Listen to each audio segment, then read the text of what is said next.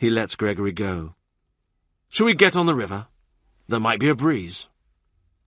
In the lower ward, 6 couples of hunting dogs stir and yelp in the cages on wheels, which are going to carry them across country. Tails waving, they're clambering over each other, twisting ears and nipping, their yaps and howls adding to the sense of near panic that has taken over the castle. It's more like the evacuation of a fort than the start of a summer progress. Sweating porters are heaving the king's furnishings onto carts. 2 men with a studded chest have got wedged in a doorway. He thinks of himself on the road, a bruised child, loading wagons to get a lift. He wanders over. "How did this happen, boys?" He steadies one corner of the chest and backs them off into the shadows, adjusts the degree of rotation with a flip of his hand. A moment's fumbling and slipping, and they burst into the light, shouting, "Here she goes!" as if they'd thought of it themselves. "Be packing for the Queen next," he says, "for the Cardinal's palace at the moor." And they say, surprised, "Is that so, Master? And what if the Queen won't go?" He says, "Then we will roll her up in a carpet and put her on your cart." He hands out coins. "Ease up. It's too hot to work so hard." He saunters back to the boys. A man leads up horses ready for harnessing to the hounds' wagons, and as soon as they catch their scent, the dogs set up an excited barking, which can still be heard as they get on the water. The river is brown, torpid. On the Eton bank, a group of listless swans glides in and out of the weeds. The boat bobs beneath them. He says, "Is that not Scion Maddock?" "Never forget a face, eh?" "Not when it's ugly." "Have you seen yourself, Bach?" The boatman has been eating an apple, core and all. Fastidious, he flicks the pips over the side. "How's your dad?" "Dead." Scion spits the stalk out. "Any of these yours?" "Me," Gregory says. "That's mine." Scion nods to the opposite oar, a lump of a lad who reddens and looks away. "Your dad used to shut up shop in this weather, put the fire out and go fishing." "Lashing the water with his rod," he says, "and punching the lights out of the fish. Jump in and drag them gasping out of the green deep. Fingers through the gills." "What are you looking at, you scaly horse, son? You looking at me?" "He not been one to sit and enjoy the sunshine," Maddock explains. "I could tell you stories about Walter Cromwell." Master Risley's face is a study. He does not understand how much you can learn from boatmen. Their argot blasphemous and rapid.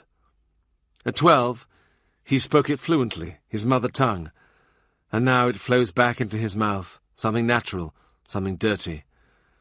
There are tags of Greek he has mastered, which he exchanges with Thomas Cranmer, with Call Me Risley. Early language, unblighted like tender fruit. But never does a Greek scholar pin back your ears as Scion does now, with Putney's opinion of the fucking Bullens. Henry goes to it with the mother. Good luck to him. He goes to it with the sister. What's a king for? But it's got to stop somewhere. We're not beasts of the field. Scion calls Anne an eel. He calls her a slippery dipper from the slime. And he remembers what the Cardinal had called her. My serpentine enemy. Scion says, she goes to it with her brother. He says, what, her brother George? Any brother she's got. Those kind keep it in the family. They do filthy French tricks like... Can you keep your voice down? He looks around, as if spies might be swimming by the boat. And that's how she trusts herself she don't give in to Henry. Because if she lets him do it, and she gets a boy, he's thanks very much. Now clear off, girl. So she's, oh, your highness, I never could allow, because she knows that very night her brother's inside her, licking her up to the lungs. And then he's, excuse me, sister, what shall I do with this big package? She says, oh, don't distress yourself, my lord brother. Shove it up the back entry. It'll come to no harm there. Thanks, he says. I had no idea how they were managing. The boys have got about 1 word in 3. Scion gets a tip. It's worth anything to be reacquainted with a Putney imagination. He will cherish Scion's simper, very unlike the real Anne. Later, at home, Gregory says, ought people to speak like that, and be paid for it? He was speaking his mind. He shrugs. So, if you want to know people's minds... Call Me Risley is frightened of you. He says, when you were coming from Chelsea with Master Secretary, you threatened to throw him out of his own barge and drown him. That is not precisely his memory of the conversation. And does Cormie think I would do it? Yes. He thinks you would do anything. At New Year, he had given Anne a present of silver forks with handles of rock crystal. He hopes she will use them to eat with, not to stick in people. From Venice. She is pleased. She holds them up so the handles catch and splinter the light. He has brought another present for her to pass on. It is wrapped in a piece of sky-blue silk. It's for the little girl who always cries. Anne's mouth opens a little. Don't you know? Her eyes brim with black glee. Come, so I can tell you in your ear. Her cheek brushes his. Her skin is faintly perfumed, amber rose. Sir John Seymour? Dear Sir John? Old Sir John, as people call him. Sir John is not, perhaps, more than a dozen years older than himself. But amiability can be ageing. With his sons Edward and Tom, now the young men about court, he does give the impression of having eased into retirement. Now we understand why we never see him, Anne murmurs. Now we know what he does down in the country. Hunting, I thought. Yes, and he has netted Catherine Fillol, Edward's wife. They were taken in the act, but I cannot find out where, whether in her bed or his, or in a meadow, a hayloft. Yes, cold to be sure, but they were keeping each other warm. And now Sir John has confessed it all, man to man, telling his son to his face that he's had her every week since the wedding. So that's about 2 years and, say, 6 months, so... You could round it off to 120 times, assuming they abstain at the major feasts. Adulterers don't stop for Lent. Oh, and I thought they did. She's had 2 babies, so allow respite for her lying in. And they are boys, you know. So Edward is... He imagines how Edward is, that pure hawk's profile. He is cutting them out of the family. They are to be bastards. She, Catherine Fillol, she's to be put in a convent. I think he should put her in a cage. He is asking for an annulment. As for dear Sir John, I think we will not see him at court soon. Why are we whispering? I must be the last person in London to hear. The king hasn't heard, and you know how proper he is. So if someone is to come to him joking about it, let it not be me or you. And the daughter? Jane, is it? Anne sniggers. Pasty face. Gone down to Wiltshire. Her best move will be to follow the sister-in-law into a nunnery. Her sister Lizzie married well, but no one wants milksop, and now no one will. Her eyes fall on his present. She says, suddenly anxious, jealous, What is it?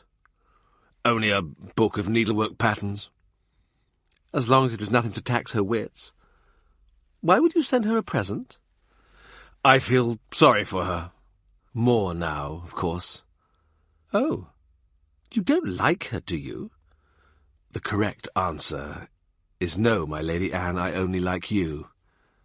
Because, is it proper for you to send her a present? It is not, as if it is tales out of Boccaccio.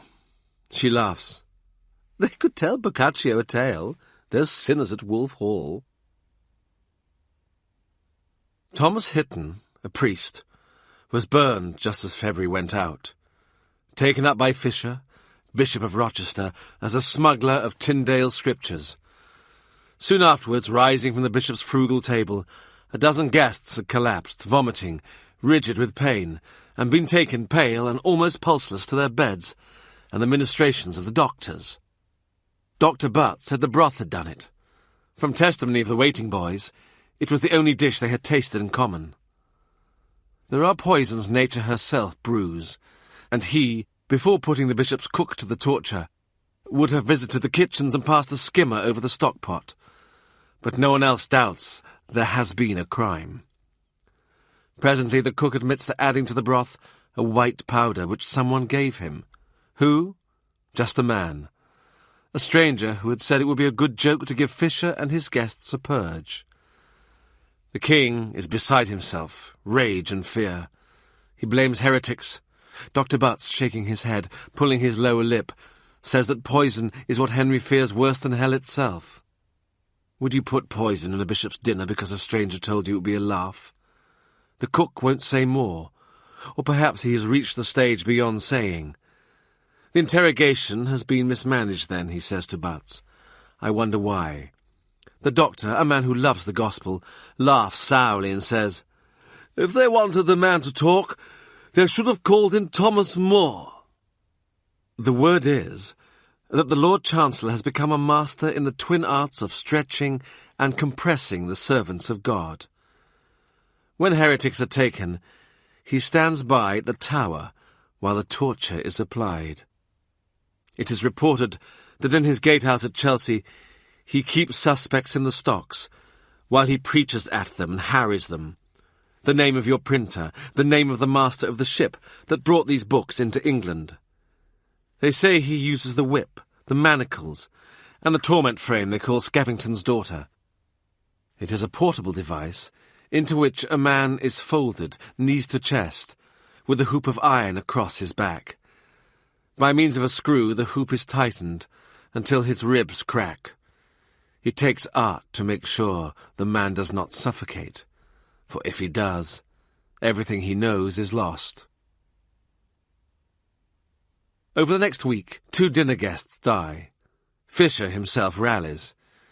It is possible, he thinks, that the cook did speak, but that what he said was not for the ears of the ordinary subject. He goes to see Anne.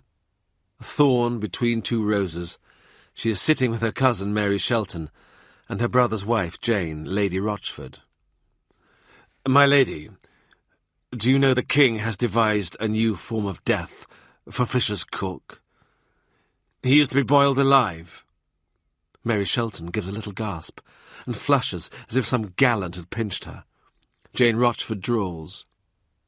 Vere dignum et justum est, aequum et salutare. She translates for Mary. Apt. Anne's face wears no expression at all. Even a man as literate as he can find nothing there to read. How will they do it? I did not ask about the mechanics. Would you like me to inquire? I think it will involve hoisting him up in chains, so that the crowd can see his skin peeling off and hear him screaming. To be fair to Anne, if you walked up to her and said, You are to be boiled, she would probably shrug. C'est la vie. Fisher is in bed for a month. When he is up and about, he looks like a walking corpse. The intercession of angels and saints has not sufficed to heal his sore gut and put the flesh back on his bones. These are days of brutal truth from Tyndale. Saints are not your friends, and they will not protect you. They cannot help you to salvation. You cannot engage them to your service with prayers and candles, as you might hire a man for the harvest. Christ's sacrifice was done on Calvary. It is not done in the Mass. Priests cannot help you to heaven. You need no priest to stand between you and your God. No merits of yours can save you. Only the merits of the living Christ. March. Lucy Pettit, whose husband is a master grocer and a member of the Commons, comes to see him at Austin Friars. She's wearing black lambskin, imported, I guess, and a modest grey worsted gown. Alice receives her gloves and surreptitiously slides in a finger to appraise the silk lining. He rises from his desk and takes her hands, drawing her to the fire and pressing upon her a cup of warm spiced wine. Her hands shake as she cradles the cup and says, I wish John had this wine, this fire. It was snowing at dawn on the day of the raid on Lyon's Quay, but soon a wintry sun was up, scouring window panes and casting the panel rooms of city houses into sharp relief, ravines of shadows and cold floods of light. That is what I cannot get out of my mind, Lucy says. The cold.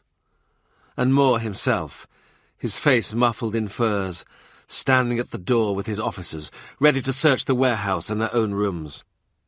I was the first there, she says, and I kept in hovering with pleasantries I called out, "My dear, here is the Lord Chancellor come on parliamentary business." The wine floods into her face, loosens her tongue. I kept saying, "Have you breakfasted, sir? Are you sure?" And the servants were weaving under his feet, impeding him. She gives a little mirthless whooping laugh. And all the time, John was stowing his papers behind a panel. You did well, Lucy. When they walked upstairs, John was ready for him. "Oh, Lord Chancellor, welcome to my poor house." But the poor hapless man, he had cast his testament under his desk. My eye went straight to it. I wonder that eyes didn't follow mine. An hour's search realised nothing. "So are you sure, John," the Chancellor said, "that you have had none of these new books, because I was informed you had?" And Tyndale lying there, like a poison stain on the tiles. "I don't know who could have told you that," said John Pettit. "I was proud of him," Lucy says, holding out a cup for more wine. "I was proud that he spoke up." Moore said, "It is true I have found nothing today, but you must go with these men. Mr. Lieutenant, will you take him?" John Pettit is not a young man. At Moore's direction he sleeps on a pad of straw, laid on the flagstones. Visitors have been admitted only so they can take back to his neighbours the news of how ill he looks. "We've sent food and warm clothes," Lucy says, "and been turned away on the Lord Chancellor's orders." "There's a tariff for bribes. You pay the jailers. You need ready money." "If I do, I shall come to you." She puts the cup down on his desk.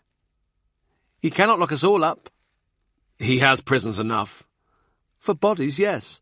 But what are bodies? He can take our goods, but God will prosper us. He can close the booksellers, but still there will be books. They have their old bones, their glass saints in windows, their candles and shrines, but God has given us the printing press." Her cheeks glow. She glances down to the drawings on his desk. "What are these, Master Cromwell?" "The plans for my garden. I'm hoping to buy some of the houses at the back of here. I want the land." She smiles. "A garden. It is the first pleasant thing I've heard of in a while." "I hope you and John will come and enjoy it." "And this? You're going to build a tennis court?" "If I get the ground. And here, you see, I mean to plant an orchard." Tears well into her eyes. "Speak to the king. We count on you." He hears a footstep. Joanne's. Lucy's hand flies to her mouth. "God forgive me. For a moment I took you for your sister." "The mistake is made," Joanne says, and sometimes persists. "Mistress Pettit, I am very sorry to hear your husband is in the Tower. But you have brought this on yourselves. You people were the first to throw calumnies at the late Cardinal. But now I suppose you wish you had him back." Lucy goes out without a further word. Only one long look over her shoulder. Outside he hears Mercy greet her. She'll get a more sisterly word there. Joanne walks to the fire and warms her hands. What does she think you can do for her? "Go to the king, or to Lady Anne." "And will you?" "Do not," she says. "Do not do it." She scrubs away a tear with her knuckle. Lucy has upset her. Moore will not rack him. Word will get out, and the city would not have it. But he may die anyway. She glances up at him. She is quite old, you know, Lucy Pettit. She ought not to wear grey. Do you see how her cheeks have fallen in? She won't have any more children." "I get the point," he says. Her hand clenches on her skirt. "But what if he does? What if he does rack him, and he gives names?" "What's that to me?" He turns away. "He already knows my name." He speaks to Lady Anne. "What can I do?" she asks, and he says, "You know how to please the king, I suppose." She laughs and says, "What, my maidenhead for a grocer?" He speaks to the king when he is able, but the king gives him a blank stare and says the Lord Chancellor knows his business. Anne says, "I have tried. I myself, as you know, have put Tyndale's books into his hand, his royal hand. Could Tyndale, do you think, come back into this kingdom? In winter they negotiated, letters crossing the Channel. In spring, Stephen Vaughan, his man in Antwerp, set up a meeting. Evening, the concealing dusk, a field outside the city walls. Cromwell's letter, put into his hand. Tyndale wept. "I want to come home," he said. "I am sick of this. Hunted city to city and house to house. I want to come home, and if the king would just say yes, if he would say yes to the scriptures in our mother tongue, he can choose his translator. I will never write more. He can do with me what he pleases, torture me or kill me, but only let the people of England hear the gospel." Henry has not said no. He had not said never. Though Tyndale's translation and any other translation is banned, he may one day permit a translation to be made by a scholar he approves. How can he say less? He wants to please Anne. But summer comes, and he, Cromwell, knows he has gone to the brink and must feel his way back. Henry is too timid, Tyndale too intransigent. His letters to Stephen sound a note of panic, abandoned ship. He does not mean to sacrifice himself to Tyndale's truculence. Dear God, he says, Moore, Tyndale, they deserve each other, these mules that pass for men. Tyndale will not come out in favour of Henry's divorce, nor for that matter will the monk Luther. You'd think they'd sacrifice a fine point of principle to make a friend of the King of England. But no. And when Henry demands, "Who is Tyndale to judge me?" Tyndale snaps a message back, quick as word can fly. One Christian man may judge another. "A cat may look at a king," he says. He's cradling marlinspike in his arms and talking to Thomas Avery, the boy he's teaching his trade. Avery has been with Stephen Vaughan, so he can learn the practice among the merchants over there, but any boat may bring him to Austin Friars with his little bag, inside it a woolen jerkin, a few shirts. When he comes clattering in, he shouts out for mercy, for Joanne, for the little girls, for whom he brings comfits and novelties from street traders. On Richard, on Rafe, on Gregory, if he's about, he lands a few punches by way of saying, "I'm back," but always he keeps his bag tucked under his arm. The boy follows him into his office. "Did you never feel homesick, Master, when you were on your travels?" He shrugs. "I suppose if I'd had a home." He puts the cat down, opens the bag. He fishes up on his finger a string of rosary beads. "For show," says Avery, and he says, "Good boy." Marlinspike leaps onto his desk. He peers into the bag, dabbing with a paw. "The only mice in there are sugar ones." The boy pulls the cat's ears, tussles with him. "We don't have any little pets in Master Vaughan's house." "He's all business, Stephen, and very stern these days." He says, "Thomas Avery, what time did you get in last night? Have you written to your master? Been to Mass?" As if he cares for the Mass. "It's all but, how's your bowels?" "Next spring you can come home." As they speak, he is unrolling the jerkin. With a shake he turns it inside out, and with a small pair of scissors begins to slit open a seam. "Neat stitching. Who did this?" The boy hesitates. He colours. "Yenneker." He draws out from the lining the thin, folded paper, unwraps it. "She must have good eyes." "She does." "And lovely eyes, too." He glances up, smiling. The boy looks him in the face. For a moment he seems startled, as if he will speak. Then he drops his gaze and turns away. "Just tormenting you, Tom. Don't take it to heart." He is reading Tyndale's letter. "If she is a good girl and in Stephen's household, what harm?" "What does Tyndale say?" "You carried it without reading it." "I would rather not know, in case." "In case you found yourself Thomas More's guest." He holds the letter in his left hand. His right hand curls loosely into a fist. "Let him come near my people. I'll drag him out of his court at Westminster and beat his head on the cobbles till I knock into him some sense of the love of God and what it means." The boy grins and flops down on a stool. He, Cromwell, glances again at the letter. Tyndale says, "He thinks he can never come back, even if my Lady Anne were queen. A project he does nothing to aid, I must say. He says he would not trust a safe conduct even if the king himself were to sign it, while Thomas More is alive and in office. Because More says, you need not keep a promise you have made to a heretic. Here, you may as well read. Our Lord Chancellor respects neither ignorance nor innocence. The boy flinches, but he takes the paper. What a world is this, where promises are not kept? He says gently, Tell me, who is Yenneker? Do you want me to write to her father for you? No.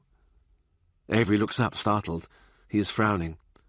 No, she's an orphan. Master Vaughan keeps her at his own charge. We're all teaching her English. No money to bring you, then? The boy looks confused. I suppose Stephen will give her a dowry. The day is too mild for a fire. The hour is too early for a candle. In lieu of burning, he tears up Tyndale's message. Marlinspike, his ears pricked, chews a fragment of it. Brother Cat, he says, he ever loved the Scriptures. Scriptura sola. Only the gospel will guide and console you. No use praying to a carved post or lighting a candle to a painted face. Tyndale says gospel means good news. It means singing, it means dancing, within limits, of course. Thomas Avery says, Can I truly come home next spring? John Pettit at the Tower is to be allowed to sleep in a bed. No chance, though, that he will go home to Lion's Quay. Cranmer said to him, when they were talking late one night, St. Augustine says we need not ask where our home is, because in the end we all come home to God. Lent saps the spirits, as of course it is designed to do. Going in again to Anne, he finds the boy Mark, crouched over his lute and picking at something doleful.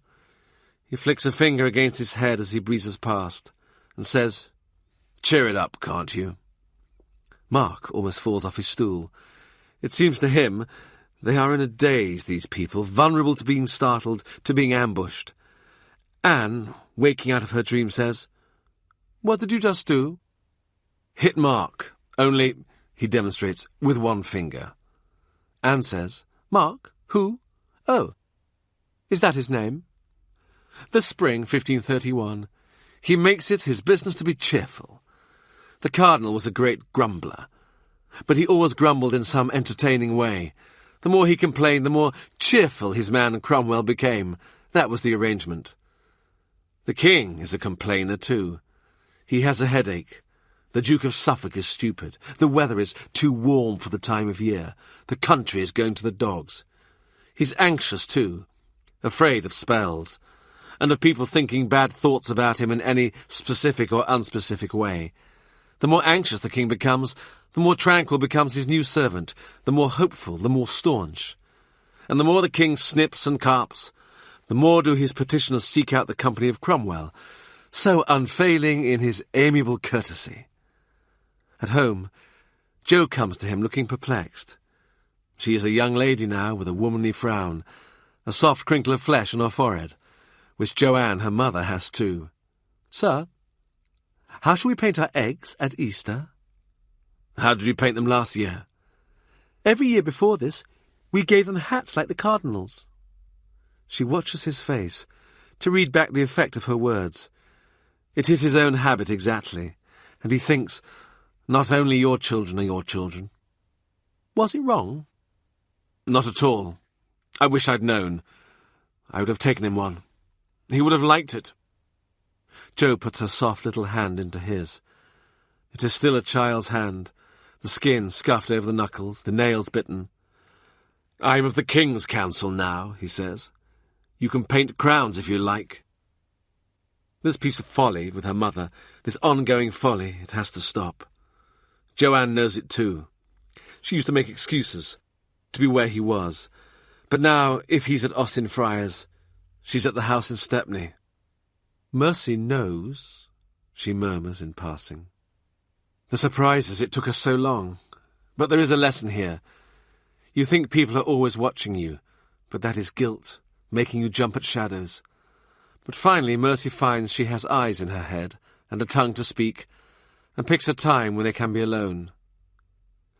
They tell me that the king has found a way around at least one of his stumbling blocks.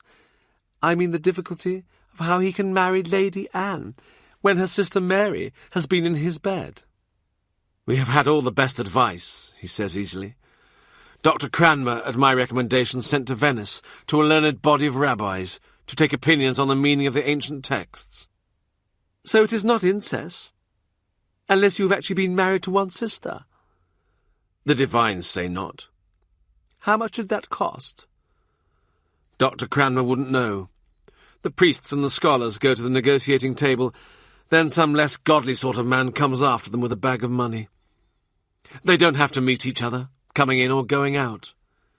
It hardly helps your case, she says bluntly. There is no help in my case. She wants to talk to you, Joanne. What's there to say? We all know it can go nowhere. Even though her husband, John Williamson, is still coughing. One is always half listening for it, here and at Stepney. The enunciatory wheezing on a stairway or in the next room. One thing about John Williamson, he'll never take you by surprise. Dr. Butts has recommended him country air, and keeping away from fumes and smoke. It was a moment of weakness, he says. Then, what? Another moment. God sees all, so they tell me. You must listen to her. Mercy's face, when she turns back, is incandescent. You owe her that. The way it seems to me, it seems like part of the past. Joanne's voice is unsteady. With a little twitch of her fingers, she settles her half-moon hood and drifts her veil, a cloud of silk, over one shoulder. For a long time, I didn't think Liz was really gone. I expected to see her walk in one day. It has been a constant temptation to him to have Joanne beautifully dressed, and he has dealt with it by, as Mercy says, throwing money at the London goldsmiths and mercers. So the women of Austin Friars are bywords among the city wives, who say behind their hands, but with a worshipful murmur, almost a genuflection, "Dear God, Thomas Cromwell, the money must be flowing in like the grace of God." So now I think, she says, that what we did because she was dead, when we were shocked, when we were sorry, we have to leave off that now. I mean, we are still sorry. We will always be sorry. He understands her. Liz died in another age, when the cardinal was still in his pomp, and he was the cardinal's man. If, she says, you would like to marry, Mercy has her list, but then you probably have your own list, with nobody on it we know. If, of course, she says, if John Williamson had, God forgive me, but every winter I think it is his last, then of course without question, I mean at once, Thomas, as soon as decent, not clasping hands over his coffin, but then the church wouldn't allow it. The law wouldn't. You never know, he says. She throws out her hands. Words flood out of her. They say you intend to break the bishops and make the king head of the church, and take away his revenues from the Holy Father, and give them to Henry. Then Henry can declare the law if he likes, and put off his wife as he likes, and marry Lady Anne. And he will say what is a sin, and what not, and who can be married. And the Princess Mary, God defend her, will be a bastard. And after Henry, the next king will be whatever child that lady gives him. Joanne, when Parliament meets again, would you like to come down and tell them what you've just said? Because it would save a lot of time. You can't, she says, aghast. The Commons will not vote it. The Lords will not. Bishop Fisher will not allow it. Archbishop Warham, the Duke of Norfolk, Thomas More. Fisher is ill. Warham is old. Norfolk, he said to me only the other day, I am tired, if you will permit his expression, of fighting under the banner of Catherine's stained bedsheet. And if Arthur could enjoy her, or if he couldn't, who cares any more? He's rapidly altering the Duke's words, which were coarse in the extreme. Let my niece Anne come in, he said, and do her worst. What is her worst? Joanne's mouth is ajar. The Duke's words will be rolling down Gracechurch Street, rolling to the river and across the bridge, till the painted ladies in Southwark are passing them mouth to mouth like ulcers. But that's the Howards for you. That's the Boleyns. With or without him, news of Anne's character will reach London and the world. She provokes the king's temper, he says. He complains Catherine never in her life spoke to him as Anne does. Norfolk says she uses language to him you wouldn't use to a dog. Cheese you. I wonder he doesn't whip her. Perhaps he will, when they're married. Look, if Catherine were to withdraw her suit from Rome, if she were to submit to judgment of her case in England, or if the Pope were to concede to the king's wishes, then all this, everything you said, it won't happen, it'll be just... His hand makes a smooth, withdrawing motion like the rolling up of a parchment.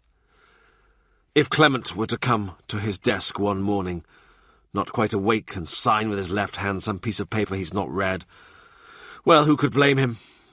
And then we leave him, undisturbed, in possession of his revenues, in possession of his authority, because now Henry only wants one thing. That is Anne in his bed. But time marches on, and he's beginning to think, believe me, of other things he might want. Yes, like his own way. He's a king. He's used to it. And if the Pope is still stubborn, he'll go begging for his revenue. Will the king take the money of Christian people? The king is rich. There you are wrong. The king is poor. Oh, does he know it? I'm not sure he knows where his money comes from, or where it goes. While my Lord Cardinal was alive, he never wanted for a jewel in his hat, or a horse, or a handsome house. Henry Norris keeps his privy purse. But besides that, he has too much of a hand in the revenue for my liking. Henry Norris, he tells her before she can speak, is the bane of my life. He is always, he does not add, with Anne when I need to see her alone. I suppose if Henry wants his supper, he can come here. Not this Henry Norris. I mean Henry our pauper king. She stands up. She sees herself in the glass. She ducks, as if shy of her own reflection, and arranges her face into an expression lighter, more curious and detached, less personal. He sees her do it, lift her eyebrows a fraction, curve up her lips at the corner. I could paint her, he thinks, if I had the skill. I have looked at her so long, but looking doesn't bring back the dead. The harder you look, the faster and the further they go. He had never supposed Liz Wicks was smiling down from heaven on what he was doing with her sister. No, he thinks, what I've done is push Liz into the dark. And something comes back to him that Walter once said, that his mother used to say her prayers to a little carved saint she'd had in her bundle when she came down as a young woman from the north, and she used to turn it away before she got into bed with him. Walter had said, "Dear God, Thomas, it was Saint fucking Felicity, if I'm not mistaken, and her face was to the wall for sure the night I got you." Joanne walks about the room. It is a large room and filled with light. All these things, she says, these things we have now, the clock, that new chest you had Stephen send you from Flanders, the one with the carving of the birds and flowers. I heard with my own ears you say to Thomas Avery, "Oh, tell Stephen I want it. I don't care what it costs." All these painted pictures of people we don't know, all these, I don't know what, lutes and books of music. We never used to have them. When I was a girl, I never used to look at myself in the mirror, but now I look at myself every day. And a comb. You gave me an ivory comb. I never had one of my own. Liz used to plait my hair and push it under my hood, and then I did hers. And if we didn't look how we ought to look, somebody soon told us. Why are we so attached to the severities of the past? Why are we so proud of ourselves for having endured our fathers and our mothers, the fireless days, the meatless days, the cold winters and the sharp tongues? It's not as if we had a choice. Even Liz, once when they were young, when she'd seen him early in the morning putting Gregory's shirt to warm before the fire, even Liz had said sharply, "Don't do that. He'll expect it every day." He says, Joanne. You've done that once too often, her face says. I want to be good to you. Tell me what I can give you. He waits for her to shout, as women do, Do you think you can buy me? But she doesn't. She listens. And he thinks she is entranced, her face intent, her eyes on his, as she learns his theory about what money can buy. There was a man in Florence, a friar, Fra Savonarola. He induced all the people to think beauty was a sin. Some people think he was a magician, and they fell under his spell for a season. They made fires in the streets, and they threw in everything they liked. Everything they had made or worked to buy, bolts of silk and linen their mothers had embroidered for their marriage beds, books of poems written in the poet's hand, bonds and wills, rent rolls, title deeds, dogs and cats, the shirts from their backs, the rings from their fingers, women their veils. And do you know what was worse, Joanne? They threw in their mirrors. So then they couldn't see their faces and know how they were different from the beasts in the field and the creatures screaming on the pyre. And when they'd melted their mirrors, they went home to their empty houses and lay on the floor because they had burned their beds.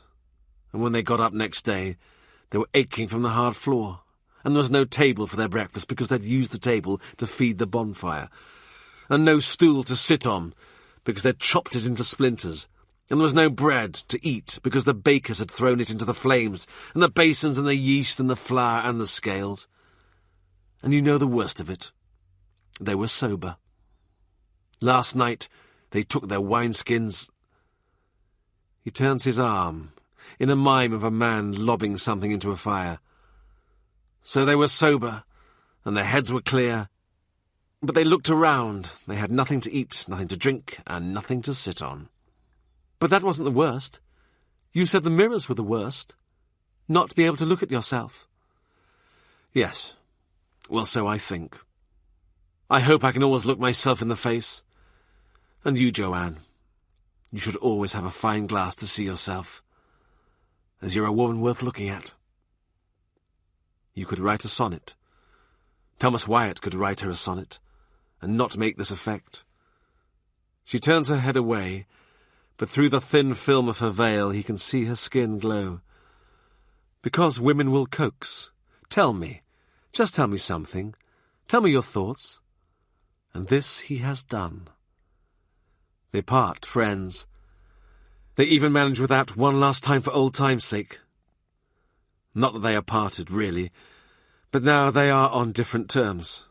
Mercy says, Thomas, when you're cold and under a stone, you'll talk yourself out of your grave. The household is quiet, calm. The turmoil of the city is locked outside the gate. He is having the locks renewed, the chains reinforced. Joe brings him an Easter egg. Look, we've saved this one for you. It is a white egg with no speckles. It is featureless, but a single curl, the colour of onion skin, peeps out from under a lopsided crown. You pick your prince, and you know what he is. Or do you? The child says, My mother sends a message. Tell your uncle for a present I'd like a drinking cup made of the shell of a griffin's egg. It's a lion with the head and wings of a bird. It's died out now, so you can't get them any more. He says, Ask her what colour she wants. Joe plants a kiss on his cheek. He looks into the glass, and the whole bright room comes bouncing back to him. Lutes, portraits, silk hangings. In Rome there was a banker called Agostino Chigi. In Siena, where he came from, they maintained he was the richest man in the world. When Agostino had the Pope around for dinner, he fed him on gold plates. Then he looked at the aftermath, the sprawled, sated cardinals, the mess they left behind, the half-picked bones and fish skeletons, the oyster shells and the orange rinds, and he said, Stuff it, let's save the washing up. The guests tossed their plates out of the open windows and straight into the Tiber. The soiled table linen flew after them, white napkins unfurling like greedy gulls diving for scraps. Peals of Roman laughter unfurled into the Roman night. Chigi had netted the banks, and he had divers standing by for whatever escaped. Some sharp-eyed servant of his upper household stood by the bank when dawn came and checked off the list, pricking with a pin each item retrieved as it came up from the deep. 1531. It is the summer of the comet.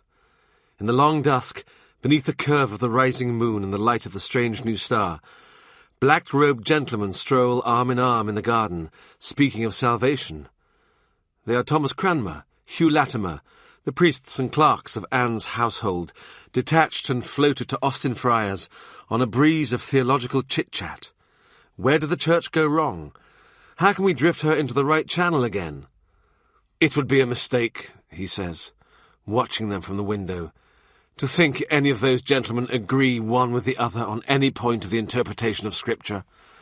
Give them a season's respite from Thomas More, and they will fall to persecuting each other. Gregory is sitting on a cushion and playing with his dog. He's whisking her nose with a feather, and she is sneezing to amuse him. "Sir," he says, "why are your dogs always called Bella, and always so small?" Behind him, at an oak table, Nikolaus Kratzer, the king's astronomer, sits with his astrolabe before him, his paper and ink. He puts down his pen and looks up. "Master Cromwell," he says lightly, "either my calculations are wrong, or the universe is not as we think it." He says, "Why are comets bad signs? Why not good signs? Why do they prefigure the fall of nations? Why not their rise?" Kratzer is from Munich, a dark man of his own age with a long, humorous mouth. He comes here for the company, for the good and learned conversation, some of it in his own language. The cardinal had been his patron, and he had made him a beautiful gold sundial. When he saw it, the great man had flushed with pleasure. "9 faces, Nikolaus. 7 more than the Duke of Norfolk." In the year 1456, there was a comet like this one. Scholars recorded it. Pope Calixtus excommunicated it, and it may be that there are 1 or 2 old men alive who saw it. Its tail was noted down as sabre-shaped, and in that year the Turks laid siege to Belgrade. It is as well to take note of any portents the heavens may offer. The king seeks the best advice.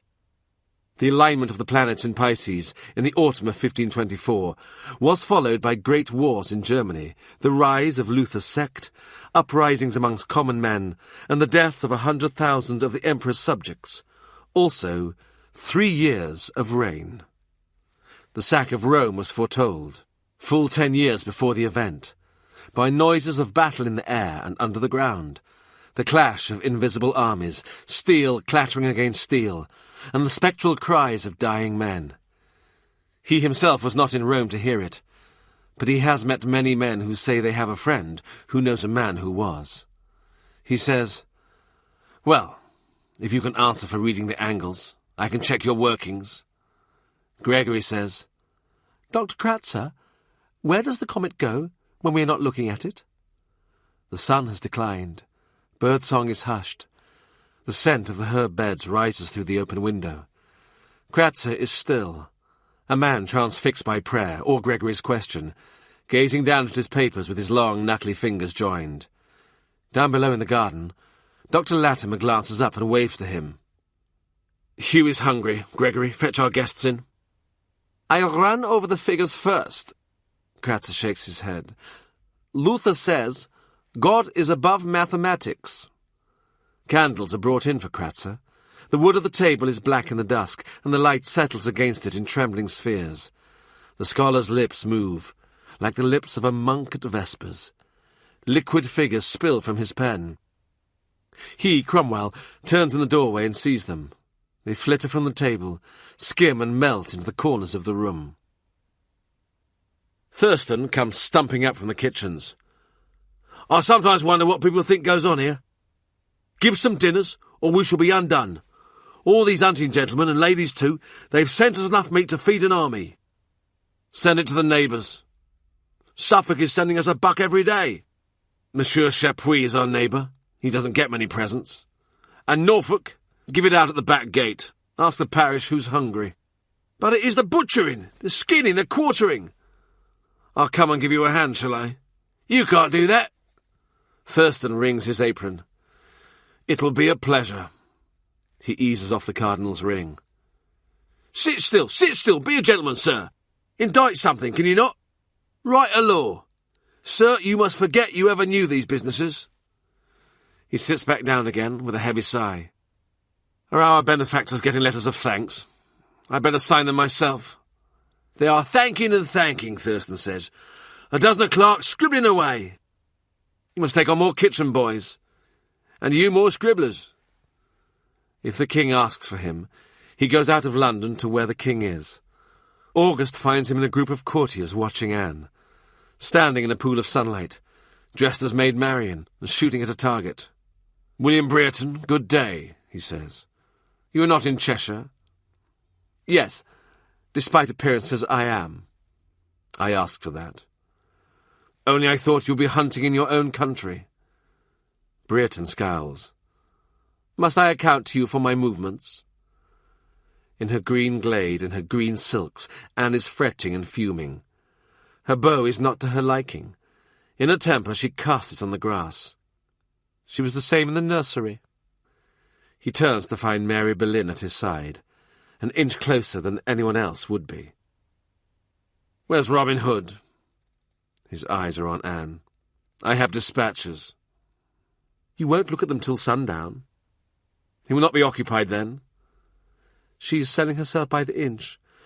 The gentlemen all say you are advising her. She wants a present in cash for every advance above her knee." "Not like you, Mary. One push backwards and, good girl, here's fourpence." "Well, you know, if kings are doing the pushing."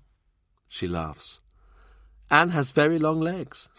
By the time he comes to her secret part, he will be bankrupt. The French wars will be cheap in comparison." Anne has knocked away Mr. Shelton's offer of another bow. She stalks towards them across the grass. The golden cord that holds her hair glitters with diamond points. "What's this, Mary? Another assault on Master Cromwell's reputation?" There is some giggling from the group. "Have you any good news for me?" she asks him. Her voice softens, and her look.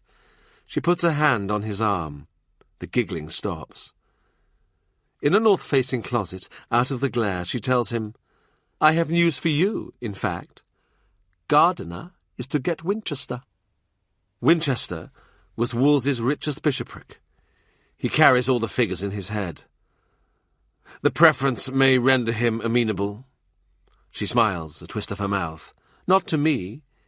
He has worked to get rid of Catherine, but he would rather I did not replace her. Even to Henry he makes no secret of that. I wish he were not secretary. You—" "Too soon." She nods. "Yes, perhaps. You know they have burned Little Bilney, while we have been in the woods playing thieves." Bilney was taken before the Bishop of Norwich, caught preaching in the open fields and handing out to his audience pages of Tyndale's Gospels. The day he was burned it was windy, and the wind kept blowing the flames away from him, so it was a long time before he died. Thomas More says he recanted when he was in the fire. That is not what I hear from people who saw it. He was a fool, Anne says. She blushes deep, angry red. People must say whatever will keep them alive till better times come. That is no sin. Would not you? He is not often hesitant. Oh, come, you have thought about it. Bilney put himself into the fire. I always said he would. He recanted before and was let go, so he could be granted no more mercy. Anne drops her eyes. How fortunate we are that we never come to the end of gods. She seems to shake herself. She stretches her arms. She smells of green leaves and lavender. In the dusk her diamonds are as cool as raindrops. The king of outlaws will be home. We'd better go and meet him. She straightens her spine. The harvest is getting in. The nights are violet, and the comet shines over the stubble fields. The huntsmen call in the dogs. After Holy Cross Day, the deer will be safe. When he was a child, this was the time for the boys who had been living wild on their heath all summer to come home and make their peace with their fathers, stealing in on a harvest supper night when the parish was in drink. Since before Whitsun, They had lived by scavenging and beggars' tricks, snaring birds and rabbits and cooking them in their iron pot, chasing any girls they saw, back screaming to their houses, and on wet and cold nights sneaking into outhouses and barns to keep warm by singing and telling riddles and jokes. When the season was over, it was time for him to sell the cauldron, taking it door to door and talking up its merits. "This pot is never empty," he would claim. "If you've only some fish heads, throw them in and a halibut will swim up. Is it hold? This pot is sound, and if you don't believe me, madam, you can piss in it. Come, tell me what you will give me. There is no pot to equal this since Merlin was a boy. Toss in a mouse from your trap, and the next thing you know, it's a spice boar's head with an apple ready in its mouth." "How old are you?" a woman asks him. "That I couldn't say." "Come back next year, and we can lie in my feather bed." He hesitates. "Next year I'm run away." "You going on the road as a travelling show with your pot?" "No. I thought I'd be a robber on the heath, or a bear-keeper's a steady job." The woman says, "I hope it keeps fine for you." That night after his bath, his supper, his singing, his dancing, the king wants a walk. He has country tastes, likes what you call hedge wine, nothing strong, but these days he knocks back his first drink quickly and nods to signal for more, so he needs Francis Weston's arm to steady him as he leaves the table. A heavy dew has fallen, and gentlemen with torches squelch over the grass. The king takes a few breaths of damp air. "Gardener," he says, "you don't get on." "I have no quarrel with him," he says blandly. "Then he has a quarrel with you." The king vanishes into blackness. Next he speaks from behind a torch flame, like God out of the burning bush. "I can manage Stephen. I have his measure. He's the kind of robust servant I need these days. I don't want men who are afraid of controversy. Your Majesty should come inside. These night vapours are not healthy." "Spoken like the cardinal." The king laughs. He approaches on the king's left hand. Weston, who is young and lightly built, is showing signs of buckling at the knees. "Lean on me, sir," he advises. The king locks an arm around his neck in a sort of wrestling hold. Bear-keeper's a steady job. For a moment, he thinks the king is crying. He didn't run away the next year, for bear-keeping or any other trade. It was next year that the Cornishmen came roaring up the country, rebels bent on burning London and taking the English king and bending him to their Cornish will. Fear went before their army, for they were known for burning ricks and hamstringing cattle, for firing houses with the people inside, for slaughtering priests and eating babies and trampling altar bread. The king lets him go abruptly. "Away to our cold beds. Or is that only mine? Tomorrow you will hunt. If you're not well mounted, we will provide. I will see if I can tire you out. Though Wolsey said it was a thing impossible. You and Gardiner, you must learn to pull together. This winter you must be yoked to the plough." It is not oxen he wants, but brutes who will go head to head, injure and maim themselves in a battle for his favour. It's clear his chances with the king are better if he doesn't get on with Gardiner than if he does. Divide and rule, but then he rules anyway. Though Parliament has not been recalled, Michaelmas term is the busiest he's ever known. Fat files of the king's business arrive almost hourly, and the Austin Friars fills up with city merchants, monks and priests of various sorts, petitioners for 5 minutes of his time. As if they sense something, a shift of power, a coming spectacle, small groups of Londoners begin to gather outside his gate, pointing out the liveries of the men who come and go, the Duke of Norfolk's man, the Earl of Wiltshire's servant. He looks down on them from a window and feels he recognises them. They are sons of the men who every autumn stood around gossiping and warming themselves by the door of his father's forge.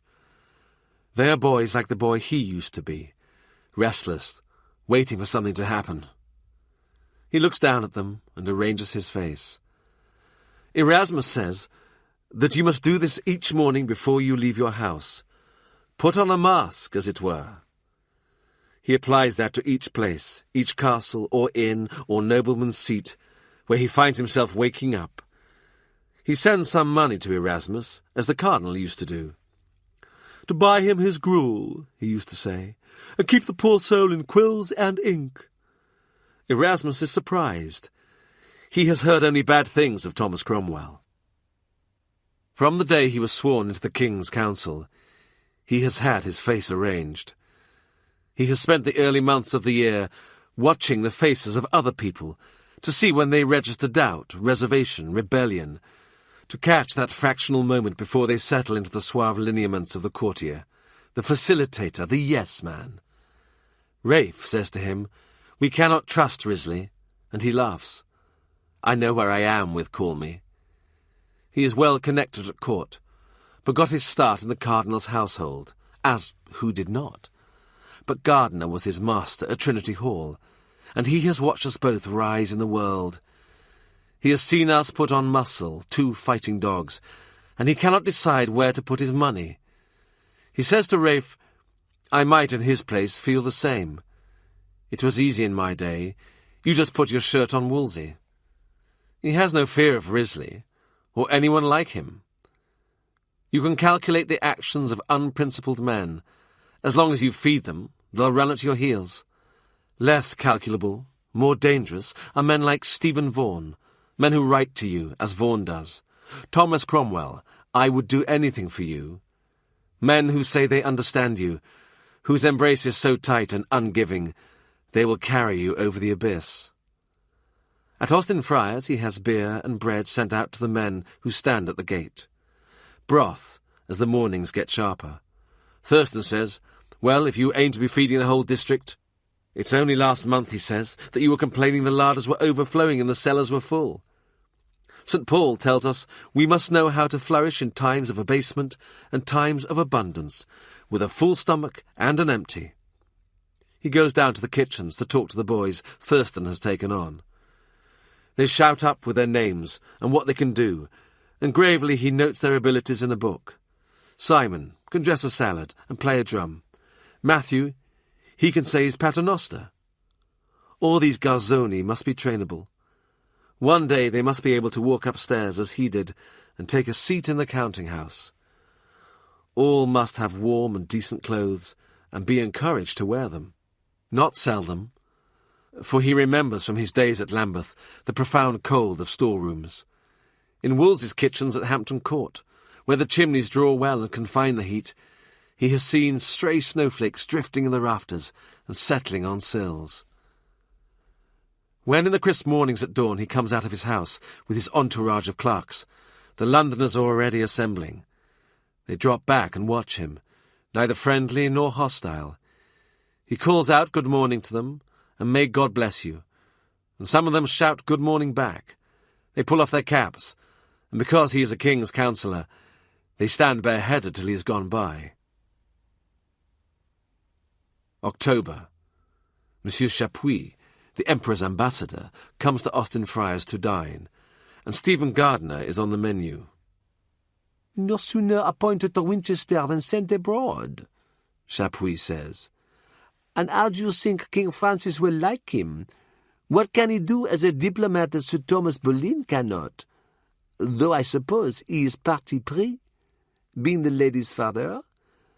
Gardiner more ambivalent, you would say. More disinterested, that is the word. I cannot see what King Francis will get out of supporting the match, unless your king were to offer him, what, money? Warships? Calais?" At table with the household, Monsieur Chapuis has talked pleasantly of verse, portraiture, and his university years in Turin. Turning to Rafe, whose French is excellent, he has spoken of falconry as a thing likely to interest young men. "You must go out with our master," Rafe tells him. "It is almost his only recreation these days." Monsieur Chapuis turns his bright little eyes upon him. "He plays king's games now." Rising from table, Chapuis praises the food, the music, the furnishings. One can see his brain turning, hear the little clicks, like the gins of an elaborate lock, as he encodes his opinions for his dispatches to his master, the Emperor. Afterwards, in his cabinet, the ambassador unleashes his questions, rattling on, not pausing for a reply. If the Bishop of Winchester is in France, how will Henry do without his secretary? Master Stephen's embassy cannot be short. Perhaps this is your chance to creep closer, do you think? Tell me, is it true Gardiner is Henry's bastard cousin? And your boy Richard also? Such things perplex the Emperor. To have a king who is so very little royal, it is perhaps no wonder he seeks to wed a poor gentlewoman. I would not call Lady Anne poor. True. The king has enriched her family. Chapuis smirks. Is it usual in this country to pay the girl for her services in advance? Indeed it is. You should remember it. I should be sorry to see you chased down the street. You advise her, Lady Anne? I look over accounts. It is not much to do for a dear friend. Chapuis laughs merrily. A friend? She is a witch, you know. She has put the king under an enchantment, so he risks everything to be cast out of Christendom, to be damned. And I think he half knows it. I have seen him under her eye, his wits scattered and fleeing, his soul turning and twisting like a hair under the eye of a hawk. Perhaps she has enchanted you, too. Monsieur Chapuis leans forward and rests on his own hand, his little monkey's paw. Break the enchantment, mon cher ami. You will not regret it. I serve a most liberal prince. November. Sir Henry Wyatt stands in the hall at Austin Friars. He looks at the blank space on the wall where the cardinal's arms have been painted out. He has only been gone a year, Thomas. To me it seems more. They say that when you are an old man, 1 year is the same as the next. I can tell you that is not true. Oh, come, sir, the little girls shout. You are not so old, you cannot tell a story. They tow him towards one of the new velvet armchairs and enthrone him. Sir Henry would be everyone's father, if they had their choice, everyone's grandfather. He has served in the treasury of this Henry, and the Henry before him. If the Tudors are poor, it's not his fault. Alice and Joe have been out in the garden, trying to catch the cat. Sir Henry likes to see a cat honoured in a household. At the children's request, he will explain why. Once, he begins, in this land of England, there arose a cruel tyrant by the name of Richard Plantagenet. Oh, they were wicked folk of that name, Alice bursts out. And do you know, there are still some of them left. There is laughter. Well, it is true, Alice shouts, her cheeks burning.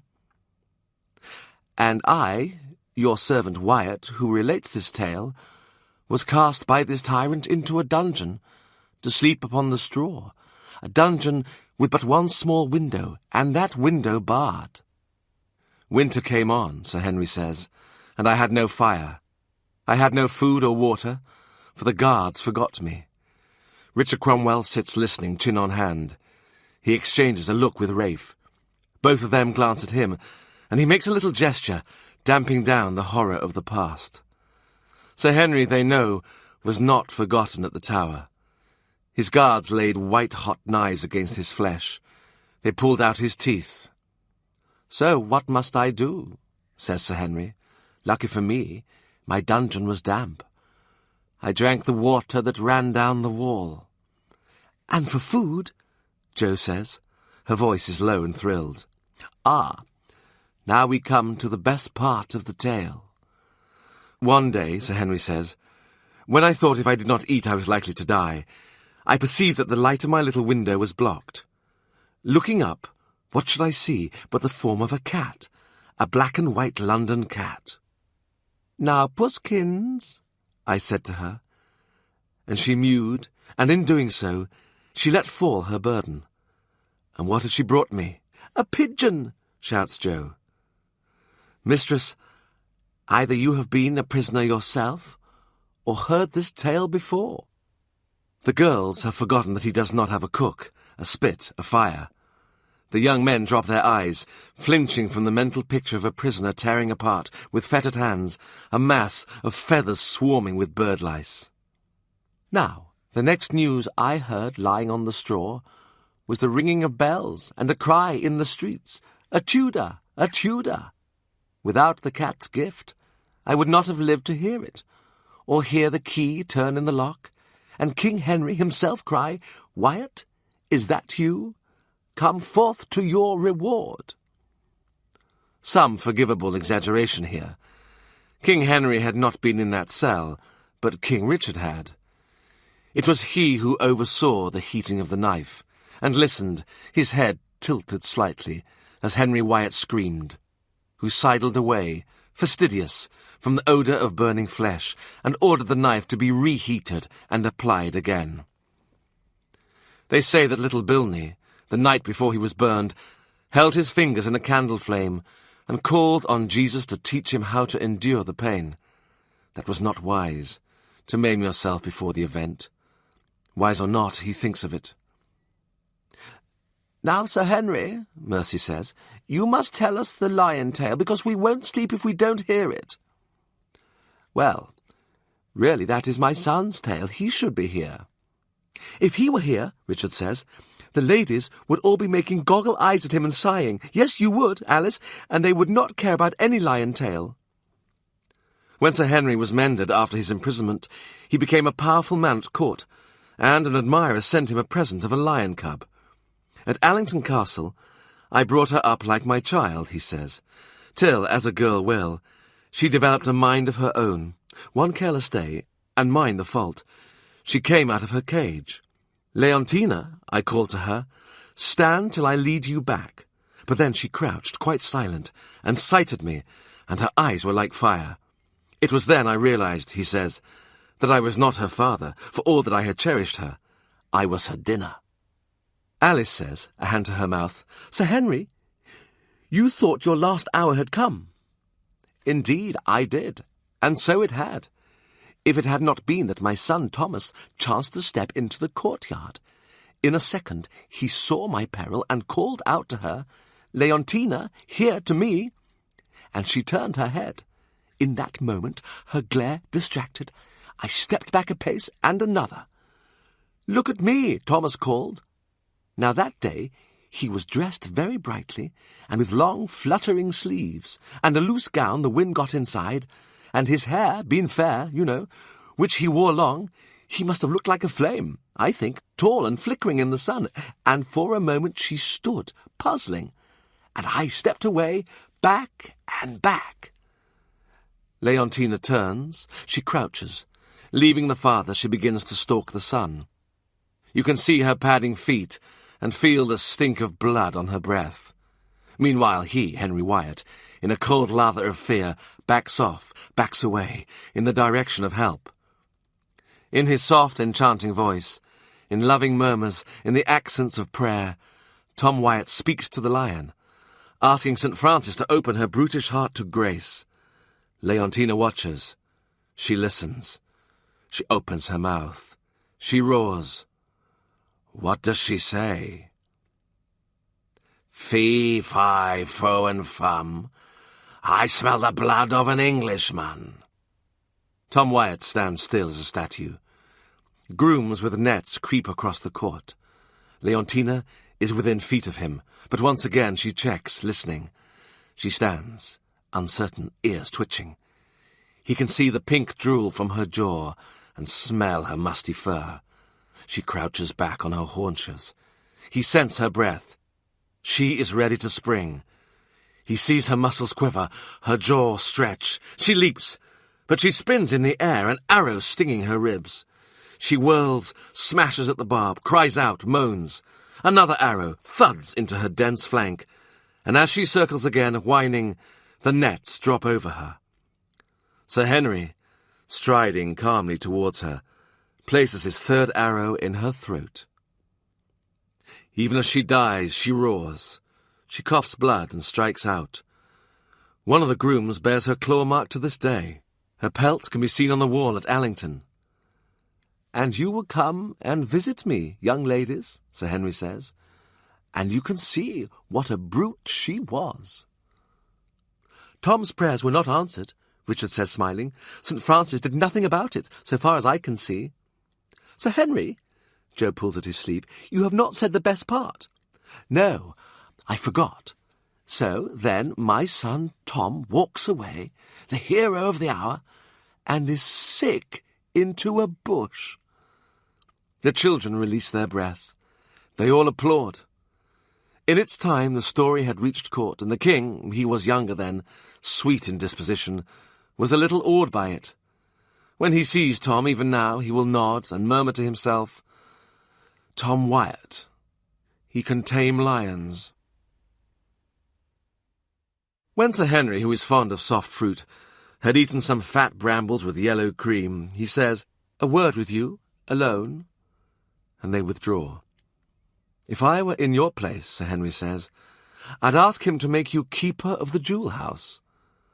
From that post, when I had it, I found I had an overview of the revenue." "Ask him how?" "Get Lady Anne to ask him." "Perhaps your son could help by asking Anne." Sir Henry laughs. Or rather, he indicates, with a little ahem, that he knows a joke has been made. By the account of drinkers in Kent alehouses and the backstairs servants at court, the musician Mark for one, Anne has done Thomas Wyatt all the favours a man might reasonably ask, even in a brothel.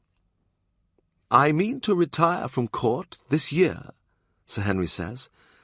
"It's time I wrote my will. May I name you as executor?" "You do me honour." "There is no one I'd rather trust with my affairs. You've the steadiest hand I know." He smiles, puzzled. Nothing in his world seems steady to him. "I understand you," Wyatt says. "I know our old fellow in scarlet nearly brought you down, but look at you, eating almonds, with all your teeth in your head, and your household around you, and your affairs prospering, and men like Norfolk speaking to you civil." Whereas, he doesn't need to add, a year ago they were wiping their feet on you. Sir Henry breaks up, in his fingers, a cinnamon wafer, and dabs it onto his tongue, a careful, secular Eucharist. It is 40 years more since the Tower, but his smashed-up jaw still stiffens and plagues him with pain. "Thomas, I have something to ask you. Will you keep an eye on my son? Be a father to him?" Tom is what, 28? He may not like another father. "You cannot do worse than I did. I have much to regret, his marriage chiefly. He was 17, he did not want it. It was I who wanted it, because her father was Baron Cobham, and I wanted to keep my place up among my neighbours in Kent. Tom was always good to look at, a kind boy, and courteous as well. You'd have thought he would have done for the girl, but I don't know if she was faithful to him a month. So then, of course, he paid her in kind. The place is full of his doxies. Open a closet at Allington, and some wench falls out of it. He roams off abroad, and what comes of that? He ends up a prisoner in Italy. I shall never understand that affair. Since Italy, he's had even less sense. Write you a piece of terza rima, of course, but sit down and work out where his money's gone." He rubs his chin. "But there you have it. When all's said, there is no braver boy than my boy." "Will you come back now and join the company? You know we take a holiday when you visit us." Sir Henry levers himself upright. He is a portly man, though he lives on pottage and mashers. "Thomas, how did I get old?" When they return to the hall, it is to find a play in progress. Rafe is acting the part of Leontina, and the household is roaring him on. It is not that the boys don't believe the lion tale. It is just that they like to put their own words to it. He extends a peremptory hand to Richard, who has been standing on a joint stool, squealing. "You are jealous of Tom Wyatt," he says. "Ah, don't be out of temper with us, master." Rafe resumes human form and throws himself onto a bench. "Tell us about Florence. Tell us what else you did. You and Giovannino." "I don't know if I should. You will make a play of it." "Ah, do," they persuade him, and he looks around. Rafe encourages him with a purr. "Are we sure Call Me Risley is not here?" "Well, when we had a day off, we used to take down buildings." Take them down, Henry Wyatt says. Did you so? What I mean is, blow them up, but not without the owner's permission, unless we thought they were crumbling and a danger to passers-by. We only charged for explosive materials, not for our expertise. Which was considerable, I suppose. It's a lot of digging for a few seconds of excitement. But I knew some boys who went into it as a profession. In Florence, he says, it was just what you might do for your recreation, like fishing. It kept us out of trouble. He hesitates. Well, no, it didn't, not really. Richard says, Did Call Me tell Gardiner about your Cupid? What do you think? The king had said to him, I hear you antiqued a statue. The king was laughing, but perhaps also making a note. Laughing because the joke's against clerics, against cardinals, and he's in the mood for such a joke. Secretary Gardiner had said, Statue, statute, not much difference. One letter is everything in legislating, but my precedents are not faked. Stretched, Gardiner says. Majesty, the Council of Constance granted your ancestor Henry V such control over the Church in England as no other Christian king exercised in his realm. The concessions were not applied, not with consistency. Why is that? I don't know. Incompetence? But we have better counsellors now. Better kings, your Majesty. Behind Henry's back, Gardiner makes a gargoyle face at him. He almost laughs. The legal term closes. Anne says, Come and eat a poor Advent supper with me. We'll use forks. He goes, but he doesn't like the company. She has made pets of the king's friends, the gentlemen of his privy chamber, Henry Norris, William Brereton, those people, and her brother, of course, Lord Rochford. Anne is brittle in their company, and as ruthless with their compliments as a housewife snapping the necks of larks for the table. If her precise smile fades for a moment, they all lean forward, anxious to know how to please her. A bigger set of fools you would go far to seek. For himself, he can go anywhere. He has been anywhere. Brought up on the table talk of the Frescobaldi family, the Portinari family, and latterly at the Cardinal's table among the savants and wits, he is unlikely to find himself at a loss among the pretty people Anne gathers around her. God knows they do their best, the gentlemen, to make him uncomfortable. He imports his own comfort, his calm, his exact and pointed conversation. Norris, who is a witty man, and not young, stultifies himself by keeping such company. And why? Proximity to Anne makes him tremble. It is almost a joke, but a joke that nobody tells.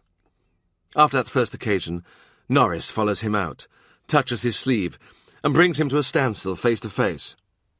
You don't see it, do you? Anne? He shakes his head. So what would be your idea? Some fat frau from your travels? A woman I could love would be a woman in whom the king has no interest at all. If that is a piece of advice, tell it to your friend Wyatt's son. Oh, I think young Wyatt has worked it out. He is a married man.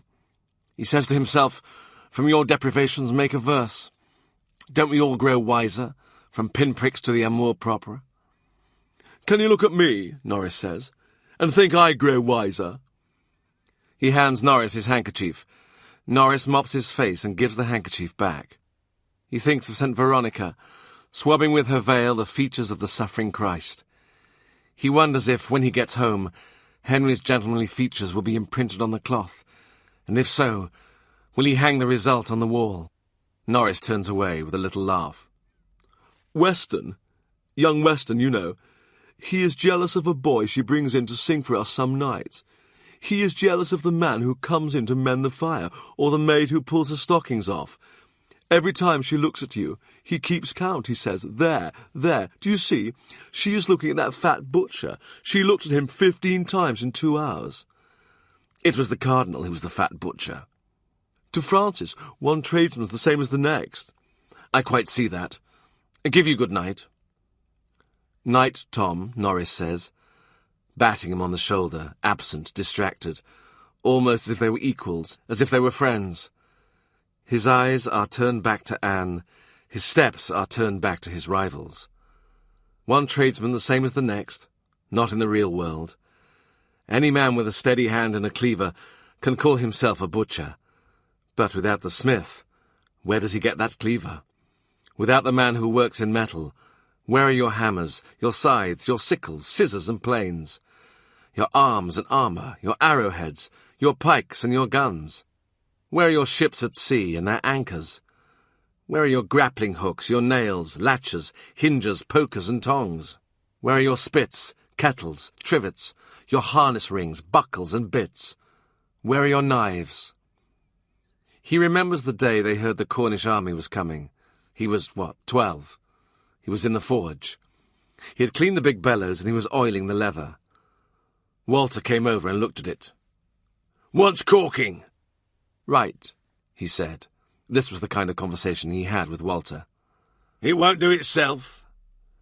I said, right, I'm doing it." He looked up. Their neighbour, Owen Maddox, stood in the doorway. "They're on the march.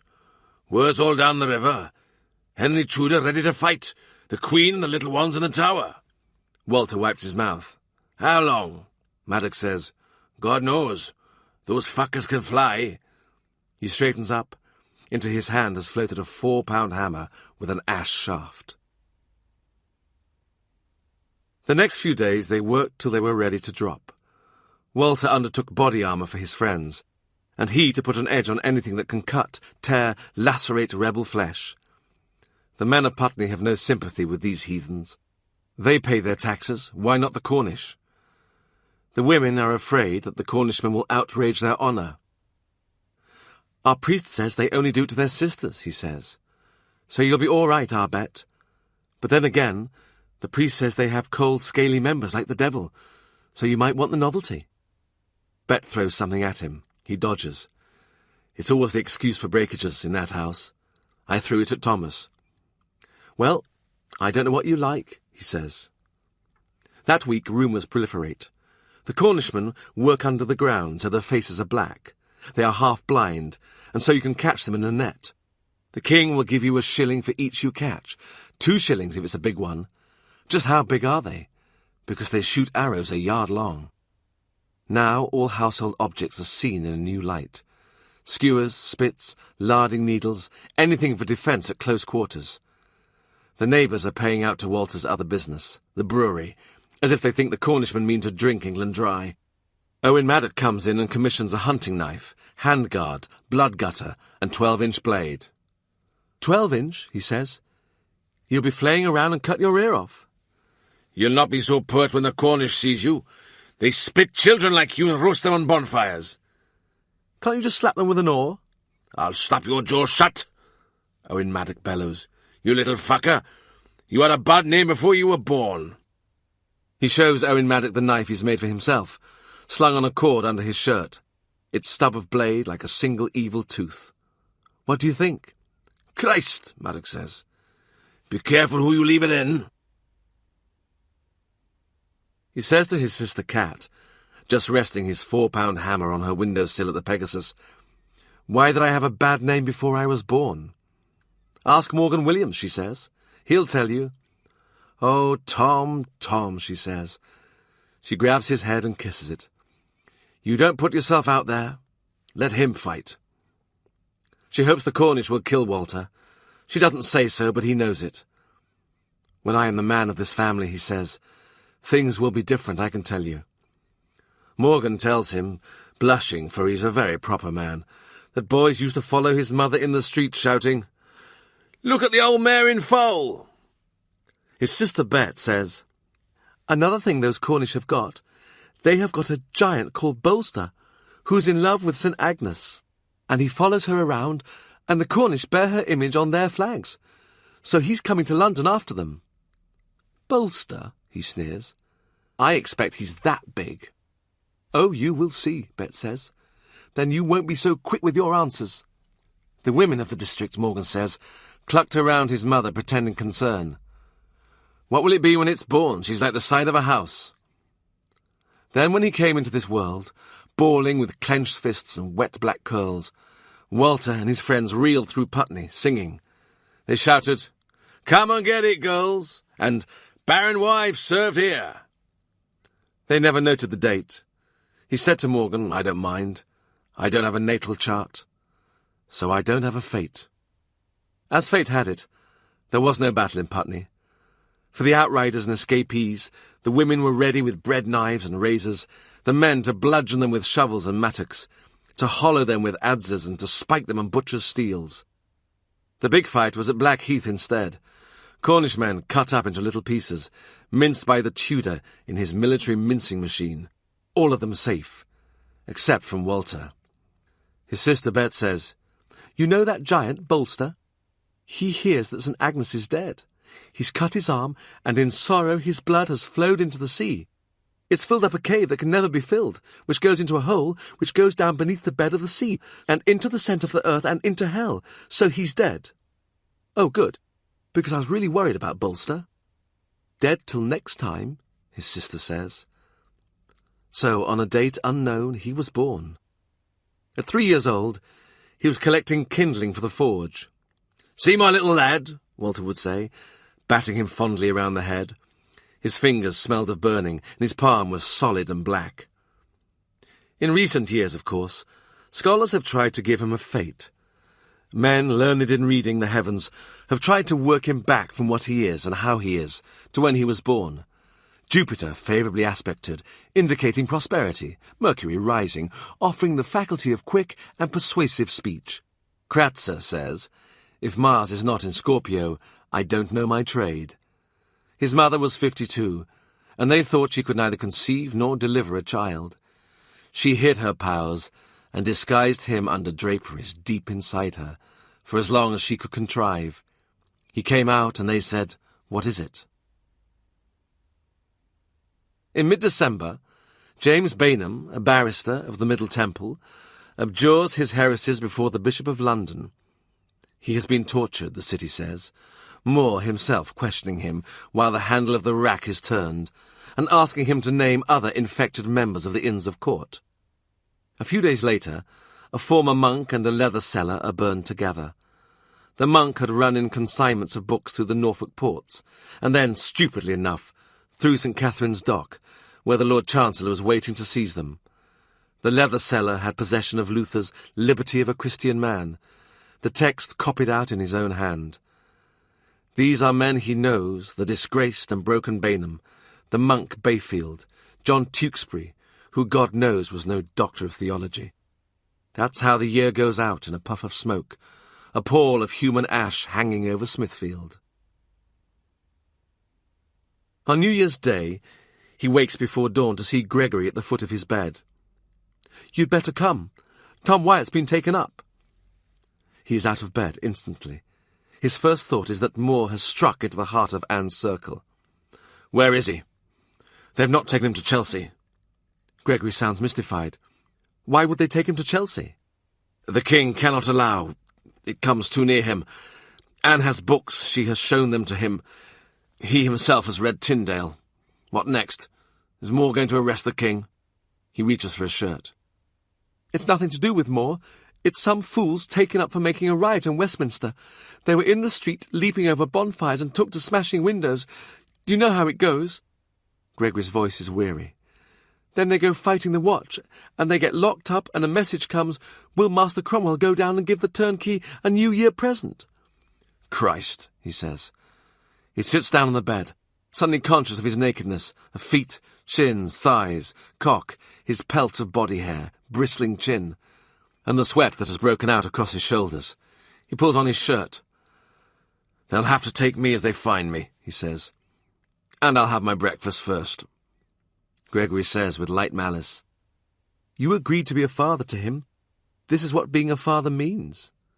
He stands up. "Get Richard." "I'll come." "Come if you must. But I want Richard in case there's trouble." There is no trouble, only a bit of haggling. Dawn is breaking when the young gentlemen reel out into the air, haggard, battered, their clothes torn and dirty. "Francis Weston," he says. "Good morning, sir." He thinks, "If I'd known you were here, I'd have left you." "Why are you not at court?" "I am," the boy says, on an outgust of sour breath. "I am at Greenwich. I am not here. Do you understand?" "By location," he says. "Right." Oh, Jesus, my Redeemer! Thomas Wyatt stands in the bright snowy light, rubbing his head. Never again. Till next year, Richard says. He turns to see a last shambling figure fall out into the street. Francis Bryan, he says. I should have known this enterprise would not be complete without you, sir. Exposed to the first chill of the new year, Lady Anne's cousin shakes himself like a wet dog. By the tits of Holy Agnes, it's freezing. His doublet is ripped and his shirt collar torn off, and he has only one shoe. He clutches at his hose to keep them up. 5 years ago he lost an eye in the joust. Now he has lost his eye patch, and the livid socket is on view. He looks around, with what ocular equipment remains. Cromwell? I don't remember you were with us last night. I was in my bed, and would be glad if I were there still. Why not go back? Risking dangerous slippage, he throws his hands out. Which of the city wives is waiting for you? Do you have one for each of the 12 days of Christmas? He almost laughs, till Bryan adds, Don't you sectaries hold your women in common? Wyatt, he turns away. Get him to cover himself, or his parts will be frostbitten. Bad enough to be without an eye. Say thank you, Thomas Wyatt bellows and thumps his companions. Say thank you to Master Cromwell, and pay him back what you owe him. Who else would be up so early on a holiday, and with his purse open? We could have been there till tomorrow. They do not look like men who have a shilling between them. Never mind, he says. I'll put it on the account.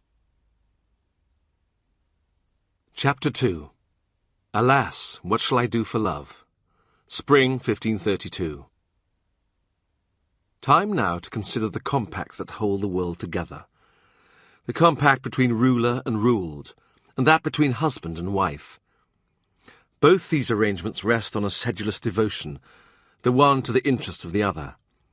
The master and husband protect and provide, the wife and servant obey. Above masters, above husbands, God rules all. He counts up our petty rebellions, our human follies. He reaches out his long arm, hand bunched into a fist. Imagine debating these matters with George, Lord Rochford. He is as witty a young man as any in England, polished and well-read. But today what fascinates him is the flame-coloured satin that is pulled through his slashed velvet oversleeve. He keeps coaxing the little puffs of fabric with a fingertip, pleating and nudging them, and encouraging them to grow bigger, so that he looks like one of those jugglers who run balls down their arms. It is time to say what England is, her scope and boundaries, not to count and measure her harbour defences and border walls, but to estimate her capacity for self-rule. It is time to say what a king is, and what trust and guardianship he owes his people, what protection from foreign incursions, moral or physical, what freedom from the pretensions of those who would like to tell an Englishman how to speak to his God. Parliament meets mid-January. The business of the early spring is breaking the resistance of the bishops to Henry's new order, putting in place legislation that, though for now it is held in suspension, will cut revenues to Rome, make his supremacy in the Church no mere form of words. The Commons drafts a petition against the Church courts, so arbitrary in their proceedings, so presumptuous in their claimed jurisdiction. It questions their jurisdiction, their very existence. The papers pass through many hands, but finally he himself works through the night with Rafe and Call Me Risley, scribbling amendments between the lines. He is flushing out the opposition. Gardiner, although he is the King's secretary, feels obliged to lead his fellow prelates into the charge. The King sends for Master Stephen. When he goes in, the hair on his neck is bristling, and he is shrinking inside his skin like a mastiff being led towards a bear. The King has a high voice for a big man, and it rises when he is angry to an ear-throbbing shriek. Are the clergy his subjects, or only half his subjects? Perhaps they are not his subjects at all, for how can they be if they take an oath to obey and support the Pope? Should they not, he yells, be taking an oath to me? When Stephen comes out, he leans against the painted panelling. At his back, a troop of painted nymphs are frisking in a glade. He takes out a handkerchief, but seems to have forgotten why.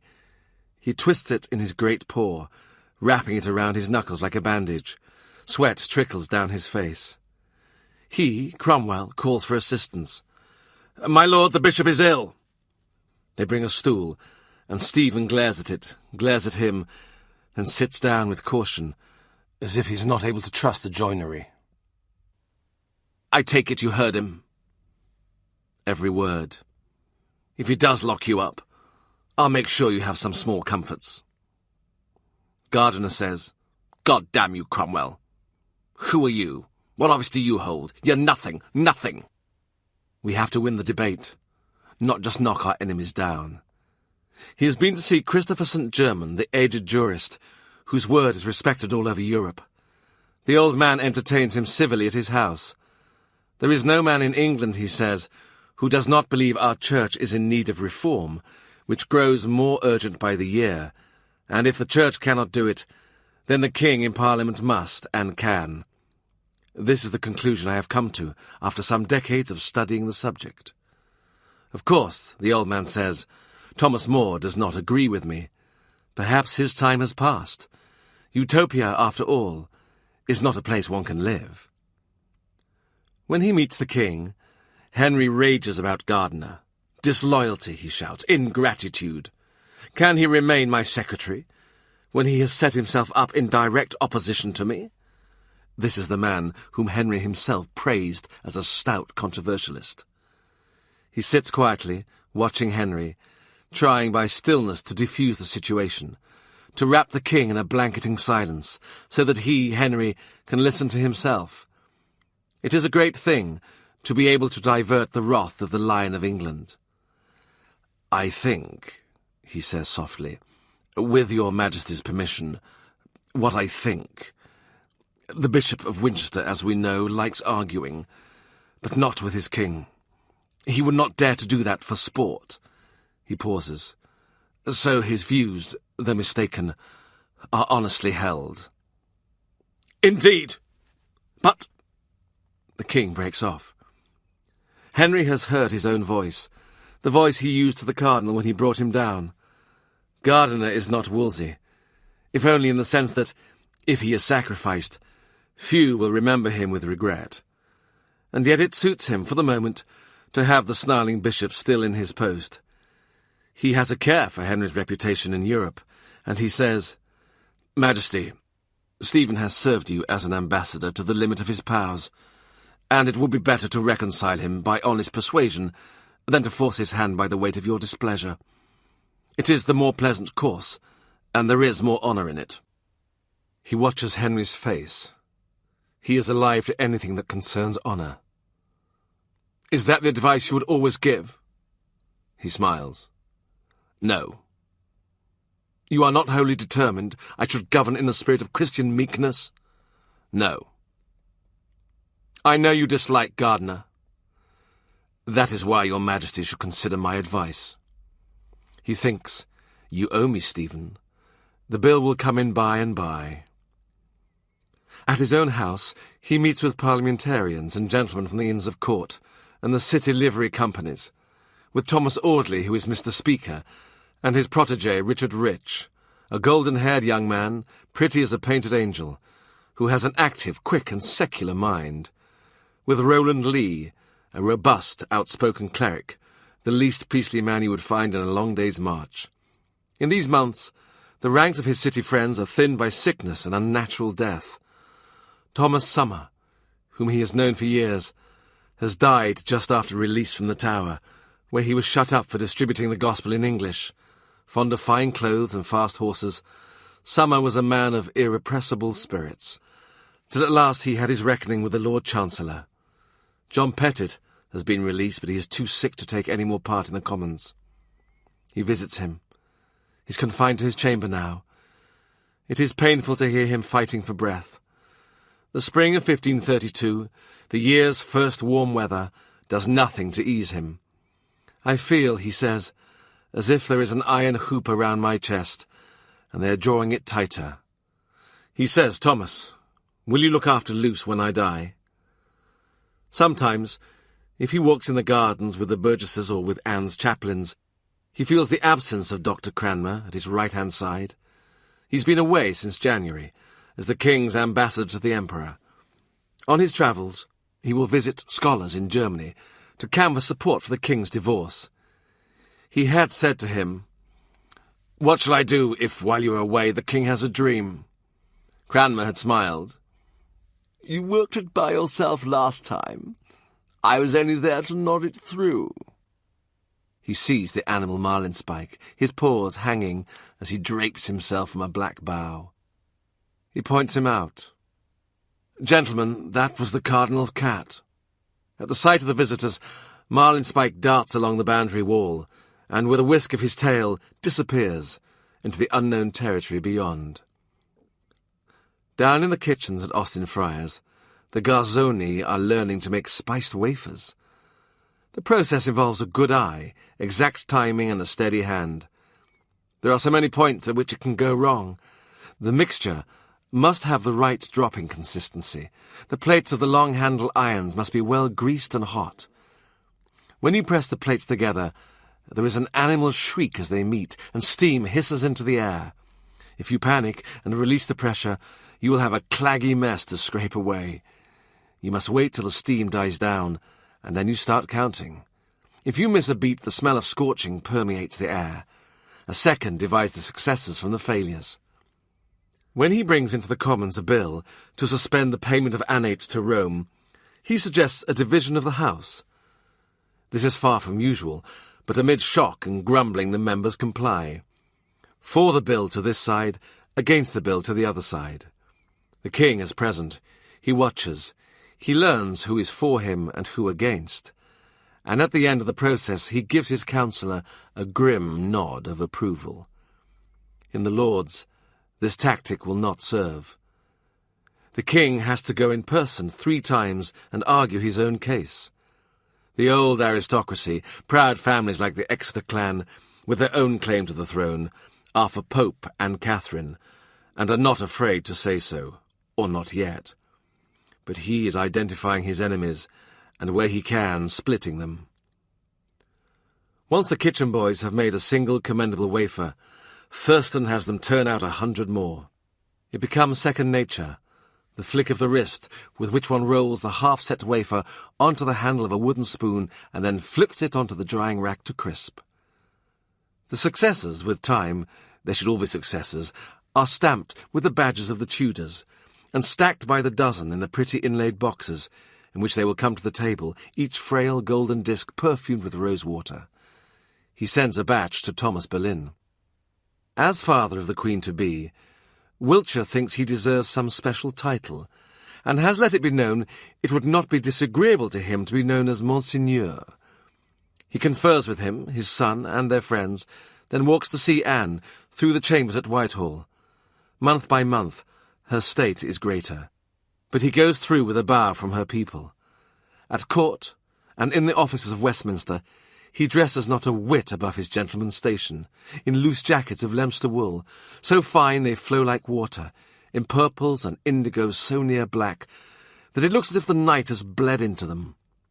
His cap of black velvet sits on his black hair, so that the only points of light are his darting eyes and the gestures of his solid fleshy hands, those and flashes of fire from Wolsey's turquoise ring.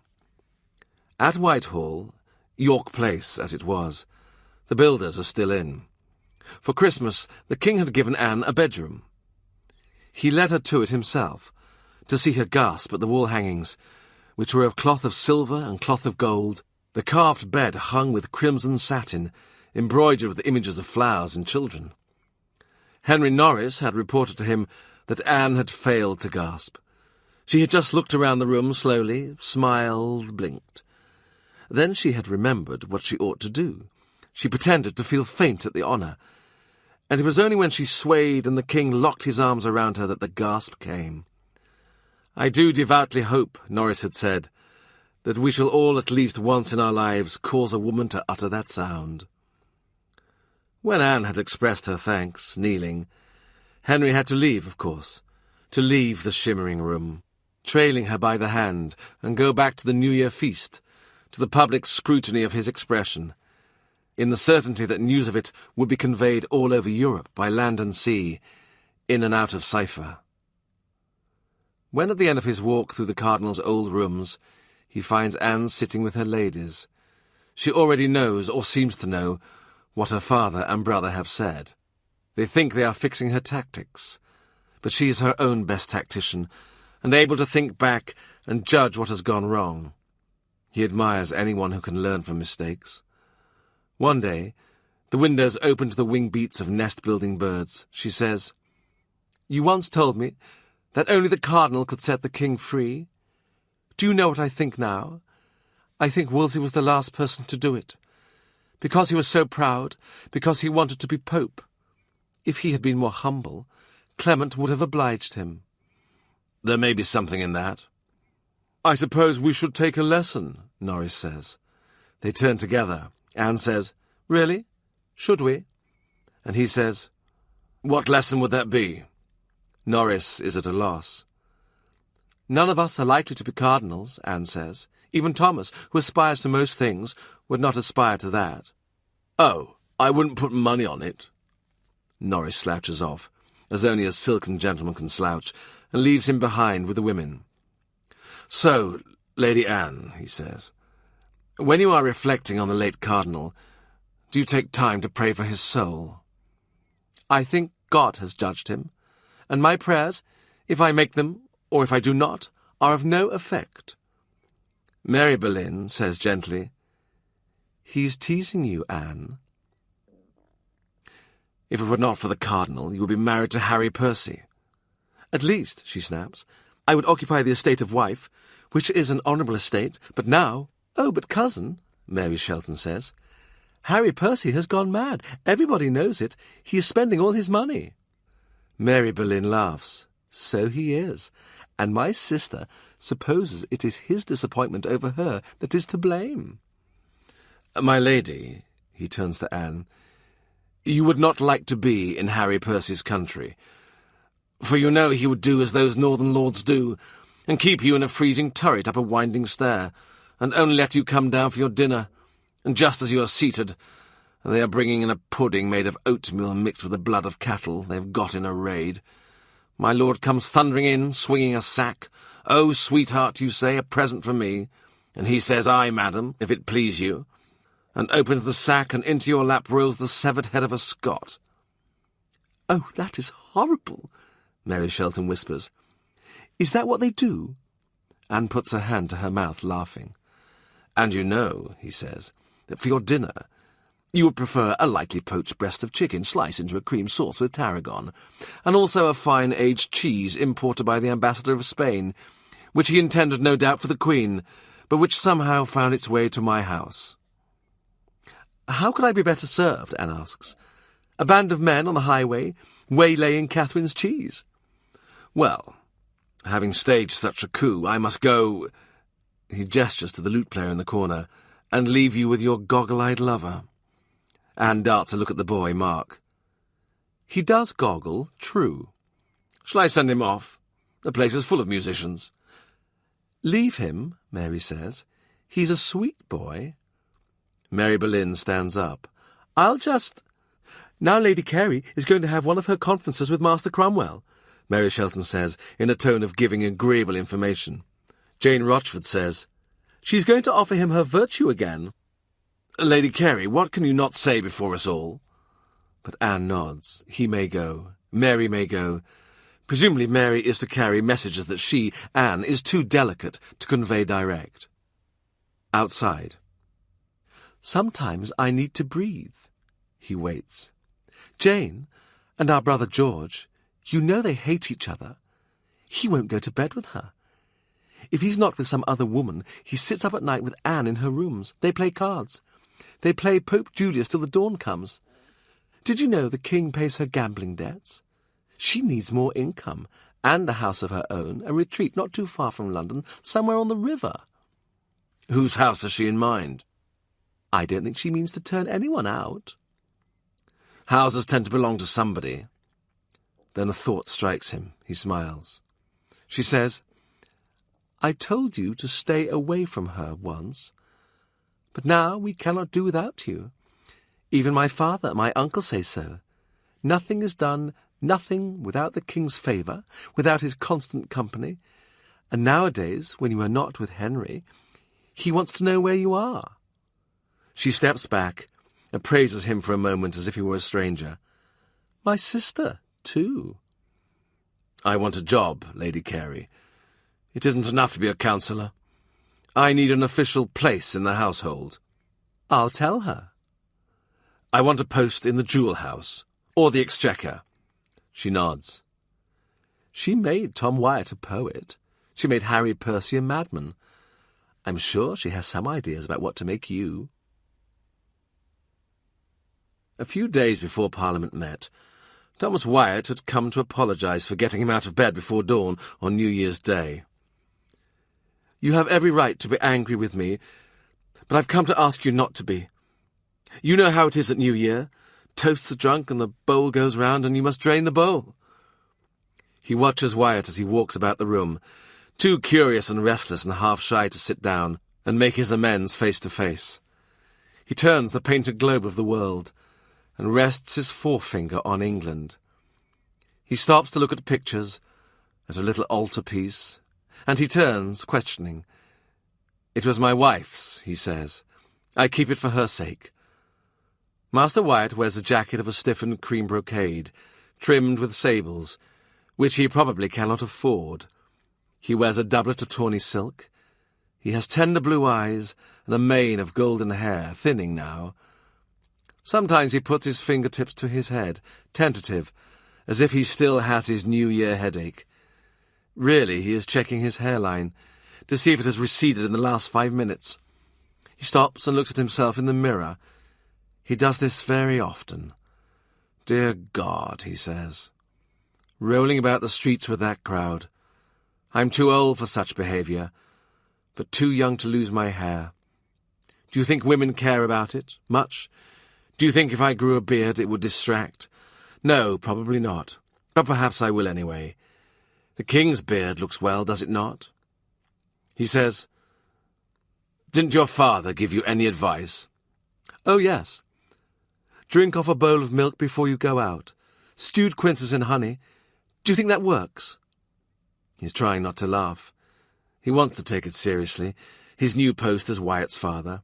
He says, I mean, did he never advise you to stay away from women in whom the king is interested? I did stay away. You remember I went to Italy. After that I was in Calais for a year. How much staying away can a man do? A question from his own life. He recognises it. Wyatt sits down on a small stool. He props his elbows on his knees. He holds his head, fingertips on his temples. He's listening to his own heartbeat. He's thinking. Perhaps he's composing a verse. He looks up. My father says that now Wolsey is dead, you're the cleverest man in England. So can you understand this, if I say it just once? If Anne is not a virgin, that's none of my doing. He pours him a glass of wine. Strong, Wyatt says, after he has downed it. He looks into the depth of the glass, at his own fingers holding it. I must say more, I think. If you must, say it here and just once. Is anyone hiding behind the arras? Somebody told me there are servants at Chelsea who'll report to you. No one's servants are safe these days. There are spies everywhere. Tell me in what day there were not spies, he says. There was a child in Moore's house, Dick Purser. Moore took him in, out of guilt, after he was orphaned. I cannot say Moore killed the father outright, but he had him in the pillory and in the tower, and it broke his health. Dick told the other boys he did not believe God was in the communion host, so Moore had him whipped before the whole household. Now I brought him here. What else could I do? I will take in any others he ill-treats. Smiling, Wyatt passes his hand over the Queen of Sheba, that is to say, over Anselma.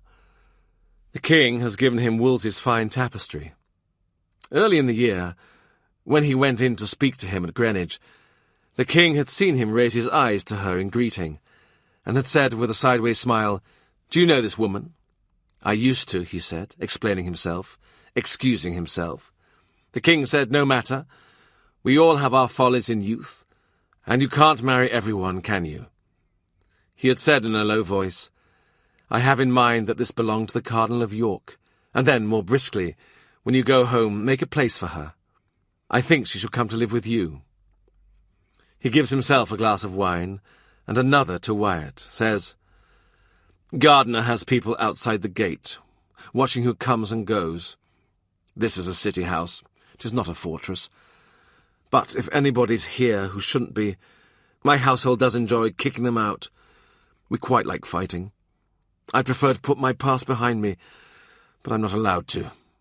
Uncle Norfolk keeps reminding me I was a common soldier, and not even in his army. You call him that? Wyatt laughs. Uncle Norfolk? Between ourselves. But I don't need to remind you of what the Howards think is due to them. And you've grown up Thomas Boleyn's neighbour, so you know not to cross him, whatever you feel about his daughter. I hope you don't feel anything. Do you? For 2 years, Wyatt says, I was sick to my soul to think of any other man touching her. But what could I offer? I am a married man, and not the duke or prince she was fishing for either. She liked me, I think, or she liked to have me in thrall to her. It amused her. We would be alone, and she would let me kiss her, and I always thought... But that is Anne's tactic, you see. She says yes, yes, yes. Then she says no. And of course, you are such a gentleman. What? I should have raped her? If she says stop, she means it. Henry knows that. But then another day would come, and again she would let me kiss her. Yes, yes, yes, no.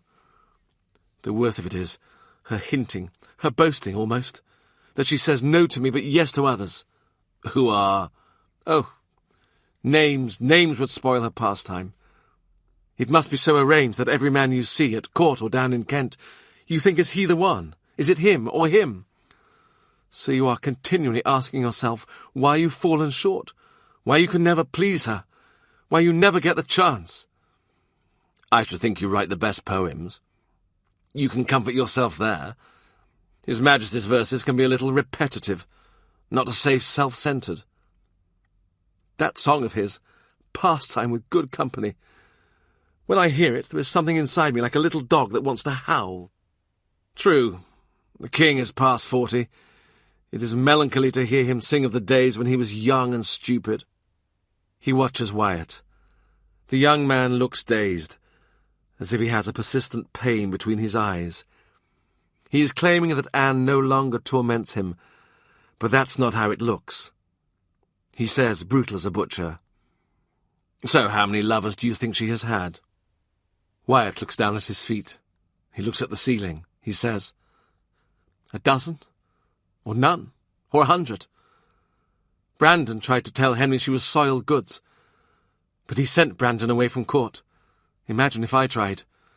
I doubt I'd get out of the room alive. Brandon forced himself to speak because he thinks, come the day she gives in to Henry, what then? Will he not know? Give her credit. She must have thought of that. Besides, the king is no judge of maidenheads. He admits as much. With Catherine, it took him 20 years to puzzle out his brother had been there before him. Wyatt laughs. When the day comes, or the night, Anne can hardly say that to him. Listen. This is my view of the case. Anne does not concern herself with her wedding night, because there is no cause for concern. He wants to say, because Anne is not a carnal being, she's a calculating being, with a cold, slick brain at work behind her hungry black eyes. I believe any woman who can say no to the King of England, and keep on saying it, has the wit to say no to any number of men, including you, including Harry Percy, including anyone else she may choose to torment for her own sport, while she is arranging her career in the way it suits her. So I think, yes, you've been made into a fool, but not quite in the way you thought. That is meant as consolation? It should console you. If you'd really been her lover, I would fear for you. Henry believes in her virginity. What else can he believe? But he will prove jealous once they're married. As they will be, married? I'm working hard at the Parliament, believe me, and I think I can break the bishops. And after that, God knows. Thomas More says that in the reign of King John, when England was placed under an interdict by the Pope, the cattle didn't breed, the corn ceased to ripen, the grass stopped growing, and birds fell out of the air. But if that starts to happen, he smiles, I'm sure we can reverse our policy. Anne has asked me, Cromwell, what does he really believe? So you have conversations, and about me. Not just yes, yes, yes, no. I'm flattered. Wyatt looks unhappy. You couldn't be wrong about Anne? It's possible. For the moment I take her at her own valuation. It suits me. It suits us both. As Wyatt is leaving, you must come back soon. My girls have heard how handsome you are. You can keep your hat on, if you think they might be disillusioned. Wyatt is the King's regular tennis partner. Therefore he knows about humble pride. He fetches up a smile. Your father told us all about the lion. The boys have made a play out of it. Perhaps you'd like to come one day and take your own role. Oh, the lion. Nowadays, I think back on it and it doesn't seem to me like a thing I would do. Stand still, in the open, and draw it on. He pauses. More like something you would do, Master Cromwell. Thomas More comes to Austin Friars. He refuses food, he refuses drink, though he looks in need of both. The Cardinal would not have taken no for an answer. He would have made him sit down and eat syllabub, or, if it were the season, given him a large plate of strawberries and a very small spoon. More says, In these last 10 years the Turks have taken Belgrade. They have lit their campfires in the great library at Buda. It is only 2 years since they were at the gates of Vienna. Why would you want to make another breach in the walls of Christendom? The King of England is not an infidel, nor am I. Are you not? I hardly know whether you pray to the God of Luther and the Germans, or some heathen god you met on your travels, or some English deity of your own invention. Perhaps your faith is for purchase. You would serve the Sultan if the price was right. Erasmus says, Did nature ever create anything kinder, sweeter, or more harmonious than the character of Thomas More? He is silent. He sits at his desk. More has caught him at work, with his chin propped on his fists. It is a pose that shows him, probably, to some combative advantage. The Lord Chancellor looks as if he might rend his garments, which could only improve them. One could pity him, but he decides not to. Master Cromwell, you think because you are a counsellor you can negotiate with heretics behind the king's back. You are wrong. I know about your letters that come and go to Stephen Vaughan. I know he has met with Tyndale. Are you threatening me? I'm just interested. Yes, More says sadly.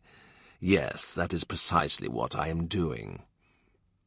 He sees that the balance of power has shifted between them, not as officers of state, but as men.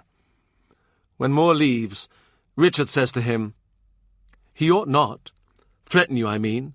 Today, because of his office, he walks away, but tomorrow, who knows? He thinks, I was a child, 9 or so. I ran off into London and saw an old woman suffer for her faith. The memory floods into his body, and he walks away as if he sails on its tide, saying over his shoulder, Richard, see if the Lord Chancellor has his proper escort. If not, give him one, and try to put him on a boat back to Chelsea. We cannot have him wandering about London, haranguing anyone at whose gate he may arrive. He says the last bit in French. He does not know why. He thinks of Anne, her hand outstretched, drawing him towards her. Maître Cromwell, à moi. He cannot remember the year, but he remembers the late April weather, fat raindrops, dappling the pale new leaves. He cannot remember the reason for Walter's temper, but he can remember the fear he felt in the pith of his being, and his heart banging against his ribs. In those days, if he couldn't hide out with his Uncle John at Lambeth, he would get himself into the town, and see who he could pick up with. See if he could earn a penny by running errands up and down to the quays, by carrying baskets or loading barrows. If you whistled for him, he came. Lucky, he knows now, not to have got in with lowlifes, who would lead him to be branded or whipped, or to be one of the small corpses fished out of the river. At that age you have no judgment. If somebody said, "Good sport over there," he followed the pointing finger. He had nothing against the old woman, but he had never seen a burning. "What's her crime?" he said. And they said, "She is a loller."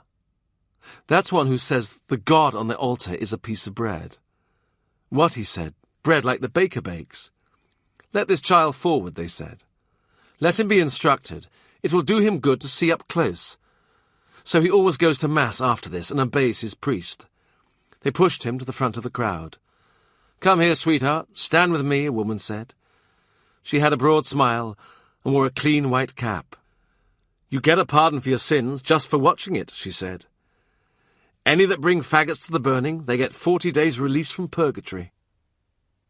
When the loller was led out between the officers, the people jeered and shouted. He saw that she was a grandmother, perhaps the oldest person he had ever seen. The officers were nearly carrying her. She had no cap or veil. Her hair seemed to be torn out of her head in patches. People behind him said, "No doubt she did that herself, in desperation at her sin." Behind the loller came 2 monks, parading like fat grey rats, crosses in their pink paws. The woman in the clean cap squeezed his shoulder, like a mother might do if you had one. "Look at her," she said, 80 years old and steeped in wickedness. A man said, "Not much fat on her bones. It won't take long unless the wind changes." "But what's her sin?" he said. "I told you. She says the saints are but wooden posts." "Like the post they're chaining her to?" "Aye, just like that. The post will burn too." "They can get another next time," the woman said. She took her hand from his shoulder. She balled her 2 hands into fists and punched them in the air. And from the depth of her belly she let loose a scream, a halloo, in a shrill voice like a demon. The press of people took up the cry. They seethed and pushed forward for a view. They catcalled and whistled and stamped their feet. At the thought of the horrible thing he would see, he felt hot and cold. He twisted to look up into the face of the woman who was his mother in this crowd. "You what?" she said. With the gentlest brush of her fingers, she turned his face to the spectacle. "Pay attention now." The officers took chains and bound the old person to the stake. The stake was on top of a pile of stones, and some gentlemen came, and priests, bishops perhaps, he did not know. They called out to the loller to put off her heresies. He was close enough to see her lips moving, but he could not hear what she said. What if she changes her mind now? Will they let her go? "Not they," the woman chuckled. "Look, she is calling on Satan to help her." The gentleman withdrew. The officers banked up wood and bales of straw around the loller. The woman tapped him on the shoulder. "Let's hope it's damp, eh? This is a good view. Last time I was at the back." The rain had stopped. The sun broken through. When the executioner came with the torch, it was pale in the sunshine, barely more than a slick movement, like the movement of eels in a bag. The monks were chanting and holding up a cross to the loller, and it was only when they skipped backwards, at the first billow of smoke, that the crowd knew the fire was set. They surged forward, roaring. Officers made a barrier with staves and shouted in great deep voices, "Back, back, back!" And the crowd shrieked and fell back, and then came on again, roaring and chanting, as if it were a game. Eddies of smoke spoiled their view, and the crowd beat it aside, coughing. "Smell her!" they cried. "Smell the old sow!" He had held his breath, not to breathe her in. In the smoke the loller was screaming. "Now she calls on the saints," they said. The woman bent down and said in his ear, "Do you know that in the fire they bleed? Some people think they just shrivel up, but I've seen it before, and I know." By the time the smoke cleared and they could see again, the old woman was well ablaze.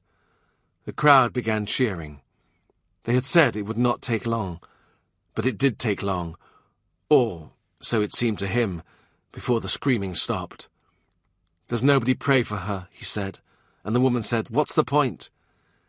Even after there was nothing left to scream, the fire was stoked. The officers trod around the margins, stamping out any wisps of straw that flew off, kicking back anything bigger. When the crowd drifted home, chattering, you could tell the ones who had been on the wrong side of the fire because their faces were grey with wood ash. He wanted to go home, but again he thought of Walter, who had said that morning he was going to kill him by inches. He watched the officers strike with their iron bars at the human debris that was left. The chains retained the remnants of flesh, sucking and clinging. Approaching the men, he asked, "How hot must the fire be to burn bone?" He expected them to have knowledge in the matter, but they didn't understand his question. People who are not smiths think all fires are the same.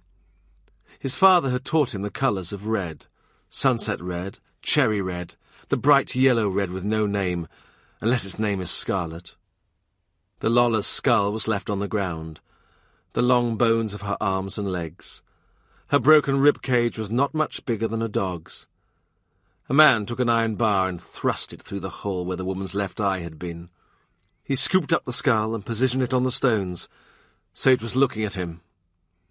Then he hefted his bar and brought it down on the crown. Even before the blow landed, he knew it was false, skewed. Shattered bone like a star, flew away into the dirt. But the most part of the skull was intact. "Jesus," the man said. "Here, lad, do you want to go? One good swipe will stove her in." Usually he said yes to any invitation, but now he backed away, his hands behind his back. "God's blood," the man said. "I wish I could afford to be choosy." Soon after that it came on to rain. The men wiped their hands, blew their noses, and walked off the job. They threw down their iron bars amid what was left of the Lola. It was just splinters of bone now, and thick, sludgy ash. He picked up one of the iron bars, in case he needed a weapon. He fingered its tapered end, which was cut like a chisel. He did not know how far he was from home, and whether Walter might come for him. He wondered how you kill a person by inches, whether by burning them or cutting them up. He should have asked the officers while they were here, for being servants of the city they would know. The stink of the woman was still in the air. He wondered if she was in hell now, or still about the streets, but he was not afraid of ghosts. They had put up a stand for the gentleman, and though the canopy was taken down, it was high enough off the ground to crouch underneath for shelter. He prayed for the woman, thinking it could do no harm. He moved his lips as he prayed. Rainwater gathered above him, and fell in great drops through the planking. He counted the time between drops, and caught them in his cupped hand. He did this just for a pastime. Dusk fell. If it were an ordinary day, he would have been hungry by now and gone looking for food. In the twilight, certain men came, and women too. He knew because they were women that they were not officers or people who would hurt him. They drew together, making a loose circle around the stake on its pile of stones. He ducked out from under the stand and approached them. "You will be wondering what has happened here," he said, but they did not look up or speak to him. They fell to their knees, and he thought they were praying. "I have prayed for her too," he said. "Have you?" "Good lad," one of the men said. He didn't even glance up. If he looks at me, he thought, he will see that I am not good, but a worthless boy who goes off with his dog and forgets to make the brine bath for the forge. So when Walter shouts, "Where's the fucking slake tub?" it's not there. With a sick lurch of his stomach, he remembered what he had not done, and why he was to be killed. He almost cried out, as if he were in pain. He saw now that the men and women were not praying. They were on their hands and knees. They were friends of the Lola, and they were scraping her up. One of the women knelt, her skirts spread, and held out an earthenware pot. His eyes were sharp even in the gloom, and out of the sludge and muck he picked a fragment of bone. "Here's some," he said. The woman held out the bowl. Here's another. One of the men stood apart some way off. "Why does he not help us?" he said. "He is the watchman. He will whistle if the officers come. Will they take us up?" "Hurry, hurry," another man said. When they had got a bowl full, the woman who was holding it said, "Give me your hand." Trusting, he held it out to her. She dipped her fingers into the bowl. She placed on the back of his hand a smear of mud and grit, fat and ash. "Joan Borton," she said. Now, when he thinks back on this, he wonders at his own faulty memory. He's never forgotten the woman, whose last remnants he carried away as a greasy smudge on his own skin. But why is it that his life as a child doesn't seem to fit one bit with the next? He can't remember how he got back home, and what Walter did instead of killing him by inches, or why he'd run off in the first place without making the brine. Perhaps he thinks, I spilt the salt, and I was too frightened to tell him. That seems likely. One fear creates a dereliction. The offence brings on a greater fear, and there comes a point where the fear is too great, and the human spirit just gives up, and a child wanders off numb and directionless, and ends up following a crowd and watching a killing. He's never told anyone this story. He doesn't mind talking to Richard, to Rafe, about his past, within reason, but he doesn't mean to give away pieces of himself. Chapuis comes to dinner very often and sits beside him, teasing out bits of his life story as he teases tender flesh from the bone. "Some tell me your father was Irish," Eustache says. He waits poised. "It is the first I have heard of it," he says, "but I grant you, he was a mystery even to himself." Chapuis sniffs. "The Irish are a very violent people," he says. "Tell me, is it true you fled from England at 15, having escaped from prison?" "For sure," he says. "An angel struck off my chains." That will give him something to write home. "I put the allegation to Cromwell, who answered me with a blasphemy unfit for your imperial ear." Chapuis is never stuck for something to put in dispatches. If news is scant, he sends the gossip. There is the gossip he picks up from dubious sources, and the gossip he feeds him on purpose. As Chapuis doesn't speak English, he gets his news in French from Thomas More, in Italian from the merchant Antonio Bonvisi, and in God knows what, Latin from Stokesley, the Bishop of London, whose table he also honours. Chapuis is peddling the idea to his master the Emperor that the people of England are so disaffected by their king that, given encouragement by a few Spanish troops, they will rise in revolt. Chapuis is, of course, deeply misled. The English may favour Queen Catherine. Broadly, it seems they do. They may mislike or fail to understand recent measures in the Parliament, but instinct tells him this: they will knit together against foreign interference. They like Catherine because they have forgotten she is Spanish, because she has been here for a long time. They are the same people who rioted against foreigners on evil May Day, the same people narrow-hearted, stubborn, attached to their patch of ground. Only overwhelming force, a coalition, say, of Francis and the Emperor, will budge them. We cannot, of course, rule out the possibility that such a coalition may occur. When dinner is over, he walks Chapuis back to his people, to his big, solid boys, bodyguards, who lounge about, chatting in Flemish, often about him. Chapuis knows he has been in the Low Countries. Does he think he doesn't understand the language? Or is this some elaborate double bluff? There were days, not too long past, days since Lizzie died, when he had woken in the morning and had to decide, before he could speak to anybody, who he was and why. There were days when he had woken from dreams of the dead and searching for them, when his waking self trembled at the threshold of deliverance from his dreams. But those days are not these days. Sometimes, when Chapuis has finished digging up Walter's bones and making his own life unfamiliar to him, he feels almost impelled to speak in defence of his father, his childhood.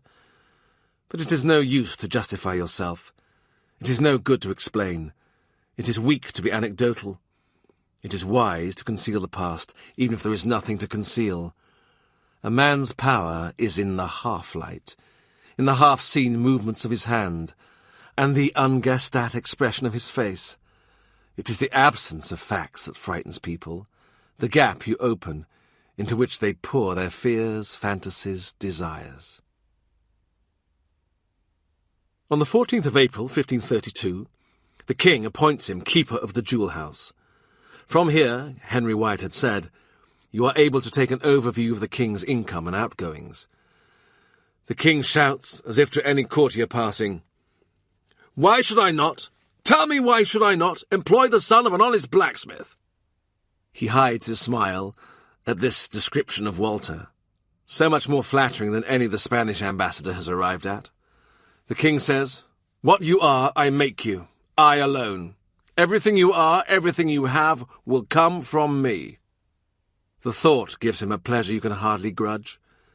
Henry is so well disposed these days, so open-handed and amenable, that you must forgive him the occasional statement of his position, whether it is necessary or not.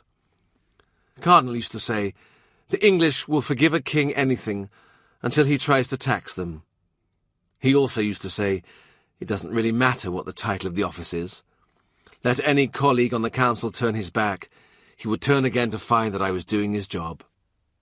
He is in a Westminster office one day in April, when Hugh Latimer walks in, just released from custody at Lambeth Palace. "Well," Hugh says, "you might leave off your scribble and give me your hand."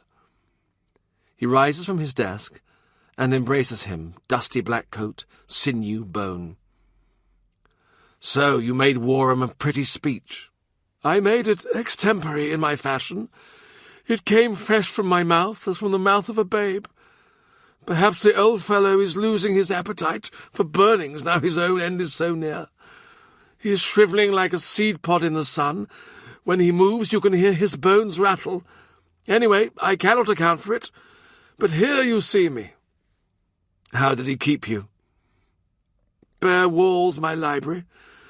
Fortunately my brain is furnished with texts.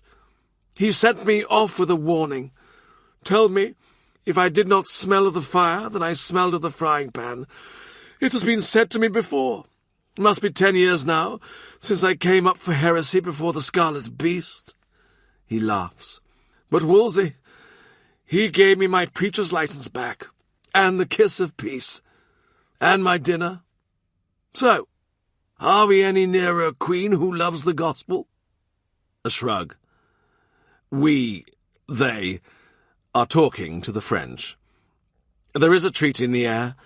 Francis has a gaggle of cardinals who might lend us their voices in Rome. Hugh snorts. "Still waiting on Rome." "That is how it must be." "We will turn Henry. We will turn him to the gospel." "Perhaps. Not suddenly, a little and a little." "I am going to ask Bishop Stokesley to allow me to visit our brother Bainham. Will you come?" Bainham is the barrister who was taken up by Moore last year and tortured. Just before Christmas he came before the Bishop of London. He abjured and was free by February. He is a natural man. He wanted to live, how not? But once he was free, his conscience would not let him sleep. One Sunday, he walked into a crowded church and stood up before all the people, Tyndale's Bible in his hand, and spoke a profession of his faith. Now he is in the Tower, waiting to know the date of his execution. "So," Latimer says, "you will or you won't?" "I should not give ammunition to the Lord Chancellor." I might sap Bainham's resolve, he thinks. Say to him, "Believe anything, brother, swear to it and cross your fingers behind your back." But then, it hardly matters what Bainham says now. Mercy will not operate for him, he must burn. Hugh Latimer lopes away. The mercy of God operates for Hugh. The Lord walks with him, and steps with him into a wherry, to disembark under the shadow of the Tower. This being so, there is no need for Thomas Cromwell. Moore says it does not matter if you lie to heretics, or trick them into a confession. They have no right to silence, even if they know speech will incriminate them. If they will not speak, then break their fingers, burn them with irons, hang them up by their wrists. It is legitimate, and indeed Moore goes further. It is blessed. There is a group from the House of Commons who dine with priests at the Queen's Head Tavern. The word comes from them and spreads among the people of London that anyone who supports the King's divorce will be damned. So devoted is God to the cause of these gentlemen, they say, that an angel attends the sittings of Parliament with a scroll, noting down who votes and how, and smudging a sooty mark against the names of those who fear Henry more than the Almighty.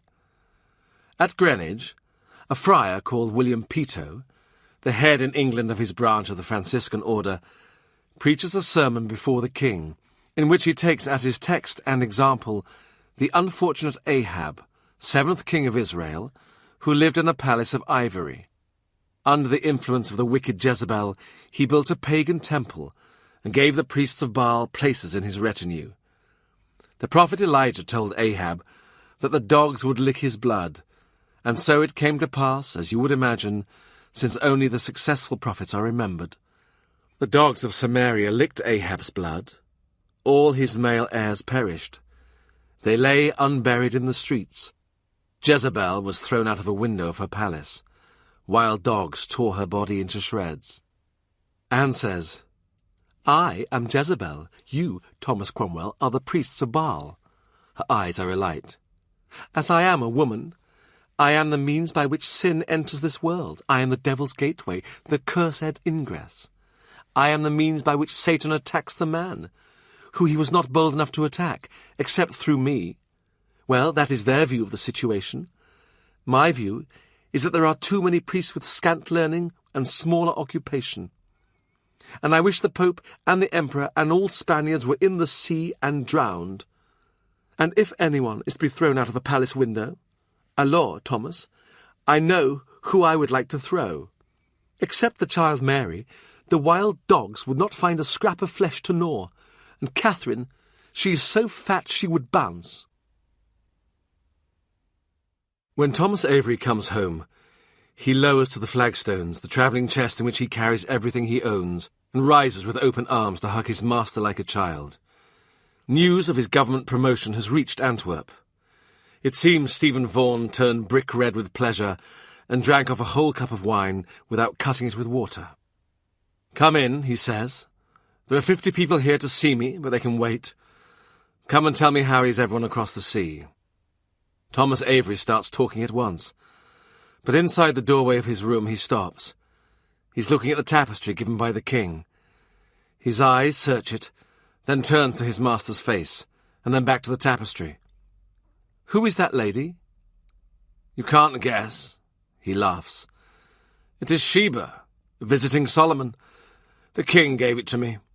It was my Lord Cardinal's. He saw I liked it, and he likes to give presents. It must be worth a fair sum." Avery looks at it with respect, like the keen young accountant he is. "Look," he says to him, "I have another present. What do you think of this? It is perhaps the only good thing ever to come out of a monastery. Brother Luca Pacioli. It took him 30 years to write." The book is bound in deepest green, with a tooled border of gold, and its pages are edged and gilt, so that it blazes in the light. Its clasps are studded with blackish garnets, smooth, translucent. "I hardly dare open it," the boy says. "Please, you will like it." It is Summa de Arithmetica. He unclasps it to find a woodcut of the author with a book before him and a pair of compasses. "This is a new printing?" "Not quite, but my friends in Venice have just now remembered me. I was a child, of course, when Luca wrote it, and you were not even thought of." His fingertips barely touch the page. "Look, here he treats of geometry. Do you see the figures? Here is where he says you don't go to bed until the books balance. Master Vaughan quotes that maxim. It has caused me to sit up till dawn." "And I. Many nights in many cities. Luca, you know, he was a poor man. He came out of San Sepolcro. He was a friend of artists, and he became a perfect mathematician in Urbino, which is a little town up in the mountains, where Count Federigo, the great condottiere, had his library of over 1,000 books. He was magister at the university in Perugia, later in Milan. I wonder why such a man would remain a monk. But of course there have been practitioners of algebra and geometry who've been thrown into dungeons as magicians, so perhaps he thought the church would protect him. I heard him lecture in Venice. It'll be more than 20 years ago now. I was your age, I suppose. He spoke about proportion. Proportion in building, in music, in paintings, in justice, in the Commonwealth, the state. About how right should be balanced. The power of a prince and his subjects. How the wealthy citizen should keep his books straight and say his prayers and serve the poor. He spoke about how a printed page should look, how a law should read, or a face, what makes it beautiful. Will you tell me in this book? Thomas Avery glances up again at the Queen of Sheba. I suppose they knew who made the tapestry. How is Yenneker? The boy turns the leaves with reverent fingers. It is a beautiful book. Your friends in Venice must admire you very much. So, Yenneker is no more, he thinks. She is dead, or she's in love with someone else. Sometimes, he says, my friends in Italy send me new poems, but I think all the poems are in here. Not that a page of figures is a verse, but anything that is precise is beautiful, anything that balances in all its parts, anything that is proportionate. Do you think so? He wonders at the power Sheba has to draw the boy's eyes. It is impossible he should have seen Anselma, ever met her, heard of her. I told Henry about her, he thinks. One of those afternoons when I told my king a little, and he told me a lot. How he shakes with desire when he thinks of Anne. How he has tried other women, tried them as an expedient to take the edge off lust, so that he can think and talk and act as a reasoning man, but how he has failed with them. A strange admission, but he thinks it justifies him. He thinks it verifies the rightness of his pursuit. For I chase but one hind, he says, one strange deer, timid and wild, and she leads me off the paths that other men have trod, and by myself into the depths of the wood. Now, he says, we will put this book on your desk, so that you can be consoled by it when nothing seems to add up at all. He has great hopes of Thomas Avery. It's easy to employ some child who will total the columns and push them under your nose, get them initialed and then lock them in a chest. But what's the point of that? The page of an accounts book is there for your use, like a love poem. It's not there for you to nod and then dismiss it. It's there to open your heart to possibility. It's like the Scriptures. It's there for you to think about and initiate action. Love your neighbour, study the market, increase the spread of benevolence, bring in better figures next year. The date of James Bainham's execution is fixed for the 30th of April. He cannot go to the king, not with any hope of a pardon. Long ago, Henry was given the title of Defender of the Faith. He is keen to show he deserves it still. At Smithfield, in the stand put up for the dignitaries, he meets the Venetian ambassador, Carlo Capello. They exchange a bow. In what capacity are you here, Cromwell? As a friend of this heretic, or by virtue of your position? In fact, what is your position? The devil alone knows. And I am sure he will tell your Excellency when you next have a private talk. Wrapped in his sheet of flames, the dying man calls out, "The Lord forgive Sir Thomas More." On the 15th of May, the bishops sign a document of submission to the king. They will not make new church legislation without the king's license, and will submit all existing laws to a review by a commission which will include laymen, members of Parliament and the king's appointees. They will not meet in convocation without the king's permission. Next day, he stands in a gallery at Whitehall which looks down on an inner court, a garden where the king waits, and the Duke of Norfolk busies to and fro. Anne is in the gallery beside him. She's wearing a dark red gown of figured damask, so heavy that her tiny white shoulders seem to droop inside it. Sometimes, in a kind of fellowship of the imagination, he imagines resting his hand upon her shoulder and following with his thumb the scooped hollow between her collarbone and her throat. Imagines with his forefinger tracking the line of her breast as it swells above her bodice, as a child follows a line of print. She turns her head and half smiles. Here he comes. He's not wearing the Lord Chancellor's chain. What can he have done with it? Thomas More looks round-shouldered and despondent. Norfolk looks tense. My uncle has been trying to arrange this for months, Anne says. But the king will not be brought to it. He doesn't want to lose More. He wants to please everybody. You know how it is. He knew Thomas More when he was young. When I was young, I knew sin. They turn and smile at each other. Look now, Anne says. Do you suppose that is the seal of England, that he's got in that leather bag? When Wolsey gave up the Great Seal, he dragged out the process for 2 days, but now the king, in the private paradise below, is waiting with open hand.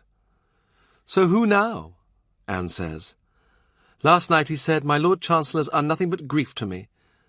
Perhaps I shall do without one. The lawyers will not like that. Somebody must rule the courts. Then who do you say? Put it in his mind to appoint Mr. Speaker. Audley will do an honest job. Let the king try him in the role pro tem, if he will, and then if he does not like him, he need not confirm it. But I think he will like him. Audley is a good lawyer, and he is his own man, but he understands how to be useful. And he understands me, I think. To think that someone does. Shall we go down? You cannot resist it. No more can you. They go down the inner staircase. Anne places her fingertips lightly on his arm. In the garden below, nightingales are hung in cages. Struck mute, they huddle against the sunlight. A fountain pit-patters into a basin. A scent of thyme rises from the herb beds. From inside the palace, an unseen someone laughs. The sound is cut off, as if a door had closed. He stoops and picks a sprig of the herb, bruises its scent into his palm. It takes him to another place far from here. More makes his bow to Anne. She barely nods. She curtsies deeply to Henry, and arranges herself by his side, her eyes on the ground. Henry clutches her wrist. He wants to tell her something, or just be alone with her. Sir Thomas. He offers his hand. More turns away. Then he thinks better of it. He turns back and takes it. His fingertips are ashy cold. What will you do now? Write, pray. My recommendation will be write only a little and pray a lot. Now, is that a threat? More is smiling. It may be. My turn, don't you think? When the king saw Anne, his face had lit up. His heart is ardent. In his counsellor's hand it burns to the touch. He catches Gardiner at Westminster, in one of those smoky back courts where the sunlight never reaches. My Lord Bishop. Gardiner draws together his beetle brows. Lady Anne has asked me to think about a country house for her. What is that to me? Let me unfold to you, he says, the way my thoughts proceed. It should be somewhere near the river, convenient for Hampton Court, and for her barge to Whitehall and Greenwich. Somewhere in good repair, as she has no patience, she will not wait. Somewhere with pretty gardens, well established. Then I think, what about Stephen's Manor at Hanworth, that the king leased him when he became Master Secretary? Even in the dim light, he can see the thoughts chasing each other through Stephen's brain. Oh, my moat and my little bridges, my rose gardens and my strawberry beds, my herb garden, my beehives, my ponds and orchard. Oh, my Italian terracotta medallions, my intarsia, my gilding, my galleries, my seashell fountain, my deer park. It would be graceful in you to offer her the lease, before it becomes a royal command. A good deed to set against the bishop's stubbornness. Oh, come on, Stephen. You have other houses. It isn't as if you'll be sleeping under a haystack. If I were, the bishop says, I should expect one of your boys along with a ratting dog to dig me out of my dreams. Gardiner's rodent pulses jump. His wet black eyes gleam. He is squeaking inside with indignation and stifled fury. But part of him may be relieved, when he thinks about it, that the bill has come in so early, and that he can meet its terms. Gardner is still Master Secretary, but he, Cromwell, now sees the king almost every day. If Henry wants advice, he can give it, or if the subject is outside his remit, he will find someone else who can. If the king has a complaint, he will say, "Leave it with me. If by your royal favour I may proceed." If the king is in a good humour, he is ready to laugh, and if the king is miserable, he is gentle and careful with him. The king has begun a course of dissimulation, which the Spanish ambassador, sharp-eyed as ever, has not failed to notice. "He sees you in private, not in his presence chamber," he says. "He prefers if his nobles do not know how often he consults with you. If you were a smaller man, you could be brought in and out in a laundry basket. As it is, I think those so spiteful privy chamber gentlemen cannot fail to tell their friends, who will mutter at your success and circulate slanders against you and plot to bring you down." The ambassador smiles and says, "If I may proffer an image which will appeal to you, do I hit the nail on the head?" In a letter from Chapuis to the Emperor, one which happens to go by way of Mr. Risley, he learns of his own character. Cormie reads it out to him.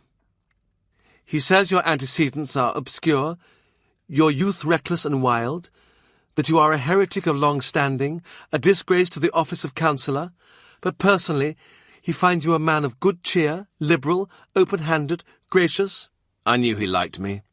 I should ask him for a job. He says that the way you got into the king's confidence, you promised you would make him the richest king England has ever had. He smiles. Late in May, 2 fish of prodigal size are caught in the Thames, or rather they are washed up, dying on the muddy shore. Am I expected to do something about it? He says when Joanne brings the news in. No, she says. At least I don't think so. It's important, isn't it? It's an omen, that's all. In late July, he has a letter from Cranmer in Nuremberg. Before this, he has written from the Low Countries, asking for advice on his commercial negotiations with the Emperor, matters in which he feels out of his depth. From towns along the Rhine, he has written hopefully that the Emperor must come to an accommodation with the Lutheran princes, as he needs their help against the Turks on the frontier. He writes of how he struggles to become an adept in England's usual diplomatic game, proffering the King of England's friendship, dangling promises of English gold, while actually failing to provide any. But this letter is different. It is dictated, written in a clerk's hand. It talks of the workings of the Holy Spirit in the heart. Rafe reads it out to him, and points out, down at the bottom, and running up the left margin, a few words in Cranmer's own script. Something has occurred. Not to be trusted to a letter. It may make a stir. Some would say I have been rash. I shall need your advice. Keep this secret. Well, Rafe says, let us run up and down cheap. Thomas Cranmer has a secret. We don't know what it is. A week later, Hans turns up at Austin Friars. He has rented a house in Maiden Lane and is staying at the Steelyard while it is fixed up for him.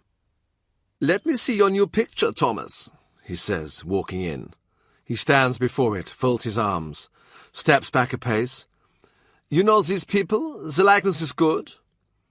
2 Italian bankers, Confederates, looking towards the viewer but longing to exchange glances, one in silks, one in fur, a vase of carnations, an astrolabe, a goldfinch, a glass through which the sand has half run, through an arched window a ship rigged with silk, its sails translucent, drifting in a mirror sea. Hans turns away, pleased. "How does he get that expression in the eye, so hard yet so sly?" "How is Elspeth?" "Fat, sad." "Is it surprising? You go home, give her a child, come away again." "I don't reckon to be a good husband. I just send the money home." "How long will you stay with us?" Hans grunts, downs his cup of wine, and talks about what he's left behind.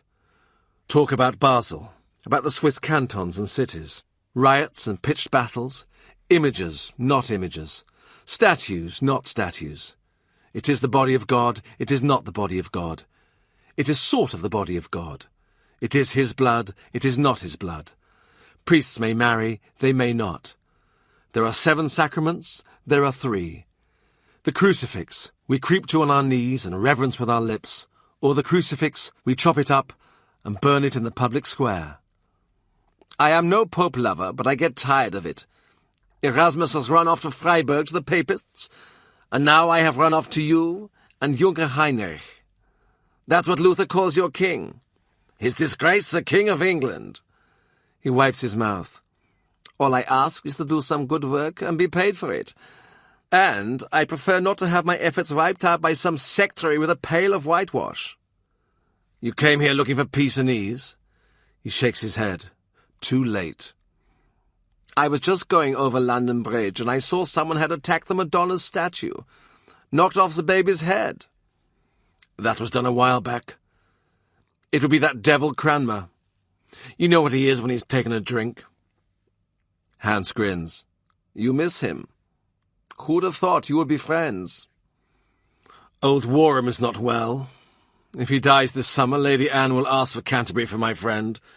Hans is surprised. Not Gardiner. He spoiled his chance with the king. He is his own worst enemy.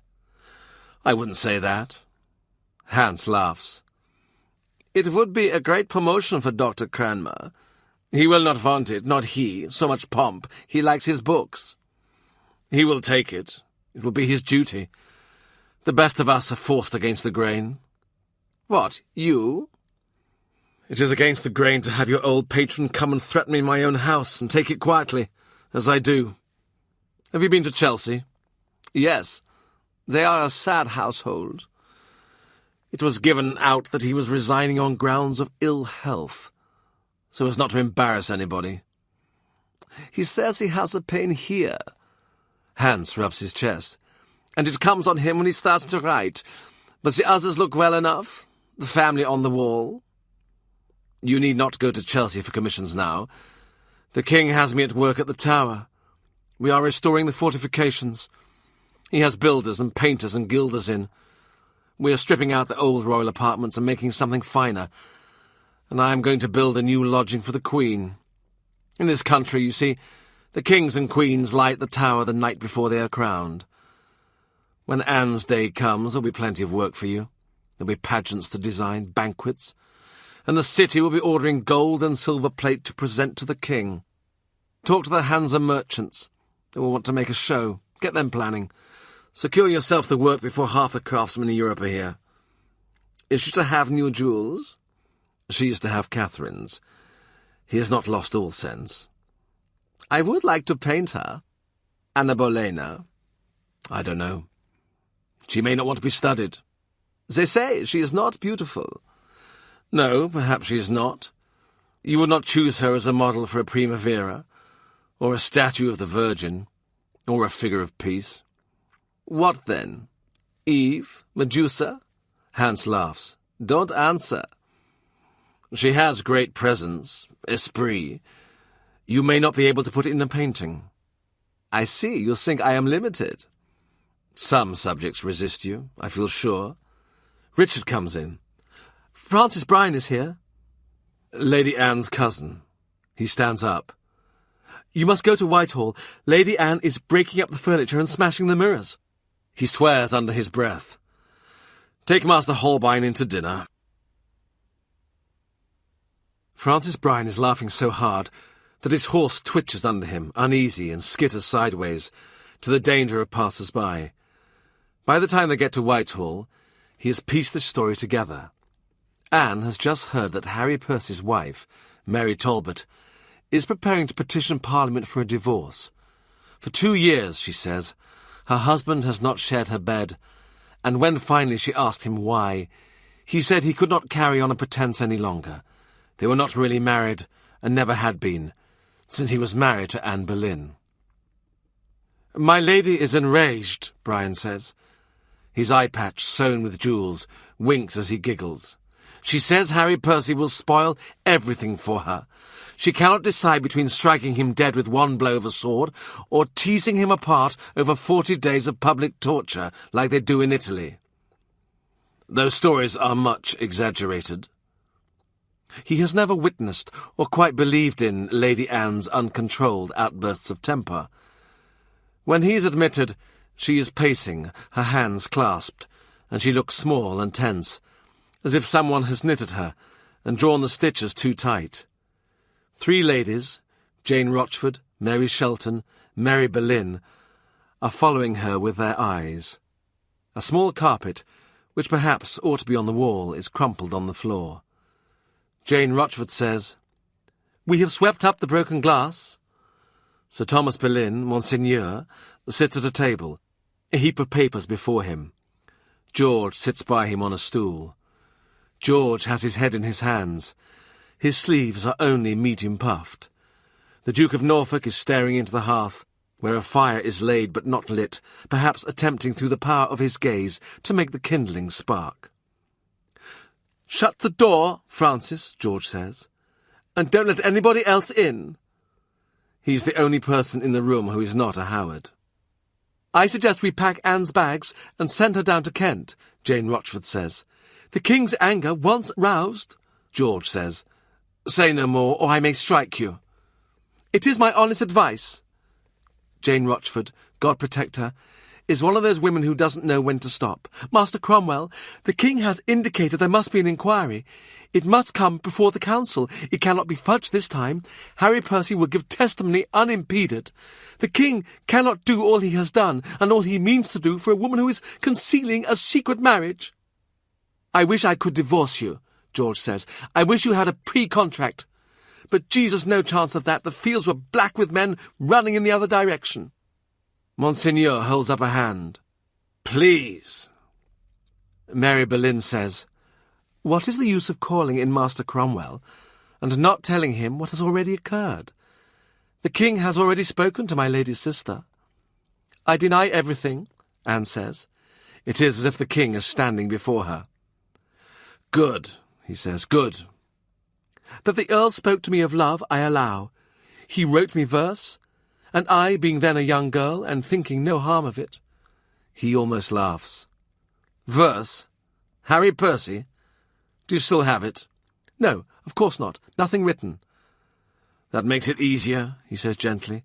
"And of course there was no promise or contract, or even talk of them." "And," Mary says, "no consummation of any kind. There could not be. My sister is a notorious virgin." "And how was the King? Was he—" "He walked out of the room," Mary says, "and left her standing." Monseigneur looks up. He clears his throat. "In this exigency, there are a variety and number of approaches, it seems to me, that one might—" Norfolk explodes. He pounds up and down on the floor like Satan in a Corpus Christi play.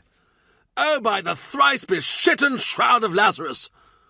While you are selecting an approach, my lord, while you are taking a view, your lady daughter is slandered up and down the country, the King's mind is poisoned, and this family's fortune is unmaking before your eyes." "Harry Percy," George says. He holds up his hands. "Listen, will you let me speak? As I understand it, Harry Percy was persuaded once to forget his claims, so if he was fixed once—" "Yes," Anne says, "but the Cardinal fixed him, and most unfortunately the Cardinal is dead." There is a silence sweet as music. He looks smiling at Anne, at Monseigneur, at Norfolk. If life is a chain of gold, sometimes God hangs a charm on it. To prolong the moment, he crosses the room and picks up the fallen hanging. Narrow loom, indigo ground, asymmetrical knot. Isfahan? Small animals march stiffly across it, weaving through knots of flowers. "Look," he says. "Do you know what these are?" "Peacocks." Mary Shelton comes to peer over his shoulder. "What are those snake things with legs?" "Scorpions." "Mother Mary, do they not bite?" "Sting," he says. "Lady Anne, if the Pope cannot stop you becoming Queen, and I do not think he can, Harry Percy should not be in your way." "So shift him out of it," Norfolk says. "I can see why it would not be a good idea for you as a family." "Do it," Norfolk says. "Beat his skull in." "Figuratively," he says, my lord. Anne sits down. Her face is turned away from the women. Her little hands are drawn into fists. Monseigneur shuffles his papers. George, lost in thought, takes off his cap and plays with its jewelled pin, testing the point against the pad of his forefinger. He has rolled the hanging up, and he presents it gently to Mary Shelton. "Thank you," she whispers, blushing as if he had proposed something intimate. George squeaks. He has succeeded in pricking himself. Uncle Norfolk says bitterly, "You fool of a boy!" Francis Bryan follows him out. "Please feel you can leave me now, Sir Francis." "I thought I would go with you. I want to learn what you do." He checks his stride, slaps his hand flat into Bryan's chest, spins him sideways, and he hears the thud of his skull against the wall. "In a hurry," he says. Someone calls his name. Master Risley rounds a corner. "Sign of Mark and the Lion, 5 minutes' walk." Call Me has had men following Harry Percy since he came to London. His concern has been that Anne's ill-wishers at court, the Duke of Suffolk and his wife, and those dreamers who believe Catherine will come back, have been meeting with the Earl and encouraging him in a view of the past that would be useful from their point of view. But seemingly no meetings have occurred, unless they are held in bathhouses on the Surrey bank. Call Me turns sharply down an alley, and they emerge into a dirty inn-yard. He looks around. 2 hours with a broom and a willing heart, and you can make it respectable. Mr. Risley's handsome red-gold head shines like a beacon. St. Mark, creaking above his head, is tonsured like a monk. The lion is small and blue and has a smiling face. Call Me touches his arm. "In there." They are about to duck into a side door, when from above there is a shrill whistle. 2 women lean out of a window, and with a whoop and a giggle flop their bare breasts over the sill. "Jesu," he says, "more Howard ladies." Inside, Mark and the Lion, various men in Percy livery, are slumped over tables and lying under them. The Earl of Northumberland is drinking in a private room. It would be private, except there is a serving hatch through which faces keep leering. The Earl sees him.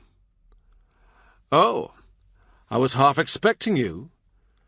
Tense, he runs his hands through his cropped hair, and it stands up in bristles all over his head. He, Cromwell, goes to the hatch, holds up one finger to the spectators, and slams it in their face. But he is soft-voiced, as ever, when he sits down with the boy and says, "Now, my lord, what is to be done here? How can I help you? You say you can't live with your wife, but she is as lovely a lady as any in this kingdom. If she has faults, I never heard of them.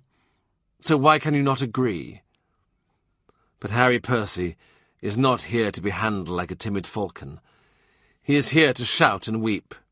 "If I could not agree with her on our wedding day, how can I agree now?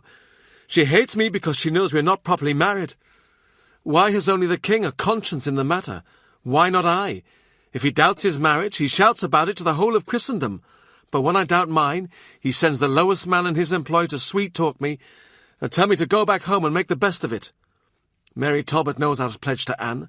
She knows where my heart lies and always will. I told the truth before. I said we made a compact before witnesses, and therefore neither of us was free. I swore it, and the cardinal bullied me out of it. My father said he would strike me out of his line, but my father is dead, and I am not afraid to speak the truth any more. Henry may be king, but he's stealing another man's wife. Anne Boleyn is rightfully my wife. And how will he stand on the day of judgment when he comes before God naked and stripped of his retinue?" He hears him out. The slide and tumble into incoherence, true love, pledges, swore she would give her body to me, allowed me such freedom as only a betrothed woman would allow. "And my lord," he says, "you have said what you have to say. Now listen to me. You are a man whose money is almost spent. I am a man who knows how you have spent it. You are a man who has borrowed all over Europe. I am a man who knows your creditors. One word from me, and your debts will be called in." "Oh, and what can they do?" Percy says. "Bankers have no armies." Neither have you armies, my lord, if your coffers are empty. Look at me now, understand this. You hold your earldom from the king. Your task is to secure the north. Percy's and Howard's between them defend us against Scotland. Now suppose Percy cannot do it. Your men will not fight for a kind word. They are my tenants, it is their duty to fight. But, my lord, they need supply, they need provision, they need arms, they need walls and forts in good repair. If you cannot ensure these things, you are worse than useless. The king will take your title away, and your land and your castles, and give them to someone who will do the job you cannot. He will not. He respects all ancient titles, all ancient rights. Then, let's say I will. Let's say I will rip your life apart, me and my banker friends. How can he explain to him? The world is not run from where he thinks, not from his border fortresses, not even from Whitehall. The world is run from Antwerp, from Florence, from places he has never imagined, from Lisbon, from where the ships with sails of silk drift west and are burned up in the sun, not from castle walls, but from counting-houses, not by the call of the bugle, but by the click of the abacus, not by the grate and click of the mechanism of the gun, but by the scrape of the pen on the page of the promissory note that pays for the gun, and the gunsmith, and the powder and shot. I picture you without money and title, he says. I picture you in a hovel, wearing homespun, and bringing home a rabbit for the pot. I picture your lawful wife, Anne Boleyn, skinning and jointing this rabbit. I wish you every happiness. Harry Percy slumps over the table. Angry tears spring out of his eyes. You were never pre-contracted, he says. Any silly promises you made had no effect in law. Whatever understanding you think you had, you didn't have it. And there is another matter, my lord. If ever you say one more word about Lady Anne's freedom— he packs into one word a volume of disgust— then you will answer to me and the Howards and the Boleyns, and George Rochford will have no tender care of your person, and my Lord Wiltshire will humble your pride, and as for the Duke of Norfolk, if he hears the slightest imputation against his niece's honour, he will drag you out of whatever hole you are cowering in, and bite your bollocks off. Now, he says, resuming his former amiability, is that clear, my lord? He crosses the room and opens the serving hatch again. You can peer in again now. Faces appear, or, to be truthful, just bobbing foreheads. And eyes. In the doorway he pauses and turns back to the Earl. And I will tell you this, for the avoidance of doubt. If you think Lady Anne loves you, you could not be more mistaken. She hates you. The only service you can do her now, short of dying, is to unsay what you said to your poor wife, and take any oath that is required of you to clear her path to become Queen of England. On the way out, he says to Risley, I feel sorry for him, really. Corney laughs so hard, he has to lean against the wall. Next day, he's early for the meeting of the King's Council.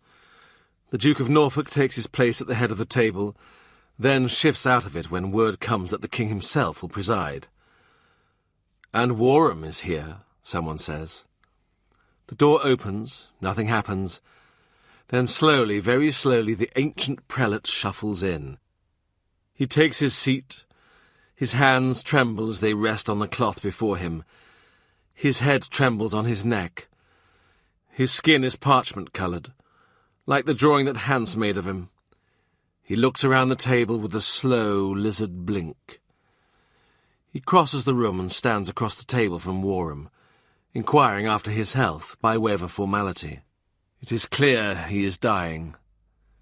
He says, This prophetess you harbour in your diocese, Eliza Barton, how is she getting on? Warham barely looks up. What is it you want, Cromwell? My commission found nothing against the girl, you know that. I hear she is telling her followers that if the king marries Lady Anne, he has only a year to reign? I could not swear to that. I have not heard it with my own ears. I understand Bishop Fisher has been to see her. Well, or she to see him, one or the other. Why should he not? She is a blessed young woman. Who is controlling her? Warham's head looks as if it will wobble off his shoulders.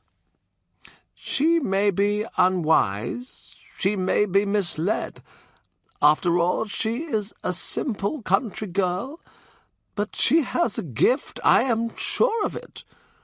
When people come into her company, she can tell them at once what is troubling them, what sins are weighing on their conscience. Indeed, I must go and see her. I wonder if she would know what's troubling me. Peace, Thomas Boleyn says. Harry Percy is here. The Earl comes in between two of his minders. His eyes are red, and a whiff of stale vomit suggests he has resisted the efforts of his people to scrub him down. The king comes in. It is a warm day, and he wears pale silks. Rubies cluster on his knuckles like bubbles of blood. He takes his seat. He rests his flat blue eye on Harry Percy. Thomas Audley, standing in as Lord Chancellor, leads the Earl through his denials. Pre-contracted? No. Promises of any kind? No carnal, I so regret to mention, knowledge? Upon my honour, no, no, and no. Sad to say, we shall need more than your word of honour, the king says. Matters have gone so far, my lord. Harry Percy looks panic-stricken. Then what more must I do? He says softly. Approach his Grace of Canterbury, my lord. He's holding out the book. This, anyway, is what the old man is trying to do. Monseigneur tries to assist him, and Warham bats his hands away. Gripping the table, making the cloth slide, he hauls himself to his feet. Harry Percy, you have chopped and changed in this matter. You have asserted it, denied it, asserted it. Now you are brought here to deny it again, but this time not only in the sight of men. Now, will you put your hand on this Bible, and swear before me and in the presence of the king and his council, that you are free from unlawful knowledge of Lady Anne, and free from any marriage contract with her? Harry Percy rubs his eyes. He extends his hand. His voice shakes. I swear. All done, the Duke of Norfolk says. You'd wonder how the whole thing got about in the first place, wouldn't you? He walks up to Harry Percy and grips him by the elbow. We shall hear no more of this, boy. The king says, Howard, you have heard him take his oath. Cease to trouble him now. Some of you assist the Archbishop. You see he is not well. His mood softened. He smiles around at his councillors. Gentlemen, we will go to my private chapel and see Harry Percy take Holy Communion to seal his oath. Then Lady Anne and I will spend the afternoon in reflection and prayer. I shall not want to be disturbed. Warham shuffles up to the king. Winchester is robing to say Mass for you. I am going home to my diocese. With a murmur, Henry leans to kiss his ring. Henry, the Archbishop says, I have seen you promote within your own court and council persons whose principles and morals will hardly bear scrutiny. I have seen you deify your own will and appetite to the sorrow and scandal of Christian people. I have been loyal to you to the point of violation of my own conscience. I have done much for you, but now I have done the last thing I will ever do.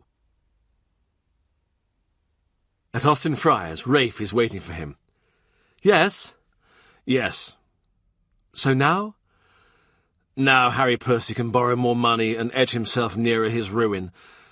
A progress which I shall be pleased to facilitate. He sits down. I think one day I will have that earldom off him. How would you do that, sir? He shrugs. Don't know. You would not want the Howards to have more sway in the borders than they do already? No.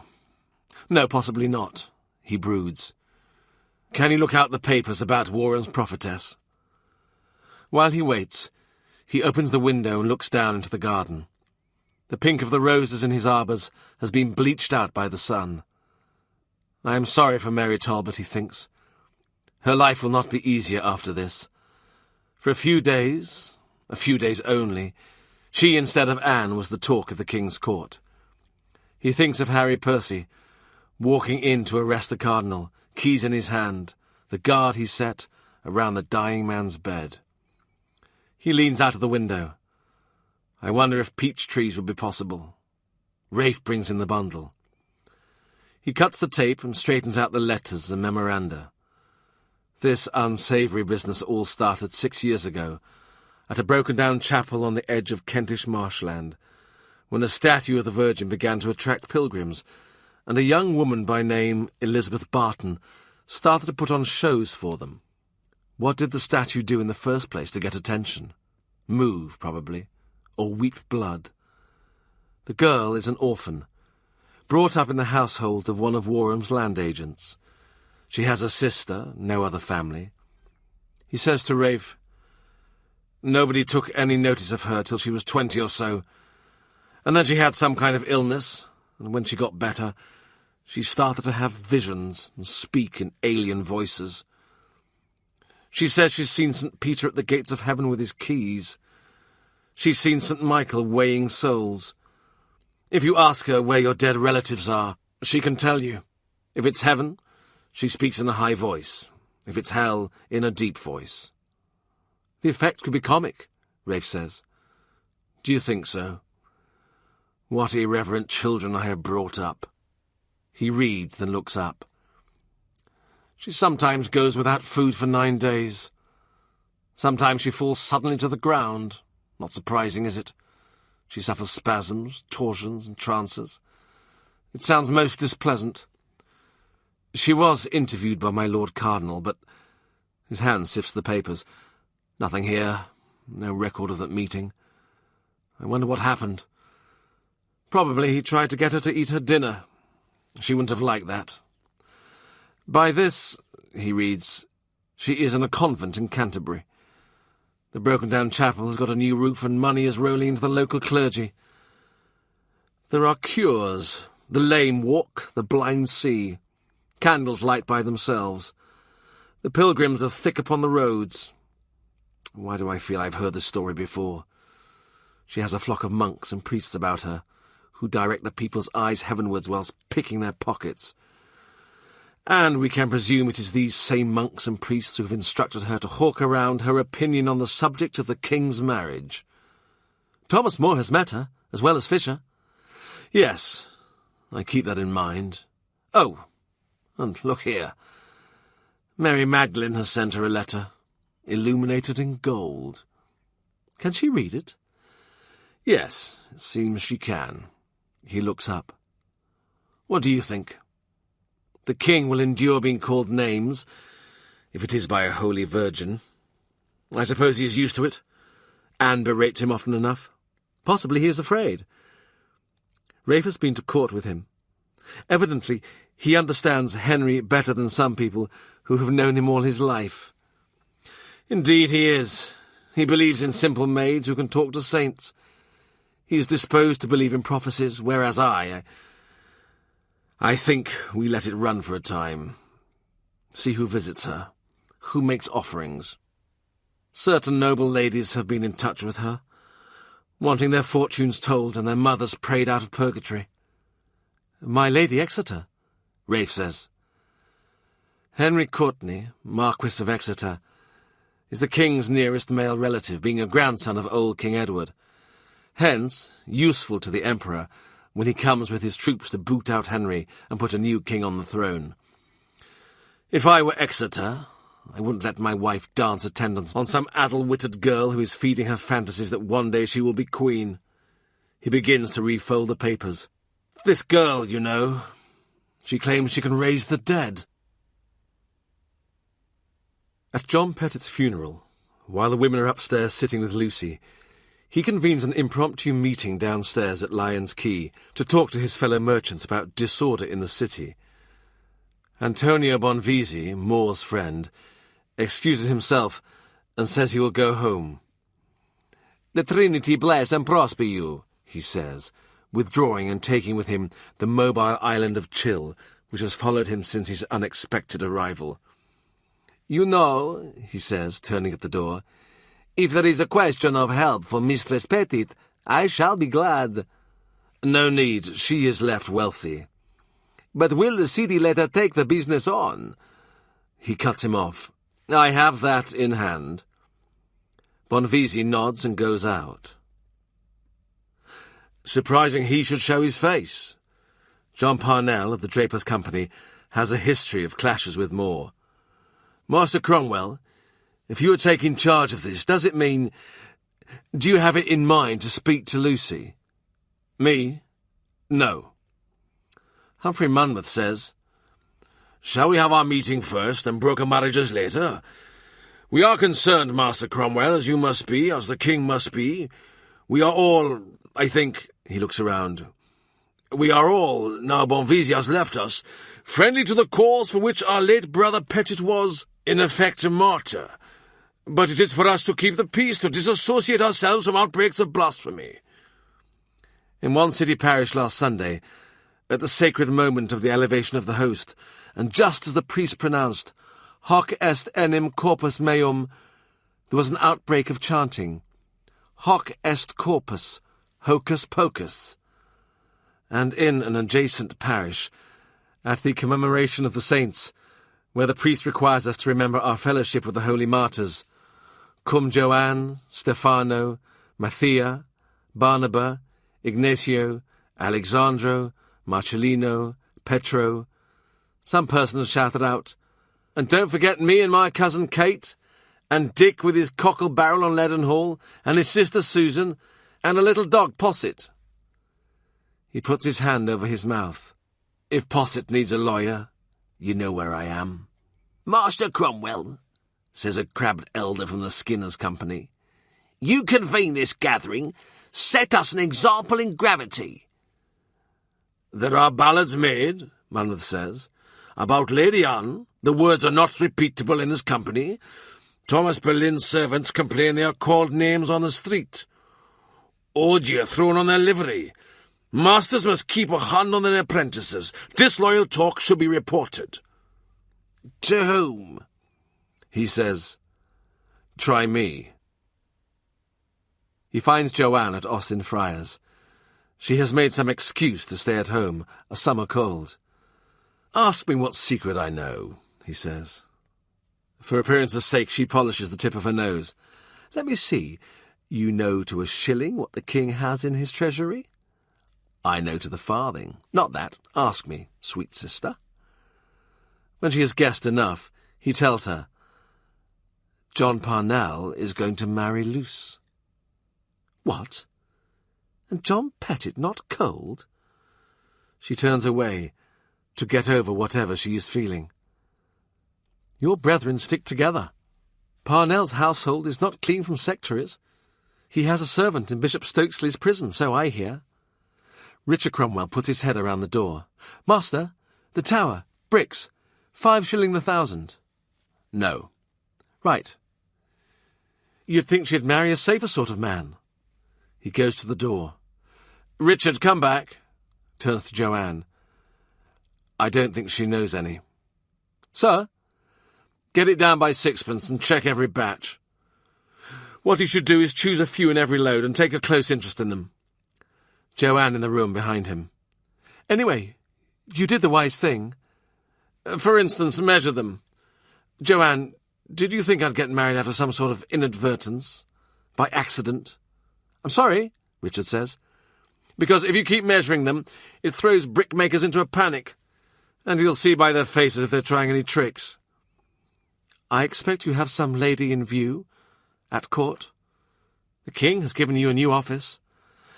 Clerk of the Hanaper, yes. A post in the Chancery Finances. It hardly signs the flowery trail to a love affair. Richard has gone, clattering downstairs. Do you know what I think? You think you should wait till she, that woman, is queen. I think it's the transport that pushes the cost up, even by barge.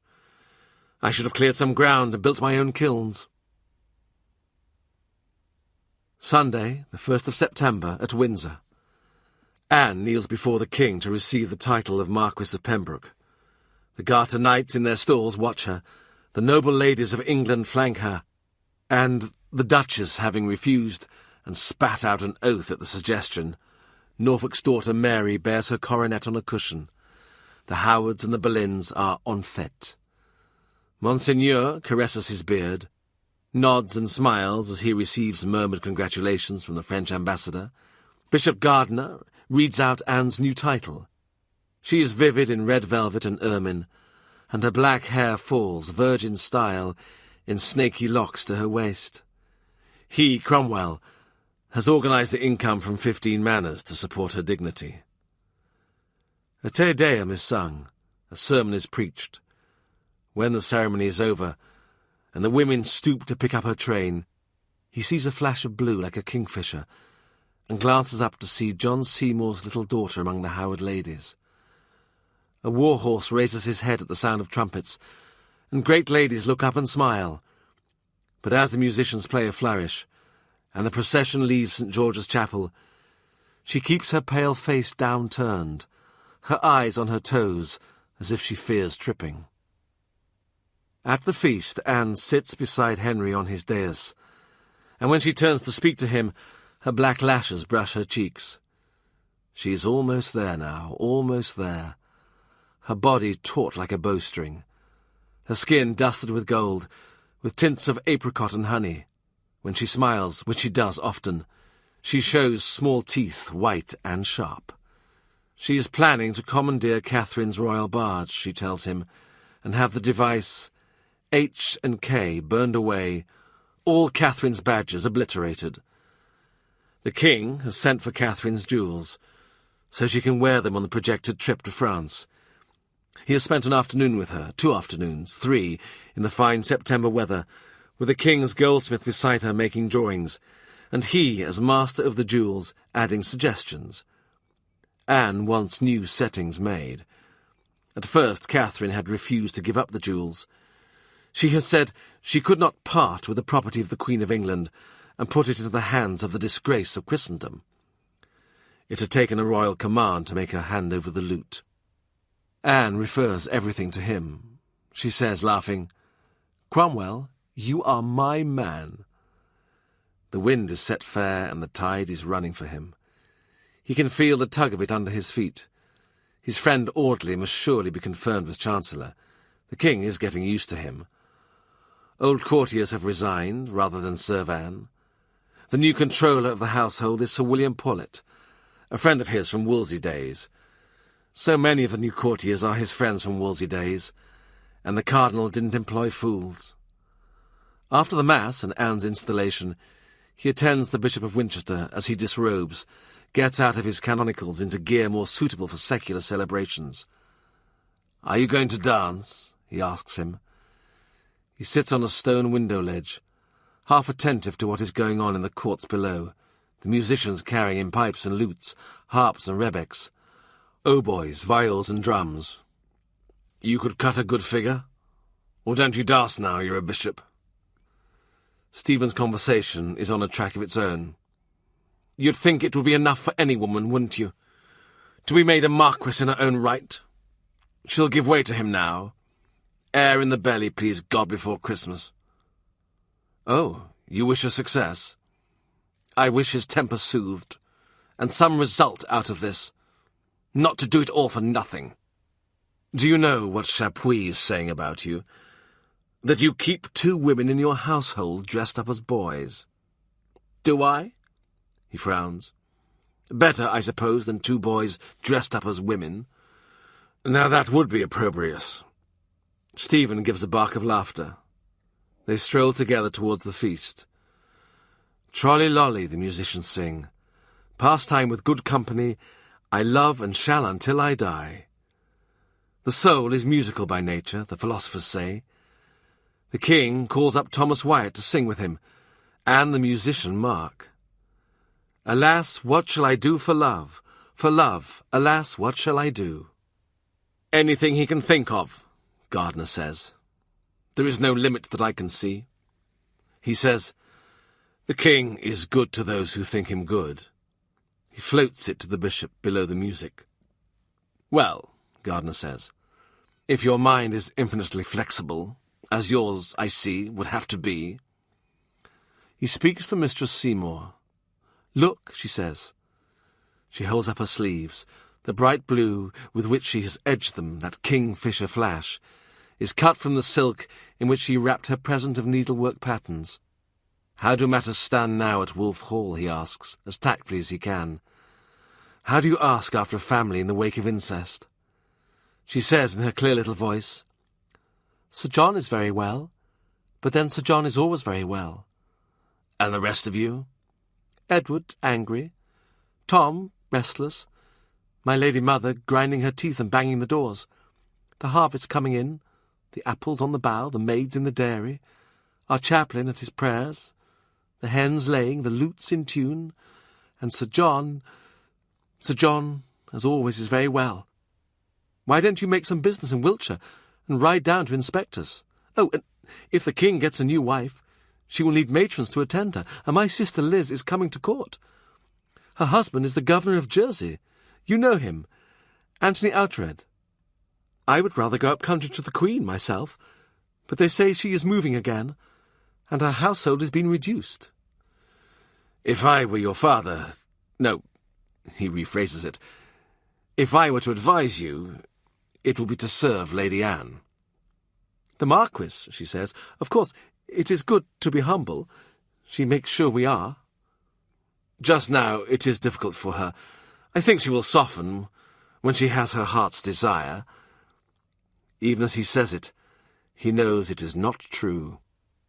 Jane lowers her head, looks up at him from under her eyelids. That is my humble face. Do you think it will serve? He laughs. It would take you anywhere. When the dancers are resting, fanning themselves from the galliards, pavans and almans, he and Wyatt sing the little soldier's air. Scaramella to the war has gone, with his shield, his lance. It is melancholy as songs are, whatever the words when the light is failing and the human voice unaccompanied fades in the shadows of the room. Charles Brandon asks him, What is it about, that song? Is it about a lady? No, it is just about a boy who goes off to war. What are his fortunes? Scaramella Falagala. It's all one big holiday to him. Those were better days, the Duke says, soldiering. The king sings to the lute, his voice strong, true, plangent. As I walked the woods so wild. Some women weep, a little the worse for strong Italian wines. At Canterbury, Archbishop Warham lies cold on a slab. Coins of the realm are laid on his eyelids, as if to seal into his brain for eternity the image of his king. He's waiting to go down under the pavement of the cathedral, in the dank charnel vacancy by Becket's bones. Anne sits still as a statue, her eyes on her lover. Only her restless fingers move. She clutches on her lap one of her little dogs, and her hands run over and over its fur, twisting its curls. As the last note dies, candles are brought in. October, and we are going to Calais, a train 2,000 strong, stretched from Windsor to Greenwich, from Greenwich across the green fields of Kent to Canterbury. To a duke, an entourage of 40, to a marquis 35, to an earl 24, while a viscount must scrape by with 20, and he with Rafe and any clerks he can pack into the ship's rat-holes. The king is to meet his brother France, who intends to oblige him by speaking to the Pope in favour of his new marriage. Francois has offered to marry one of his 3 sons. His 3 sons, how God must love him, to the Pope's niece, Catherine de Medici. He says he will make it a precondition of the match that Queen Catherine is refused leave to appeal her case to Rome, and that his brother England is allowed to settle his marital affairs in his own jurisdiction using his own bishops.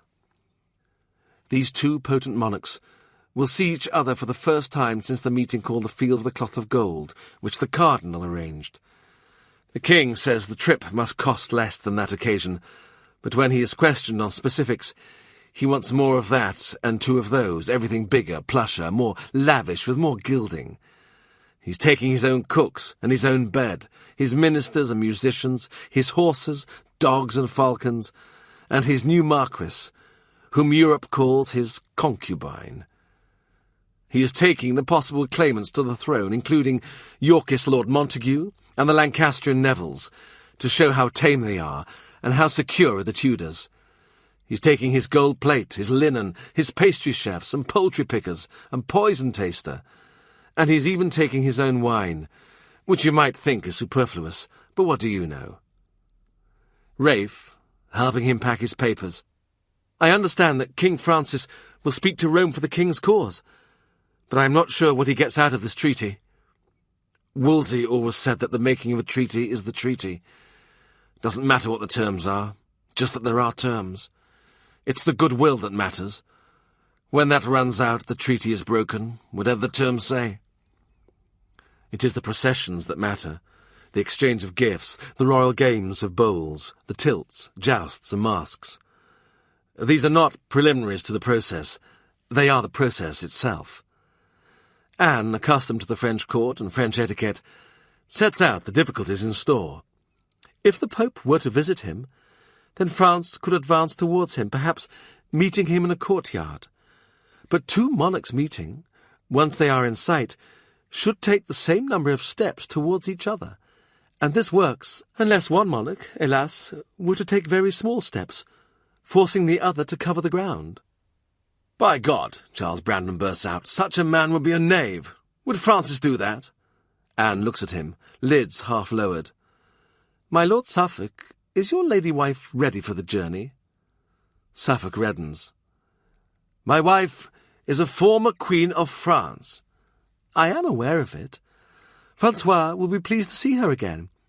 He thought her very beautiful, though of course she was young then." "My sister is beautiful still," Henry says, pacific. But a tempest is boiling up inside Charles Brandon, and it breaks with a yell like a crack of thunder. "You expect her to wait on you? On Boleyn's daughter? Pass you your gloves, madam, and serve you first at dinner? Make your mind up to it. That day will never come." Anne turns to Henry, her hand fastening on his arm. "Before your face, he humiliates me." "Charles," Henry says, "leave us now, and come back when you are master of yourself, not a moment before." He sighs, makes a sign. Cromwell go after him. The Duke of Suffolk is seething and steaming. "Fresh air, my lord," he suggests. Autumn has come already. There is a raw wind from the river. It lifts a flurry of sodden leaves, which flap in their path like the flags of some miniature army. "I always think Windsor is a cold place. Don't you, my lord? I mean the situation, not just the castle." His voice runs on, soothing low. "If I were the king, I would spend more time at the palace in Woking. You know it never snows there. At least, not once in 20 years. "If you were king," Brandon stumps downhill, "if Anne Boleyn can be queen, why not?" I take that back. I should have used a more humble expression. Brandon grunts. "She will never appear, my wife, in the train of that harlot." "My lord, you had better think her chaste. We all do." "Her lady mother trained her up, and she was a great whore, let me tell you. Liz Boleyn, Liz Howard as was. She was the first to take Henry to bed. I know these things. I am his oldest friend. 17, and he didn't know where to put it. His father kept him like a nun. But none of us believe that story now, about Monseigneur's wife. Monseigneur, Christ in heaven! He likes to be called that. It is no harm. Her sister Mary trained her up, and Mary was trained in a brothel. Do you know what they do in France? My lady wife told me. Well, not told me, but she wrote it down for me in Latin.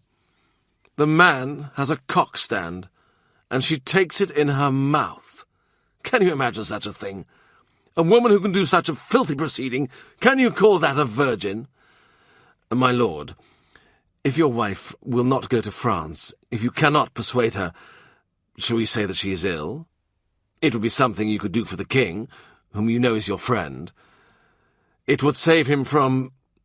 He almost says, from the lady's harsh tongue. But he backs out of that sentence and says something else. It would save face. Brandon nods. They are still heading towards the river, and he tries to check their pace because soon Anne will expect him back with news of an apology. When the Duke turns to him, his face is a picture of misery.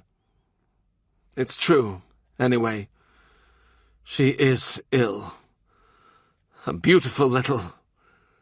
He makes a gesture, his hands cupping the air. All fallen away.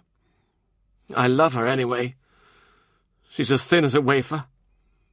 I say to her, Mary, I will wake up one day and I won't be able to find you. I'll take you for a thread in the bed linen. I'm so sorry, he says. He rubs his face. Ah, God. Go back to Harry, will you? Tell him we can't do this. He will expect you to come to Calais if your lady wife cannot. I don't like to leave her, you see. Anne is unforgiving, he says. Hard to please. Easy to offend. My lord, be guided by me. Brandon grunts. We all are. We must be. You do everything, Cromwell. You are everything now. We say, how did it happen? We ask ourselves. The Duke sniffs. We ask ourselves, but by the steaming blood of Christ we have no bloody answer. The steaming blood of Christ. It's an oath worthy of Thomas Howard, the senior Duke. When did he become the interpreter of dukes, their explainers? He asks himself, but he has no bloody answer. When he returns to the king and the queen-to-be, they're looking lovingly into each other's faces. The Duke of Suffolk begs pardon, he says. Yes, yes, the king says. I'll see you tomorrow, but not too early. You would think they were already man and wife. A languorous night before them, filled with marital delights. You would think so, except that he has Mary Boleyn's word for it, that the Marquisate has brought Henry only the right to caress her sister's inner thigh. Mary tells him this, and doesn't even put it in Latin. Whenever she spends time alone with the king, Anne reports back to her relations, no detail spared. You have to admire her, her measured exactness, her restraint. She uses her body like a soldier, conserving its resources. Like one of the masters in the anatomy school at Padua, she divides it up and names every part, this my thigh, this my breast, this my tongue.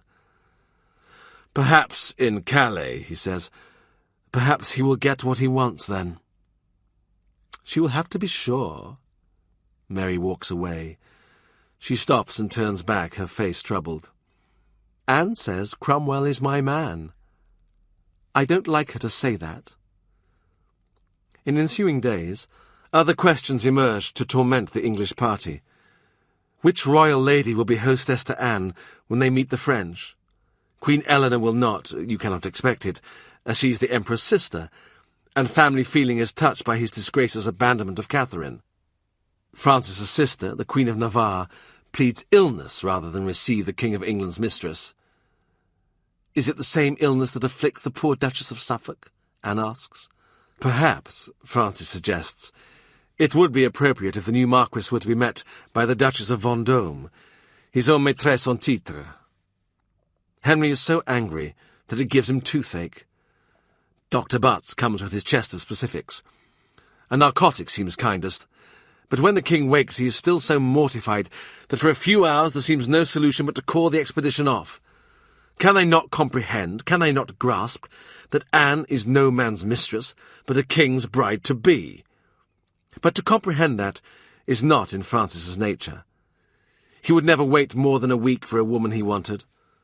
Pattern of chivalry, he, most Christian king. All he understands, Henry bellows, is rutting like a stag. But I tell you, when his rut is done, the other hearts will put him down. Ask any hunter. It is suggested, finally, that the solution will be to leave the future queen behind in Calais, on English soil where she can suffer no insult, while the king meets Francis in Boulogne. Calais, a small city, should be more easily contained than London, even if people line up at the harbour side to shout, "Putain!" and "Great whore of England." If they sing obscene songs, we will simply refuse to understand them.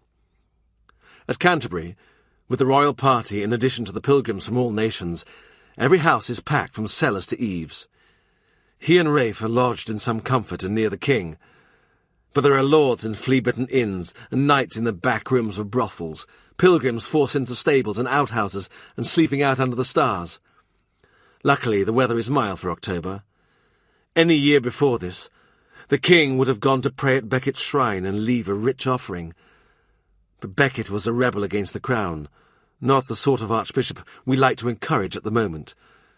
In the cathedral the incense is still hanging in the air from Warham's interment, and prayers for his soul are a constant drone like the buzz of 1,000 hives. Letters have gone to Cranmer, lying somewhere in Germany at the Emperor's travelling court. Anne has begun to refer to him as the Archbishop-elect. No one knows how long he'll take getting home. With his secret, Rafe says. Of course, he says, his secret, written down the side of the page. Rafe visits the shrine.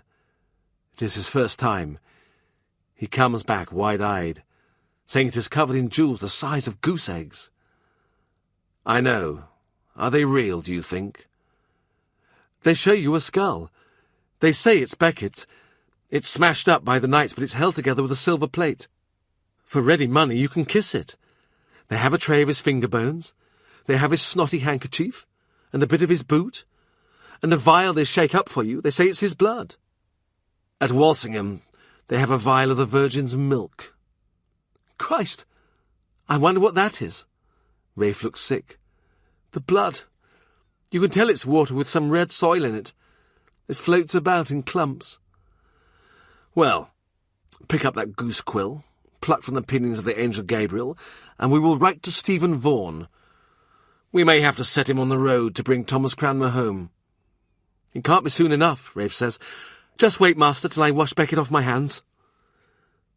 Though he will not go to the shrine, the king wants to show himself to the people, Anne by his side.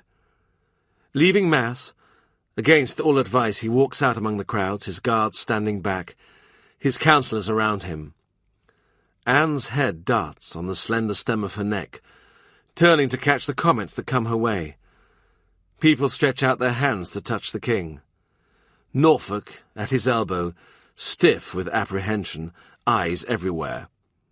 I don't care for this proceeding, Master Cromwell. He himself, having once been quick with a knife, is alert for movements below the eye-line.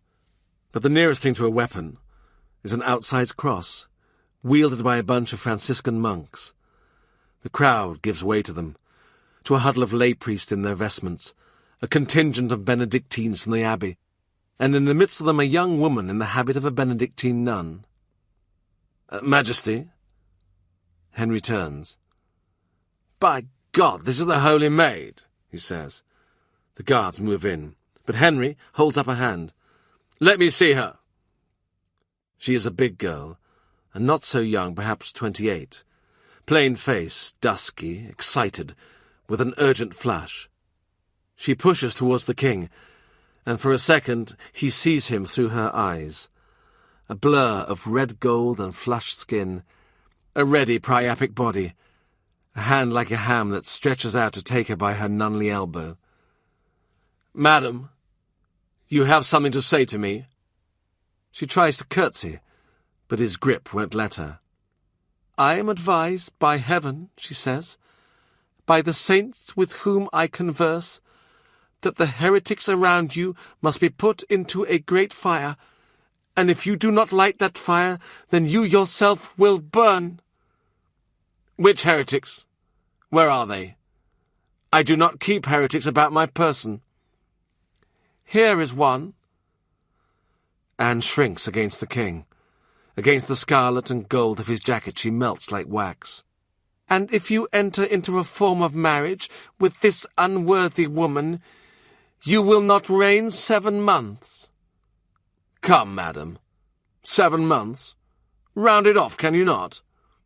What sort of prophet says 7 months? "That is what heaven tells me." "And when the 7 months are up, who will replace me? Speak up. Say who you would like to be king instead of me." The monks and priests are trying to draw her away. This was not part of their plan. "Lord Montague, he is of the blood. The Marquis of Exeter, he is blood royal." She in turn tries to pull away from the king. "I see your lady mother," she says, "surrounded by pale fires." Henry drops her, as if her flesh were hot. "My mother? Where?" "I have been looking for the Cardinal of York. I have searched heaven, hell, and purgatory, but the Cardinal is not there." "Surely she is mad," Anne says. "She is mad and must be whipped. If she is not, she must be hanged." One of the priests says, "Madam, she is a very holy person. Her speech is inspired." "Get her out of my way," Anne says. "Lightning will strike you," the nun tells Henry.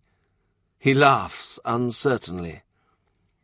Norfolk erupts into the group, teeth clenched, fist raised.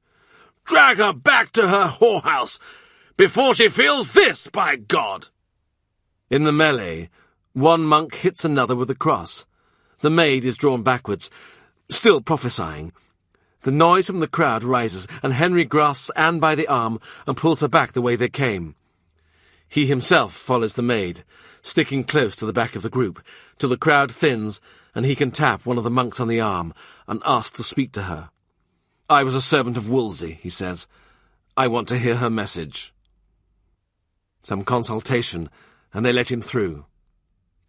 "Sir," she says, "could you try again to find the cardinal, if I were to make an offering?" She shrugs. One of the Franciscans says, "It would have to be a substantial offering." "Your name is?" "I am Father Risby." "I can no doubt meet your expectations. I am a wealthy man." "Would you want simply to locate the soul, to help your own prayers, or were you thinking in terms of a chantry, perhaps an endowment?" "Whatever you recommend. But of course I'd need to know he wasn't in hell. There'll be no point throwing away good masses on a hopeless case." "I'll have to talk to Father Bocking," the girl says. "Father Bocking is this lady's spiritual director." He inclines his head. "Come again and ask me," the girl says. She turns and is lost in the crowd. He parts with some money there and then to the entourage, for Father Bocking, whoever he may be. As it seems, Father Bocking does the price list and keeps the accounts. The nun has plunged the king into gloom. How would you feel if you were told you'd be struck by lightning? By evening he complains of a headache, a pain in his face and jaw. "Go away," he tells his doctors. "You can never cure it, so why should you now? And you, madam," he says to Anne, "have your ladies put you to bed. I do not want chatter. I cannot stand piercing voices." Norfolk grumbles under his breath. The Tudor. Always something the matter with him. At Austin Friars, if anyone gets a sniffle or a sprain, the boys perform an interlude called "If Norfolk Were Dr. Butts." Got a toothache? Pull them out. Trapped your finger? Hack your hand off. Pain in the head? Slice it off, you've got another. Now Norfolk pauses, in backing out of the presence. "Majesty, she didn't say the lightning would in fact kill you." "No more did she," Brandon says cheerily.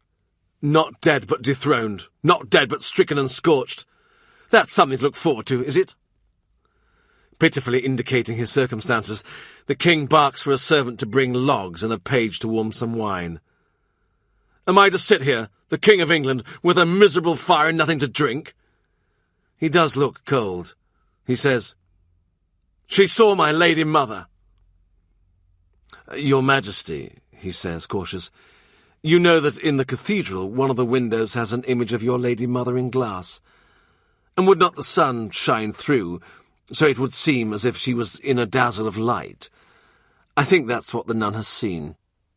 "You don't believe these visions?" "I think perhaps she can't tell what she sees in the outside world from what is inside her head. Some people are like that. She is to be pitied, perhaps, though not too much." The king frowns. "But I loved my mother," he says.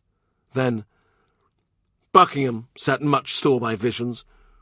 He had a friar who prophesied for him, told him he would be king." He does not need to add, Buckingham was a traitor and is more than 10 years dead.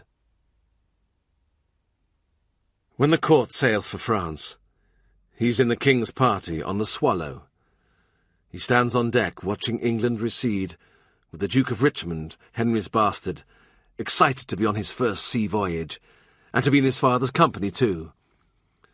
Fitzroy is a handsome boy of 13, fair-haired, tall for his age but slender. Henry, as he must have been as a young prince, and endowed with a proper sense of himself and his own dignity. "Master Cromwell," he says, "I have not seen you since the cardinal came down." A moment's awkwardness.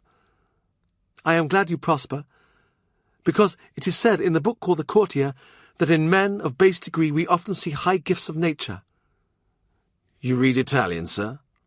"No, but parts of that book have been put into English for me. It is a very good book for me to read." A pause.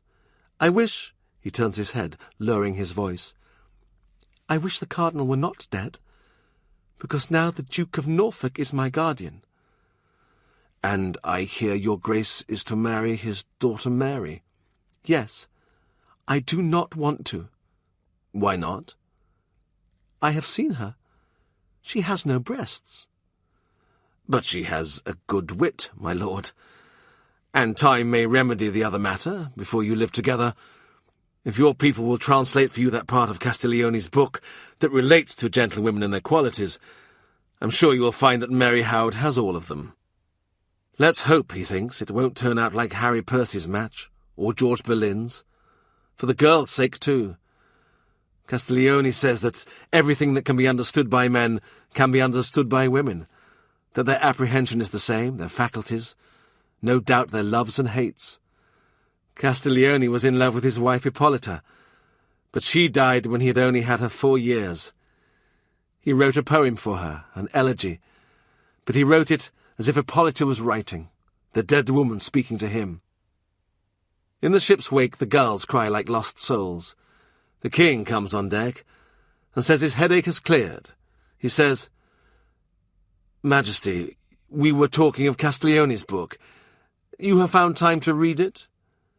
"Indeed. He extols prezzatura, the art of doing everything gracefully and well, without the appearance of effort. A quality princes should cultivate, too," he adds, rather dubious. "King Francis has it." "Yes, but besides prezzatura, one must exhibit at all times a dignified public restraint. I was thinking I might commission a translation as a gift for my Lord Norfolk." It must be in his mind, the picture of Thomas Howard in Canterbury, threatening to punch the holy nun. Henry grins. "You should do it." Well, if he would not take it as a reproach. Castiglione recommends that a man should not curl his hair nor pluck his eyebrows, and you know my lord does both. The princeling frowns at him. "My lord of Norfolk?" Henry unleashes an unregal yell of laughter, neither dignified nor restrained. It is welcome to his ears. The ship's timbers creak. The king steadies himself with a hand on his shoulder. The wind stiffens the sails. The sun dances over the water. An hour, and we will be in port. Calais, this outpost of England, her last hold on France, is a town where he has many friends, many customers, many clients. He knows it, Watergate and Lantern Gate, St. Nicholas Church and Church of Our Lady. He knows its towers and bulwarks, its markets, courts and quays, Staple Inn where the governor lodges, and the houses of the Wethill and Wingfield families, houses with shady gardens where gentlemen live in pleasant retreat from an England they claim they no longer understand. He knows the fortifications, crumbling, and beyond the city walls the lands of the Pale, its woods, villages and marshes, its sluices, dykes and canals. He knows the road to Boulogne and the road to Gravelines, which is the Emperor's territory, and he knows that either monarch, Francis or Charles, could take this town with one determined push. The English have been here for 200 years, but in the streets now you hear more French and Flemish spoken. The governor greets his majesty. Lord Berners, old soldier and scholar, is the pattern of old-fashioned virtue, and if it were not for his limp and his evident anxiety about the vast expenses he's about to incur, he will be straight out of the book called The Courtier. He's even arranged to lodge the king and the marquis in rooms with an interconnecting door. "I think that will be very suitable, my lord," he says, "as long as there is a sturdy bolt on both sides." Because Mary told him before they left dry land. Till now she wouldn't, but now she would, but he won't. He tells her he must be sure that if she gets a child, it's born in wedlock. The monarchs are to meet for 5 days in Boulogne, then 5 days in Calais. Anne is aggrieved at the thought of being left behind. He can see by her restlessness that she knows this is a debatable land, where things might happen you cannot foretell. Meanwhile, he has private business to transact. He leaves even Rafe behind and slips away to an inn in a back court off Corkwell Street. It is a low sort of place and smells of wood smoke, fish and mould. On a side wall is a watery mirror, through which he glimpses his own face, pale, only his eyes alive. For a moment it shocks him. You do not expect to see your own image in a hovel like this. He sits at a table and waits. After 5 minutes, there is a disturbance of the air at the back of the room, but nothing happens. He has anticipated they will keep him waiting. To pass the time, he runs over in his head the figures for last year's receipts to the king from the Duchy of Cornwall. He's about to move on to the figures submitted by the Chamberlain of Chester when a dark shape materializes and resolves itself into the person of an old man in a long gown. He totters forward, and in time 2 others follow him. You could change any one for the other. Hollow coughs, long beards. According to some precedents which they negotiate by grunting, they take their seats on a bench opposite. He hates alchemists. And these look like alchemists to him. Nameless splashes on their garments, watering eyes, vapour-induced sniffles. He greets them in French. They shudder, and one of them asks in Latin if they are not going to have anything to drink. He calls for the boy, and asks him without much hope what he suggests. "Drink somewhere else," the boy offers. A jug of something vinegary comes. He lets the old men drink deeply before he asks, "Which of you is Maître Camillo?" They exchange glances. It takes them as long as it takes the grey eye to pass their single shared eye. "Maître Camillo has gone to Venice." "Why?" Some coughing. "For consultations." "But he does mean to return to France?" "Quite likely." "The thing you have, I want it for my master." A silence. How would it be, he thought, if I take the wine away till they say something useful? But one preempts him, snatching up the jug. His hand shakes and the wine washes over the table. The others bleat with irritation. "I thought you might bring drawings," he says. They look at each other. "Oh, no." "But there are drawings." "Not as such." The spilt wine begins to soak into the splintered wood. They sit in miserable silence and watch this happen. One of them occupies himself in working his finger through a moth hole in his sleeve. He shouts to the boy for a second jug. "We do not wish to disoblige you," the spokesman says. "You must understand that Maitre Camillo is, for now, under the protection of King Francis." "He intends to make a model for him?" "That is possible." "A working model?" "Any model would be, by its nature, a working model." "Should he find the terms of his employment in the least unsatisfactory, my master Henry would be happy to welcome him in England." There is another pause, till the jug is fetched and the boy has gone. This time he does the pouring himself. The old men exchange glances again, and one says, "The Magister believes he would dislike the English climate. The fogs, and also the whole island is covered with witches." The interview has been unsatisfactory, but one must begin somewhere. As he leaves, he says to the boy, "You might go and swab the table." "I may as well wait till they've upset the second jug, monsieur." "True. Take them in some food. What do you have?" "Pottage. I won't recommend it. It looks like what's left when a horse washed her shift." "I never knew the Calais girls to wash anything. Can you read?" "A little." "Write?" "No, monsieur." "You should learn. Meanwhile, use your eyes. If anyone else comes to talk to them, if they bring out any drawings, parchments, scrolls, anything of that kind, I want to know." The boy says, "What is it, monsieur? What are they selling?" He almost tells him. What harm could it do? But then, in the end, he can't think of the right words. Part-way through the talks in Boulogne, he has a message that Francis would like to see him. Henry deliberates before giving him permission. Face to face, monarchs should deal only with fellow monarchs, and lords and churchmen of high rank. Since they landed, Brandon and Howard, who were friendly enough on board ship, have been distant with him, as if to make it quite clear to the French that they accord him no status.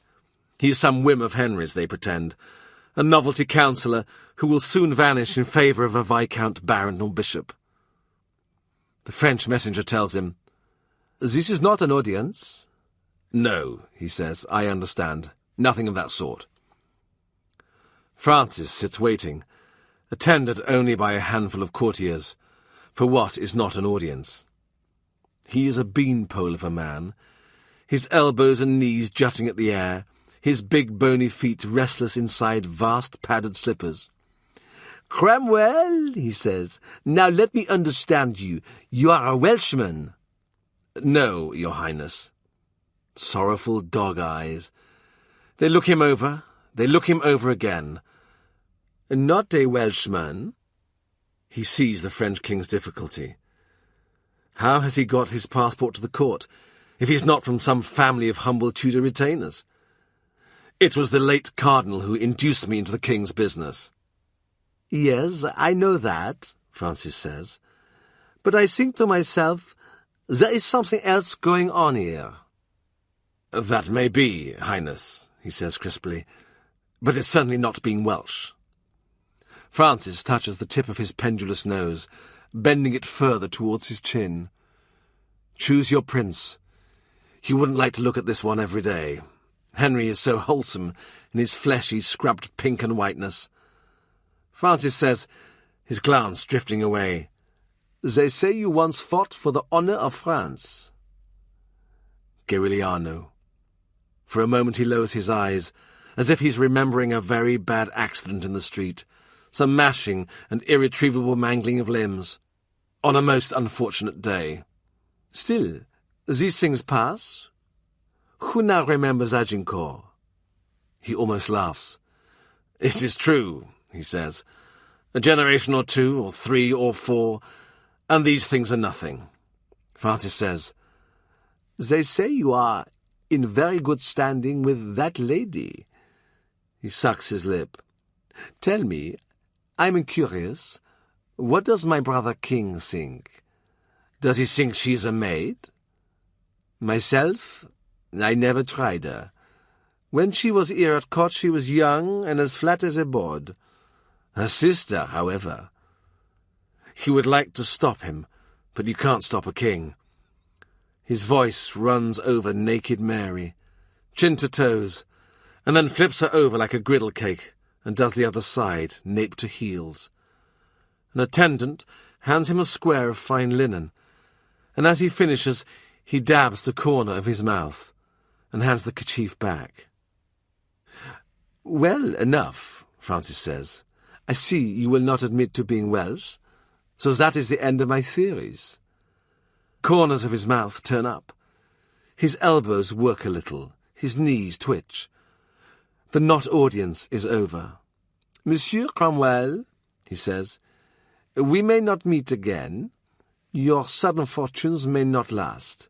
So come, give me your hand like a soldier of France, and put me in your prayers."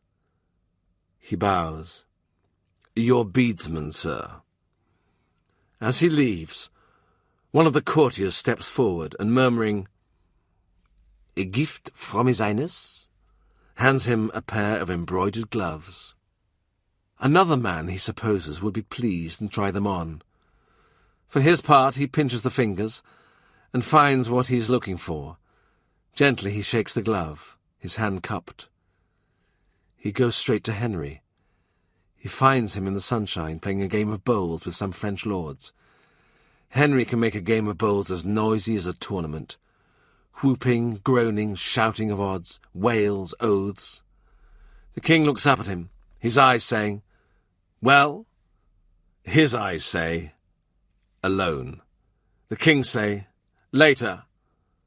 And not a word is spoken, but all the time the king keeps up his joking and backslapping, and he straightens up, watching his wood glide over the shorn grass, and points in his direction. "You see this counsellor of mine? I warn you, never play any game with him, for he will not respect your ancestry. He has no coat of arms and no name, but he believes he is bred to win." One of the French lords says, "To lose gracefully is an art that every gentleman cultivates." "I hope to cultivate it too," he says. "If you see an example I might follow, please point it out." For they are all, he notices, intent on winning this game, on taking a piece of gold from the King of England. Gambling is not a vice, if you can afford to do it. Perhaps I could issue him with gaming tokens, he thinks, redeemable only if presented in person at some office in Westminster, with tortuous paperwork attached, and fees to clerks, and a special seal to be affixed. That would save us some money. But the king's wood moves smoothly towards the marker ball. Henry is winning the game anyway. From the French, a spatter of polite applause. When he and the king are alone, he says, "Here's something you will like." Henry likes surprises. With a thick forefinger, his pink, clean English nail, he nudges the ruby about on the back of his hand. "It is a good stone," he says. "I'm a judge of these things." A pause. "Who is the principal goldsmith here? Ask him to wait on me. It's a dark stone. Francis will know it again. I will wear it on my own finger before our meetings are done. France shall see how I am served." He is in high good humour. "However, I shall give you the value." He nods to dismiss him. "Of course, you will compound with the goldsmith to put a higher valuation on it, and arrange to split the profit with him. But I shall be liberal in the matter." "Arrange your face." The king laughs. "Why would I trust a man with my business, if he could not manage his own? One day Francis will offer you a pension. You must take it. By the way, what did he ask you?" "He asked if I were Welsh. It seemed a great question with him. I was sorry to be so disappointing." "Oh, you are not disappointing," Henry says. "But the moment you are, I will let you know." 2 hours, 2 kings. What do you know, Walter? He stands in the salty air, talking to his dead father. When Francis comes back with his brother king to Calais, it is Anne who leads him out to dance after the evening's great feast. There is colour in her cheeks, and her eyes sparkle behind her gilded mask. When she lowers the mask and looks at the King of France, she wears a strange half-smile, not quite human, as if behind the mask were another mask. You can see his jaw drop. You can see him begin to drool. She entwines her fingers with his and leads him to a window seat. They speak in French for an hour, whispering, his sleek dark head leaning towards her. Sometimes they laugh, looking into each other's eyes. No doubt they are discussing the new alliance. He seems to think she has another treaty tucked down her bodice. Once Frances lifts her hand. She pulls back, half resisting, and for one moment it seems he intends to lay her little fingers upon his unspeakable codpiece. Everyone knows that Frances has recently taken the mercury cure, but no one knows if it has worked. Henry is dancing with the wives of Calais notables, Gig, Saltarello. Charles Brandon, his sick wife forgotten, is making his partners scream by throwing them in the air so that their skirts fly up. But Henry's glance keeps straying down the hall to Anne, to Frances. His spine is stiff with his personal terror. His face expresses smiling agony. Finally he thinks, I must end this. Can it be true, he wonders, that as a subject should I really love my king? He ferrets Norfolk out of the dark corner where he is hiding, for fear that he should be commanded to partner the governor's wife. My lord, fetch your niece away. She has done enough diplomacy. Our king is jealous. What? What the devil is his complaint now? Yet Norfolk sees at a glance what is happening. He swears and crosses the room. Through the dancers, not round them, he takes Anne by her wrist, bending it back as if to snap it. By your leave, Highness. My lady, we shall dance. He jerks her to her feet. Dance they do, though it bears no relation to any dance seen in any hall before this. On the Duke's part, a thundering with demon hooves. On her part, a blanched caper, one arm held like a broken wing. He looks across at Henry. The king's face expresses a sober, righteous satisfaction. Anne should be punished. And by whom except her kin? The French lords huddle together, sniggering. Frances looks on with narrowed eyes. That night, the king withdraws from company early, dismissing even the gentlemen of his privy chamber. Only Henry Norris is in and out, trailed by an underling carrying wine, fruit, a large quilt, then a pan of coals. It has turned chilly. The women, in their turn, have become brisk and snappish. Anne's raised voice has been heard. Doors slam. As he is talking to Thomas Wyatt, Mr. Shelton comes careering towards him. My lady wants a Bible. Master Cromwell can recite the whole Testament, Wyatt says helpfully. The girl looks agonized. I think she wants it to swear on. In that case, I'm no use to her. Wyatt catches her hands. Who's going to keep you warm tonight, young Shelton? She pulls away from him, shoots off in pursuit of the scriptures. I'll tell you who. Henry Norris. He looks after the girl. She draws lots. I've been lucky. The king? Perhaps. Recently? Anne would pull out their hearts and roast them. He feels he should not go far, in case Henry calls for him. He finds a corner for a game of chess with Edward Seymour. Between moves, "Your sister Jane," he says. Odd little creature, isn't she? What age would she be? I don't know, 20 or so. She walked around at Wolf Hall saying, "These are Thomas Cromwell's sleeves." Nobody knew what she was talking about. He laughs, very pleased with herself. Has your father made a match for her? There was some talk of... He looks up. Why do you ask? Just distracting you. Tom Seymour bursts through the door. Good evening, Grandfer, he shouts at his brother. He knocks his cap off and ruffles his hair. There are women waiting for us. My friend here advises not.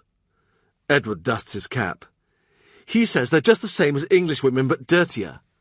Voice of experience, Tom says. Edward resettles his cap primly. How old would our sister Jane be? 21? 22? Why? Edward looks down at the board, reaches for his queen. He sees how he's trapped. He glances up in appreciation. How did you manage that? Later, he sits with a blank piece of paper before him. He means to write a letter to Cranmer and cast it to the four winds, send it searching through Europe. He picks up his pen, but does not write. He revisits in his mind his conversation with Henry about the ruby.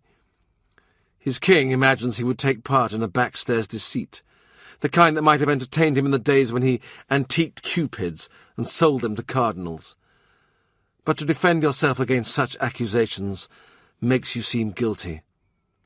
If Henry does not fully trust him, is it surprising? A prince is alone, in his council chamber, in his bedchamber, and finally in hell's antechamber, stripped, as Harry Percy said, for judgment. This visit has compacted the court's quarrels and intrigues, trapped them in the small space within the town's walls, and travellers have become as intimate with each other as cards in a pack. Contiguous, but their paper eyes blind. He wonders where Tom Wyatt is, and in what sort of trouble. He doesn't think he can sleep, though not because he's worried about Wyatt. He goes to the window. The moon, as if disgraced, trails rags of black cloud. In the gardens, torches burn in wall brackets, but he walks away from the light. The faint push and pull of the ocean is steady and insistent as his own heartbeat. He knows he shares this darkness, and within a moment there is a footstep, a rustle of skirts, a faint breathy gulp, a hand sliding on his arm. "You?" Mary says.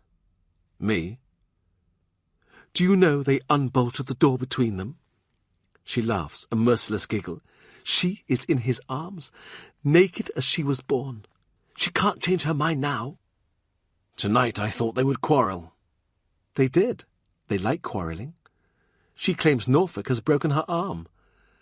Henry called her a Magdalene, and some other names I forget. I think they were Roman ladies, not Lucrece."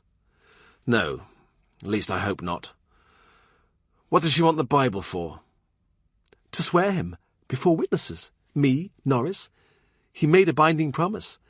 They are married in God's sight, and he swears he will marry her again in England and crown her queen when spring comes." He thinks of the nun at Canterbury. If you enter into a form of marriage with this unworthy woman, you will not reign 7 months. "So now," Mary says, "it is just a question of whether he will find he is able to do the deed." "Mary," he takes her hand, "don't frighten me." "Henry is timid. He thinks you expect a kingly performance. But if he is shy, Anne will know how to help." She adds carefully, "I mean to say I have advised her." She slides her hand onto his shoulder. "So now, what about us? It has been a weary struggle to bring them here. I think we have earned our recreation." No answer. "You're not still frightened of my Uncle Norfolk?" "Mary, I am terrified of your Uncle Norfolk." Still, that's not the reason why he hesitates, not quite pulling away. Her lips brush his. She asks, "What are you thinking?"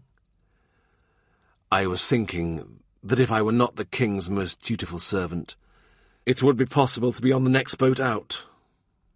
"Where would we go?" He doesn't remember inviting a friend. "East.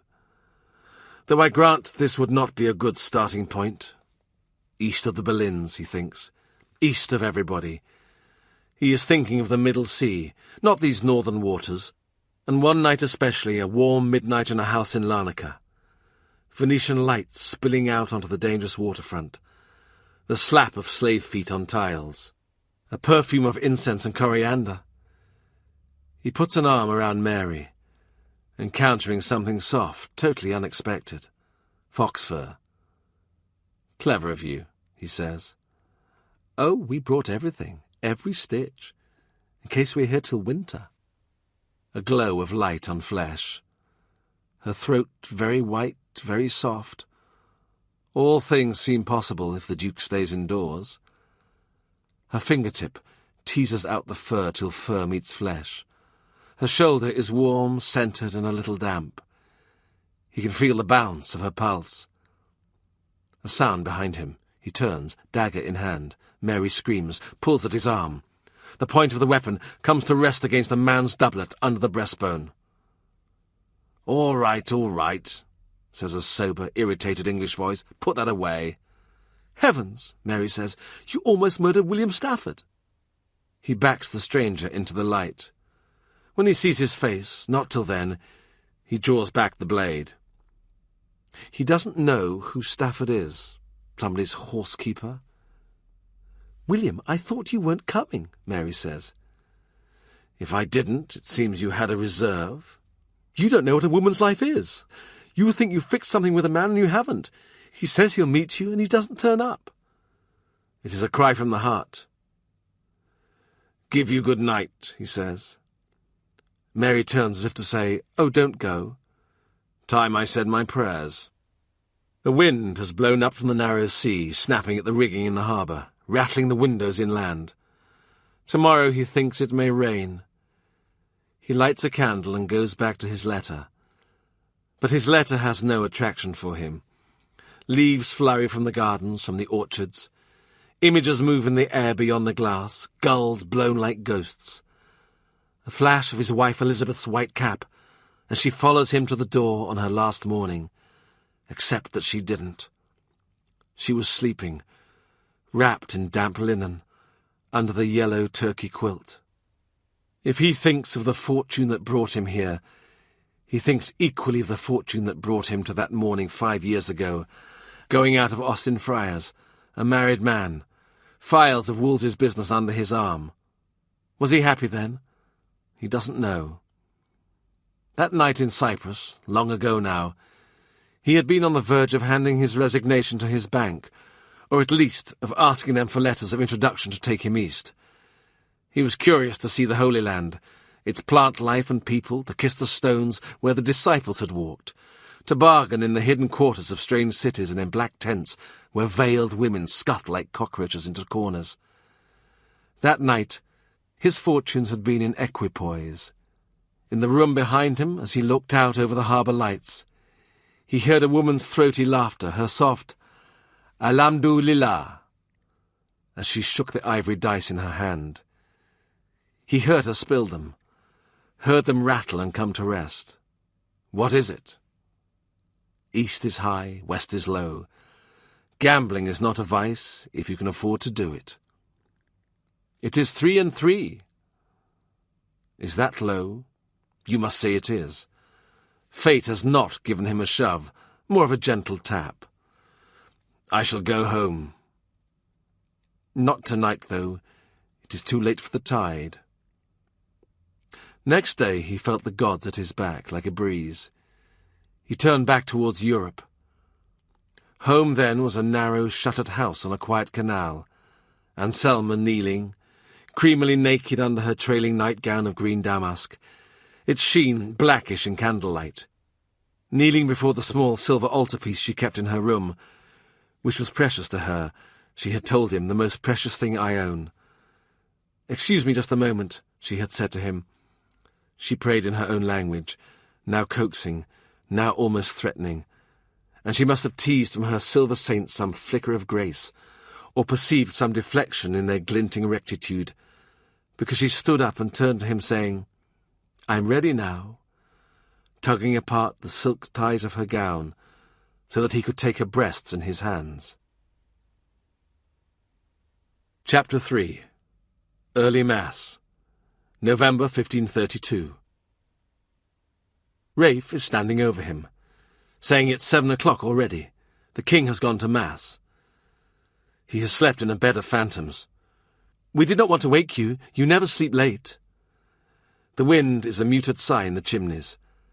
A handful of rain like gravel rattles against the window, swirls away, and is thrown back again. "We may be in Calais for some time," he says. When Wolsey had gone to France 5 years ago, he had asked him to watch the situation at court, and to pass on a report of when the king and Anne went to bed. He had said, "How will I know when it happens?" The cardinal had said, "I should think you will know by his face."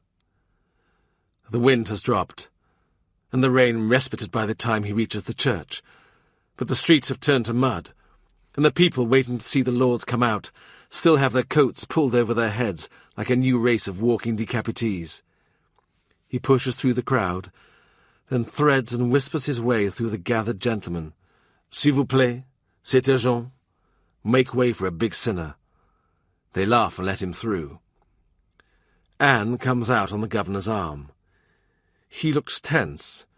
It seems his gout is troubling him, but he is attentive to her, murmuring pleasantries to which he gets no response. Her expression is adjusted to a careful blankness.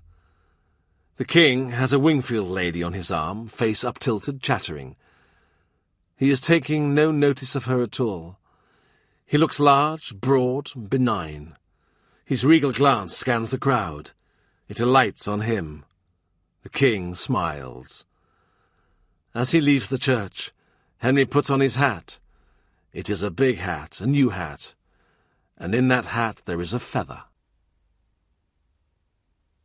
Part 5, Chapter 1. Anna Regina, 1533. The two children sit on a bench in the hall of Austin Friars. They are so small that their legs stick straight out in front of them, and as they are still in smocks, one cannot tell their sex. Under their caps, their dimpled faces beam. That they look so fat and contented is a credit to the young woman, Helen Barr, who now unwinds the thread of her tale. Daughter of a bankrupt small merchant out of Essex, wife of one Matthew Barr, who beat her and deserted her. "Leaving me," she says, indicating, "with that one in my belly." The neighbours are always coming at him with parish problems. Unsafe cellar doors, a noisome goose house, a husband and wife who shout and bang pans all night, so the next house can't get to sleep. He tries not to fret if these things cut into his time, and he minds Helen less than a goose house. Mentally, he takes her out of cheap shrunken wool and redresses her in some figured velvet he saw yesterday, 6 shillings the yard. Her hands, he sees, are skinned and swollen from rough work. He supplies kid gloves. "Though when I say he deserted me, it may be that he is dead. He was a great drinker and a brawler. A man who knew him told me he came off worst in a fight, and I should seek him at the bottom of the river. But someone else saw him on the quays at Tilbury with a travelling bag. So which am I, wife or widow?" "I will look into it, though I think you would rather I didn't find him. How have you lived?" "When he went first, I was stitching for a sailmaker. Since I came up to London to search, I've been hurrying out by the day. I've been in the laundry at a convent near Paul's, helping at the yearly wash of their bed linen. They find me a good worker. They say they will give me a pallet in the attics, but they won't take the children." Another instance of the church's charity. He runs up against them all the time. "We cannot have you a slave to a set of hypocrite women. You must come here. I am sure you will be useful. The house is filling up all the time, and I am building, as you see." She must be a good girl, he thinks, to turn her back on making a living in the obvious way. If she walked along the street, she wouldn't be short of offers. "They tell me you would like to learn to read, so you can read the gospel." "Some women I met took me to what they call a night school. It was in a cellar at Broadgate. Before that, I knew Noah, the 3 kings and Father Abraham, but St. Paul I'd never heard of. At home on our farm we had pucks who used to turn the milk and blow up thunderstorms, but I'm told they're not Christians. I wish we had stayed farming for all that. My father was no hand at town life." Her eyes, anxious, follow the children. They've launched themselves off the bench and toddled across the flagstones to see the picture that's growing on the wall, and their every step causes her to hold her breath. The workman is a German, a young boy Hans recommended for a simple job, and he turns around, he speaks no English, to explain to the children what he is doing. A rose, 3 lions, see them jump, 2 blackbirds. "Red!" the elder child cries. "She knows colours," Helen says, pink with pride. "She's also beginning on 1, 2, 3. The space where the arms of Wolsey used to be is being repainted, with his own newly granted arms. Azure, on a fess between 3 lions rampant, or a rose gules, barbed ware, between 2 Cornish chuffs proper.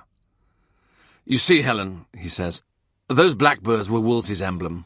He laughs. There are people who hoped they would never see them again. There are other people of our sort who do not understand it. You mean night school people? They say, how can a man who loves the gospel have loved such a man as that? I never liked his haughty manners, you know, and his processions every day, the state he kept. And yet there was never a man more active in the service of England since England began. And also, he says sadly, when you came into his confidence, he was a man of such grace and ease. Helen, can you come here today? He's thinking of those nuns and the yearly wash of their bed linen. He's imagining the cardinal's appalled face. Laundry women followed his train as whores follow an army, hot from their hour-by-hour exertions. At York Place, he had a bath made, deep enough for a man to stand up in it, the room heated by a stove such as you find in the Low Countries, and many a time he had negotiated business with the cardinal's bobbing, boiled-looking head. Henry has taken it over now, and splashes about in it with favoured gentlemen who submit to being ducked under the water and half-drowned by their lord, if his mood takes him that way. The painter offers the brush to the elder child. Helen glows. "Careful, darling," she says. A blob of blue is applied. "You are a little adept," the painter says. "Gefällt es Ihnen, Herr Cromwell? Sind Sie stolz darauf?" He says to Helen, he asks if I am pleased and proud. She says, if you are not, your friends will be proud for you. I'm also translating, he thinks, if not language to language, then person to person. Anne to Henry, Henry to Anne. Those days when he wants soothing, and she is as prickly as a holly bush. Those times, they do occur, when his gaze strays after another woman, and she follows it, and storms off to her own apartments. He, Cromwell, goes about like some public poet, carrying assurances of desire each to each.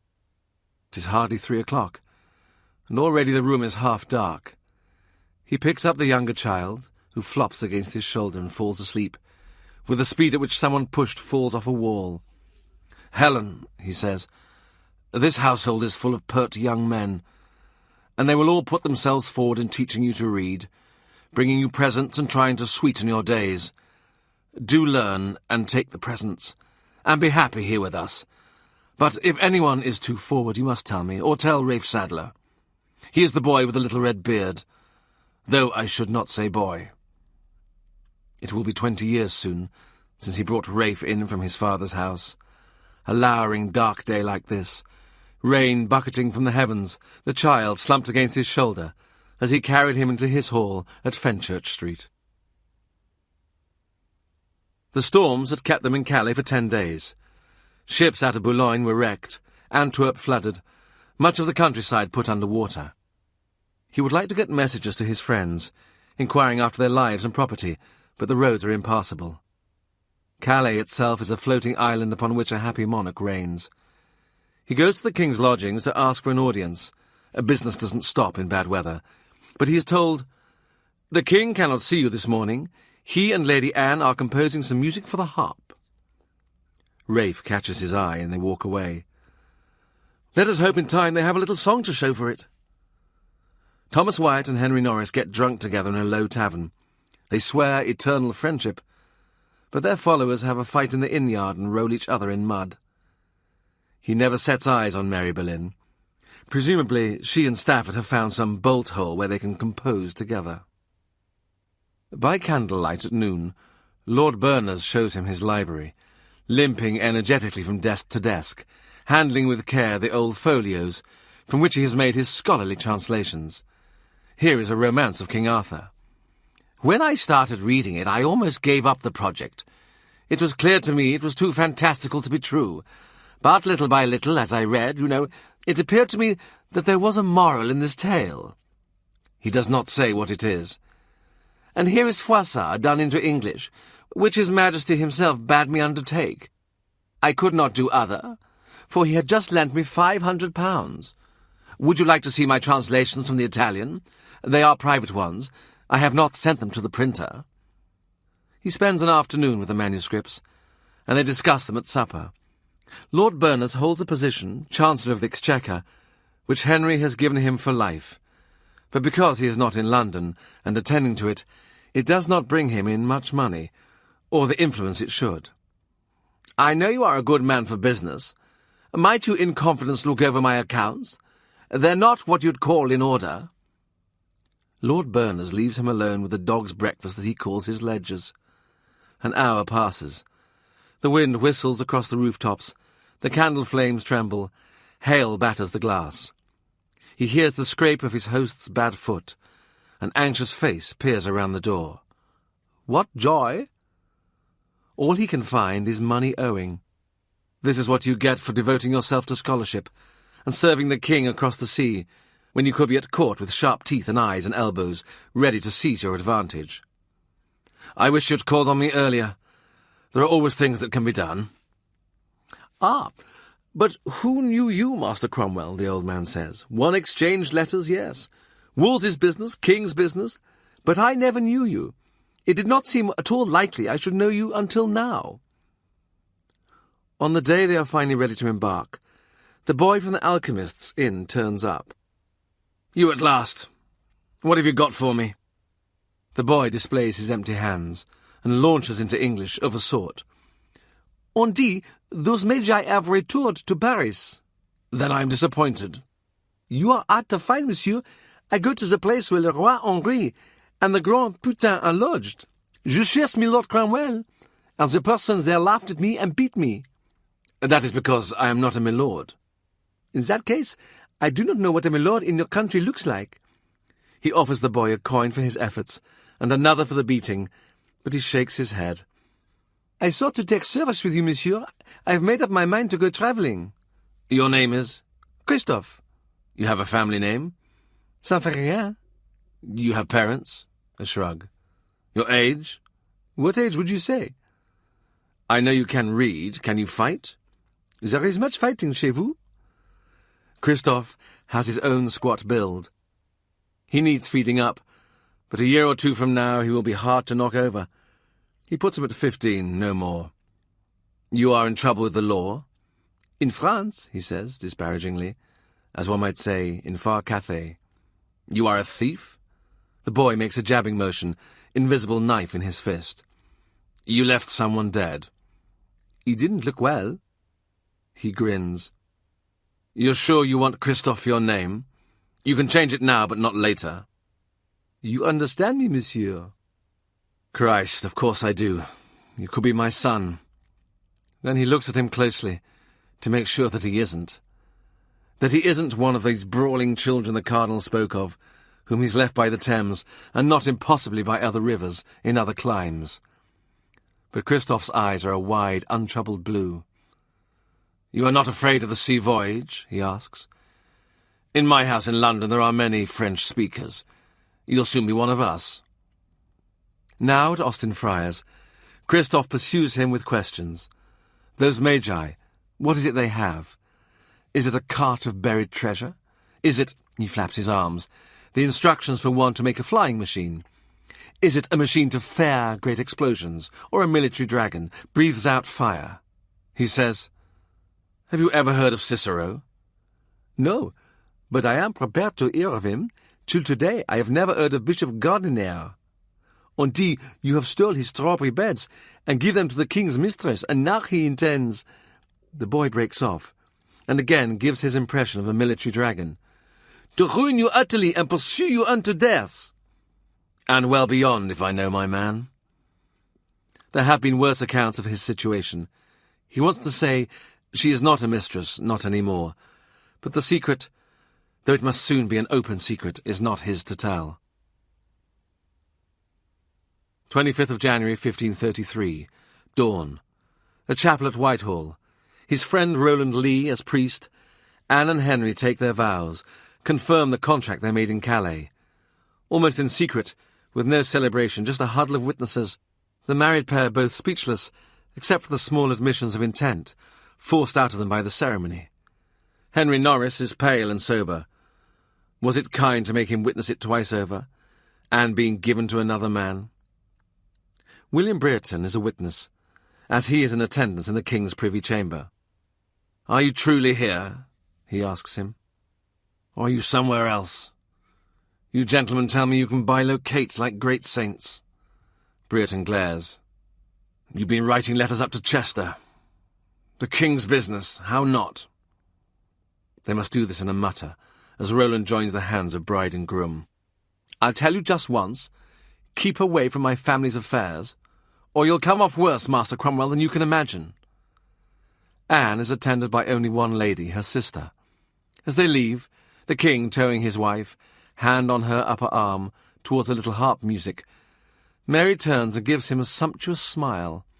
She holds up her hand, thumb and finger, an inch apart. She had always said, "I will be the first to know. It will be me who lets out her bodices." He calls William Brereton back, politely. He says, "You have made a mistake in threatening me." He goes back to his office in Westminster. He wonders, does the king know yet? Probably not. He sits down to his drafting. They bring in candles. He sees the shadow of his own hand moving across the paper, his own unconcealable fist unmasked by velvet glove. He wants nothing between himself and the weave of the paper, the black running line of ink. So he takes off his rings, Wolsey's turquoise and Francis's ruby. At New Year the king slid it from his own finger and gave it back to him, in the setting the Calais goldsmith had made, and said, as rulers do, in a rush of confidence, "Now that will be a sign between us, Cromwell. Send a paper with this, and I shall know it comes from your hand, even if you lack your seal." A confidant of Henry's who was standing by, it was Nicholas Carew, had remarked, "His Majesty's ring fits you without adjustment." He said, "So it does." He hesitates, his quill hovering. He writes, "This realm of England is an empire. This realm of England is an empire, and so has been accepted in the world, governed by one supreme head and king." At 11 o'clock, when the day has brightened as much as it will, he eats dinner with Cranmer in his lodging at Cannon Row, where he is living till his new dignity is conferred and he can move into Lambeth Palace. He has been practising his new signature, Thomas Elect of Canterbury. Soon he will dine in state, but today, like a threadbare scholar, he shoves his papers aside while some table linen is laid, and they bring in the salt fish, over which he signs a grace. "That won't improve it," he says. "Who's cooking for you? I'll send someone over." "So, is the marriage made?" It is like Cranmer to wait to be told, to work 6 hours in silent patience, head down over his books. Yes, Roland was up to his office. He didn't wed her to Norris, or the king to her sister. He shakes out his napkin. "I know a thing, but you must coax it from me." He's hoping that Cranmer, by way of coaxing, will impart the secret he promised in his letter, the secret written down the side of the page. But it must have been some minor indiscretion, now forgotten. And because Canterbury Elect is occupied in poking uncertainly at scales and skin, he says, Anne, she's already having a child." Cranmer glances up. "If you tell it in that tone, people will think you take the credit yourself." "Are you not astonished? Are you not pleased?" "I wonder what fish this purports to be," Cranmer says with mild interest. "Naturally, I'm delighted. But I knew it, you see. Because this marriage is clean, why would not God bless it with offspring, and with an heir?" "Of course, with an heir. Look." He takes out the papers he has been working on. Cranmer washes his fishy fingers and hunches towards the candle flame. "So, after Easter," he says, reading, "it will be against the law and the king's prerogative to make an appeal in any matter to the Pope. So there is Catherine's suit dead and buried, and I, Canterbury, can decide the king's cause in our own courts. Well, this has been long enough coming." He laughs. "You were long enough coming." Cranmer was in Mantua when he heard of the honour the king intended for him. He began his journey circuitously. Stephen Vaughan met him at Lyons and hustled him over the winter roads and through the snowdrifts of Picardy to the boat. "Why did you delay? Doesn't every boy want to be an archbishop? Though not me, if I think back. What I wanted was my own bear." Cranmer looks at him, his expression speculative. "I'm sure that could be arranged for you." Gregory has asked him, How will we know when Dr. Cranmer is making a joke? He has told him you won't. They are as rare as apple blossom in January. And now, for some weeks, he will be half fearful that a bear will turn up at his door. As they part that day, Cranmer glances up from the table and says, "Of course, I don't officially know." "About the child?" "About the marriage. As I am to be judge in the matter of the King's old marriage, it would not be proper for me to hear that his new one has already taken place." "Right," he says. What Roland gets up to in the early hours of the morning is a matter for himself alone. He leaves Cranmer, with head bowed over the remains of their meal, as if studying to reassemble the fish. As our severance from the Vatican is not yet complete, we cannot have a new archbishop unless the Pope appoints him.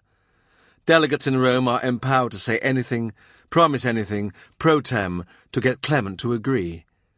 The king says aghast, "Do you know how much the papal bulls cost for Canterbury? And that I shall have to pay for them? And do you know how much it costs to install him?" He adds, "It must be done properly, of course. Nothing omitted, nothing scanted." "It will be the last money your Majesty sends to Rome, if it rests with me."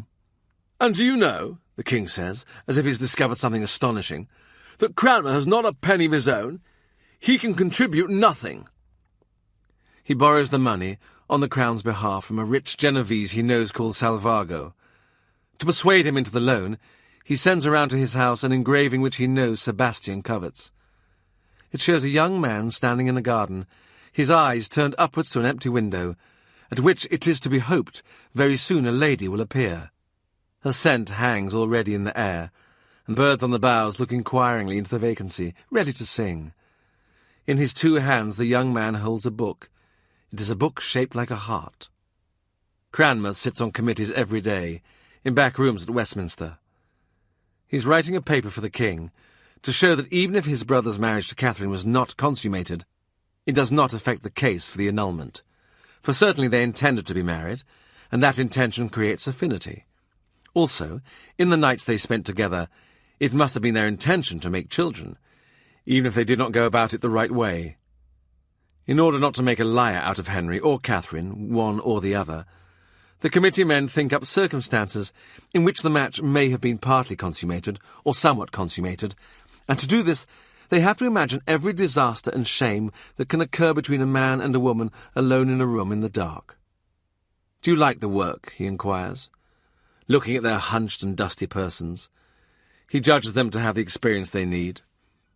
Cranmer, in his writing, keeps calling the Queen the most serene Catherine, as if to separate her untroubled face, framed by a linen pillow, from the indignities being forced on her lower body, the boys fumbling and scrabbling, the pawing at her thighs. Meanwhile Anne, the hidden Queen of England, breaks free from her gentleman companions as she walks through a gallery at Whitehall. She laughs as she breaks into a trot, almost a skip, and they reach out to contain her, as if she is dangerous, but she flings their hands away from her, laughing. "Do you know, I have a great longing to eat apples. The king says it means I am having a baby, but I tell him no, it can't be that." She whirls around again. She flushes, tears bounce out of her eyes and seem to fly away from her like the waters of an unregulated fountain. Thomas Wyatt pushes through the crowd. "Anne!" He snatches at her hands. He pulls her towards him. "Anne, hush, sweetheart, hush." She collapses into hiccuping sobs, folding herself against his shoulder. Wyatt holds her fast. His eyes travel around, as if he had found himself naked in the road, and is looking for some traveller to come along with a garment to cover his shame. Among the bystanders is Chapuis. The ambassador makes a rapid, purposeful exit, his little legs working, a sneer stamped on his face. So that's the news sped to the Emperor. It would have been good if the old marriage were out, the new marriage in, confirmed to Europe before Anne's happy state were announced. But then, life is never perfect for the servant of a prince. As Thomas More used to say, we should not look to go to heaven on feather beds. 2 days later, he's alone with Anne. She is tucked into a window embrasure, eyes closed, basking like a cat in a scarce shaft of winter sun. She stretches out her hand to him, hardly knowing who he is. Any man will do. He takes her fingertips, Her black eyes snap open. It's like a shop when the shutters are taken down. "Good morning, Master Cromwell. What can we sell each other today?" "I am tired of Mary," she says, "and I would like to be rid of her."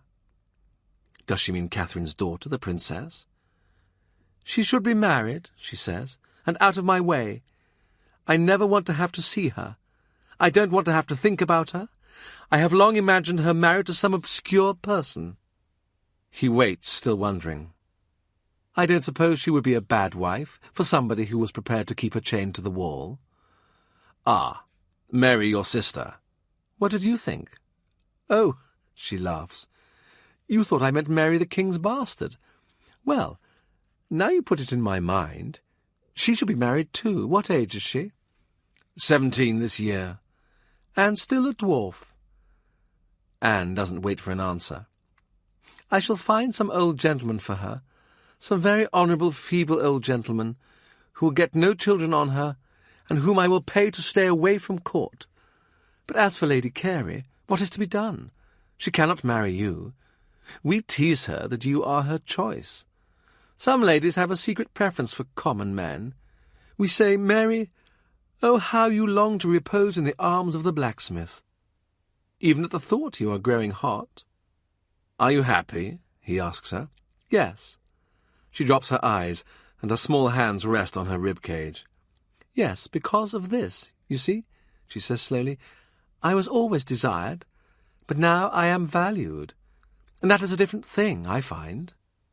He pauses, to let her think her own thoughts, which he sees are precious to her.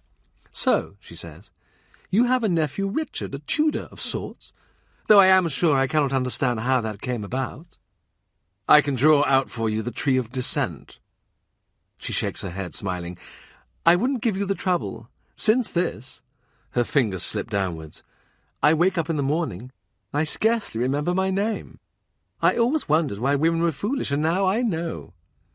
"You mentioned my nephew." "I have seen him with you. He looks a determined boy. He might do for her. What she wants are furs and jewels. You can give her those, can't you? And a child in the cradle every other year. As for who fathers it, you can make your own household arrangements about that." "I thought," he says, "that your sister had an attachment." He doesn't want revenge, just clarification. "Does she? Oh, well, Mary's attachments are usually passing and sometimes very odd, as you know, don't you?" "It's not a question." "Bring them to court, your children. Let's see them." He leaves her, eyes closing again, edging into marginal warmth, the small sort of sunbeam that is all February offers. The king has given him lodgings within the old palace at Westminster, for when he works too late to get home. This being so, he has to walk mentally through his rooms at Austin Friars, picking up his memory images from where he has left them on window-sills and under stools and in the woolen petals of the flowers strewn in the tapestry at Anselma's feet. At the end of a long day, he takes supper with Cranmer and with Roland Lee, who stamps between the various working parties, urging them along. Sometimes Audley joins them, the Lord Chancellor, but they keep no state, just sit down like a bunch of inky students and talk till it's Cranmer's bedtime. He wants to work them out, these people, test how far he can rely on them, and find out their weaknesses. Audley is a prudent lawyer who can sift a sentence like a cook sifting a sack of rice for grit. An eloquent speaker, he is tenacious of a point and devoted to his career. Now that he's Chancellor, he aims to make an income to go with the office. As for what he believes, it's up for negotiation. He believes in Parliament, in the King's power, exercised in Parliament, and in matters of faith, let's say his convictions are flexible. As for Lee, he wonders if he believes in God at all, though it doesn't stop him having a bishopric in his sights. He says, "Roland, will you take Gregory into your household? I think Cambridge has done all that it can for him, and I admit that Gregory has done nothing for Cambridge." "I'll take him up the country with me," Roland says, "when I go to have a row with the northern bishops. He is a good boy, Gregory. Not the most forward, but I can understand that. We'll make him useful yet." You don't intend him for the church? Cranmer asks. I said, growls Roland, we'll make him useful. At Westminster, his clerks are in and out with news and gossip and paperwork, and he keeps Christoph with him, supposedly to look after his clothes, but really to make him laugh. He misses the music they have nightly at Austin Friars, and the women's voices heard from other rooms. He is at the Tower most days of the week, persuading the foremen to keep their men working through frost and rain, checking the paymaster's accounts, and making a new inventory of the king's jewels and plate. He calls on the wardens of the mint, and suggests a spot check on the weight of the king's coinage. What I should like to do, he says, is make our English coins so sound that the merchants over the sea won't even bother weighing them. Do you have authority for this? Why? What are you hiding? He has written a memorandum for the king, setting out the sources of his yearly revenues, and detailing through which government offices they pass. It is remarkably concise. The king reads it and reads it again. He turns the paper over to see if anything convoluted and inexplicable is written on the back. But there is nothing more than meets his eye. It's not news, he says, half apologetic. The late cardinal carried it in his head. I shall keep calling at the mint, if your majesty pleases. At the Tower, he calls on a prisoner, John Frith.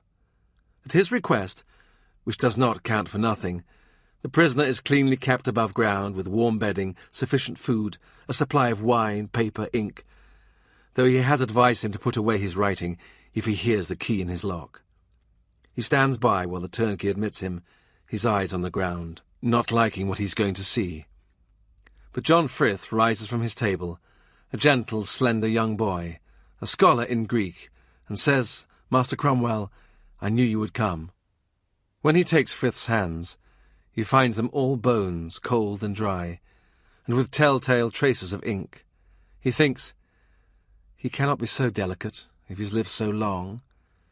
He was one of the scholars shut in the cellar at Wolsey's College, where the Bible men were held because there was no other secure place. When the summer plague struck underground, Frith lay in the dark with the corpses, till someone remembered to let him out. Master Frith, he says, if I had been in London when you were taken, but while you were in Calais, Thomas More was at work. What made you come back into England? No, don't tell me. If you were going about Tyndale's work, I'd better not know it. They say you've taken a wife, is that correct? In Antwerp? The one thing the king cannot abide. No, many things he cannot abide. But he hates married priests. And he hates Luther, and you have translated Luther into English. You put the case so well. For my prosecution. You must help me to help you. If I could get you an audience with the king, you would have to be prepared. He is a most astute theologian. Do you think you could soften your answers to accommodate him? The fire is built up, but the room is still cold. You cannot get away from the mists and exhalations of the Thames.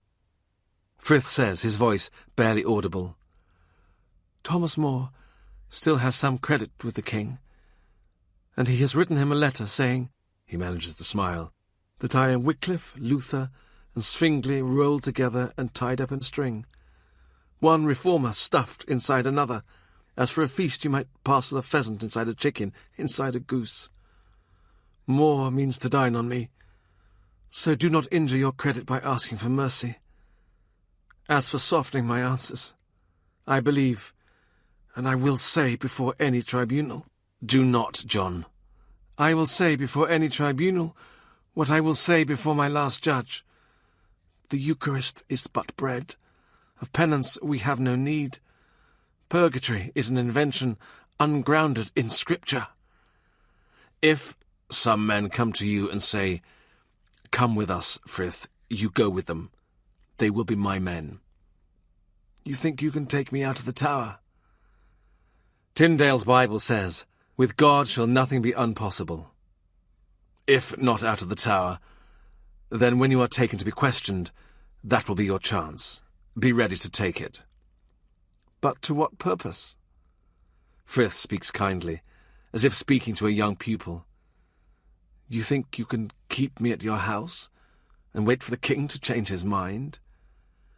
I should have to break out of there and walk to Paul's Cross and say, before the Londoners, what I've already said. Your witness cannot wait.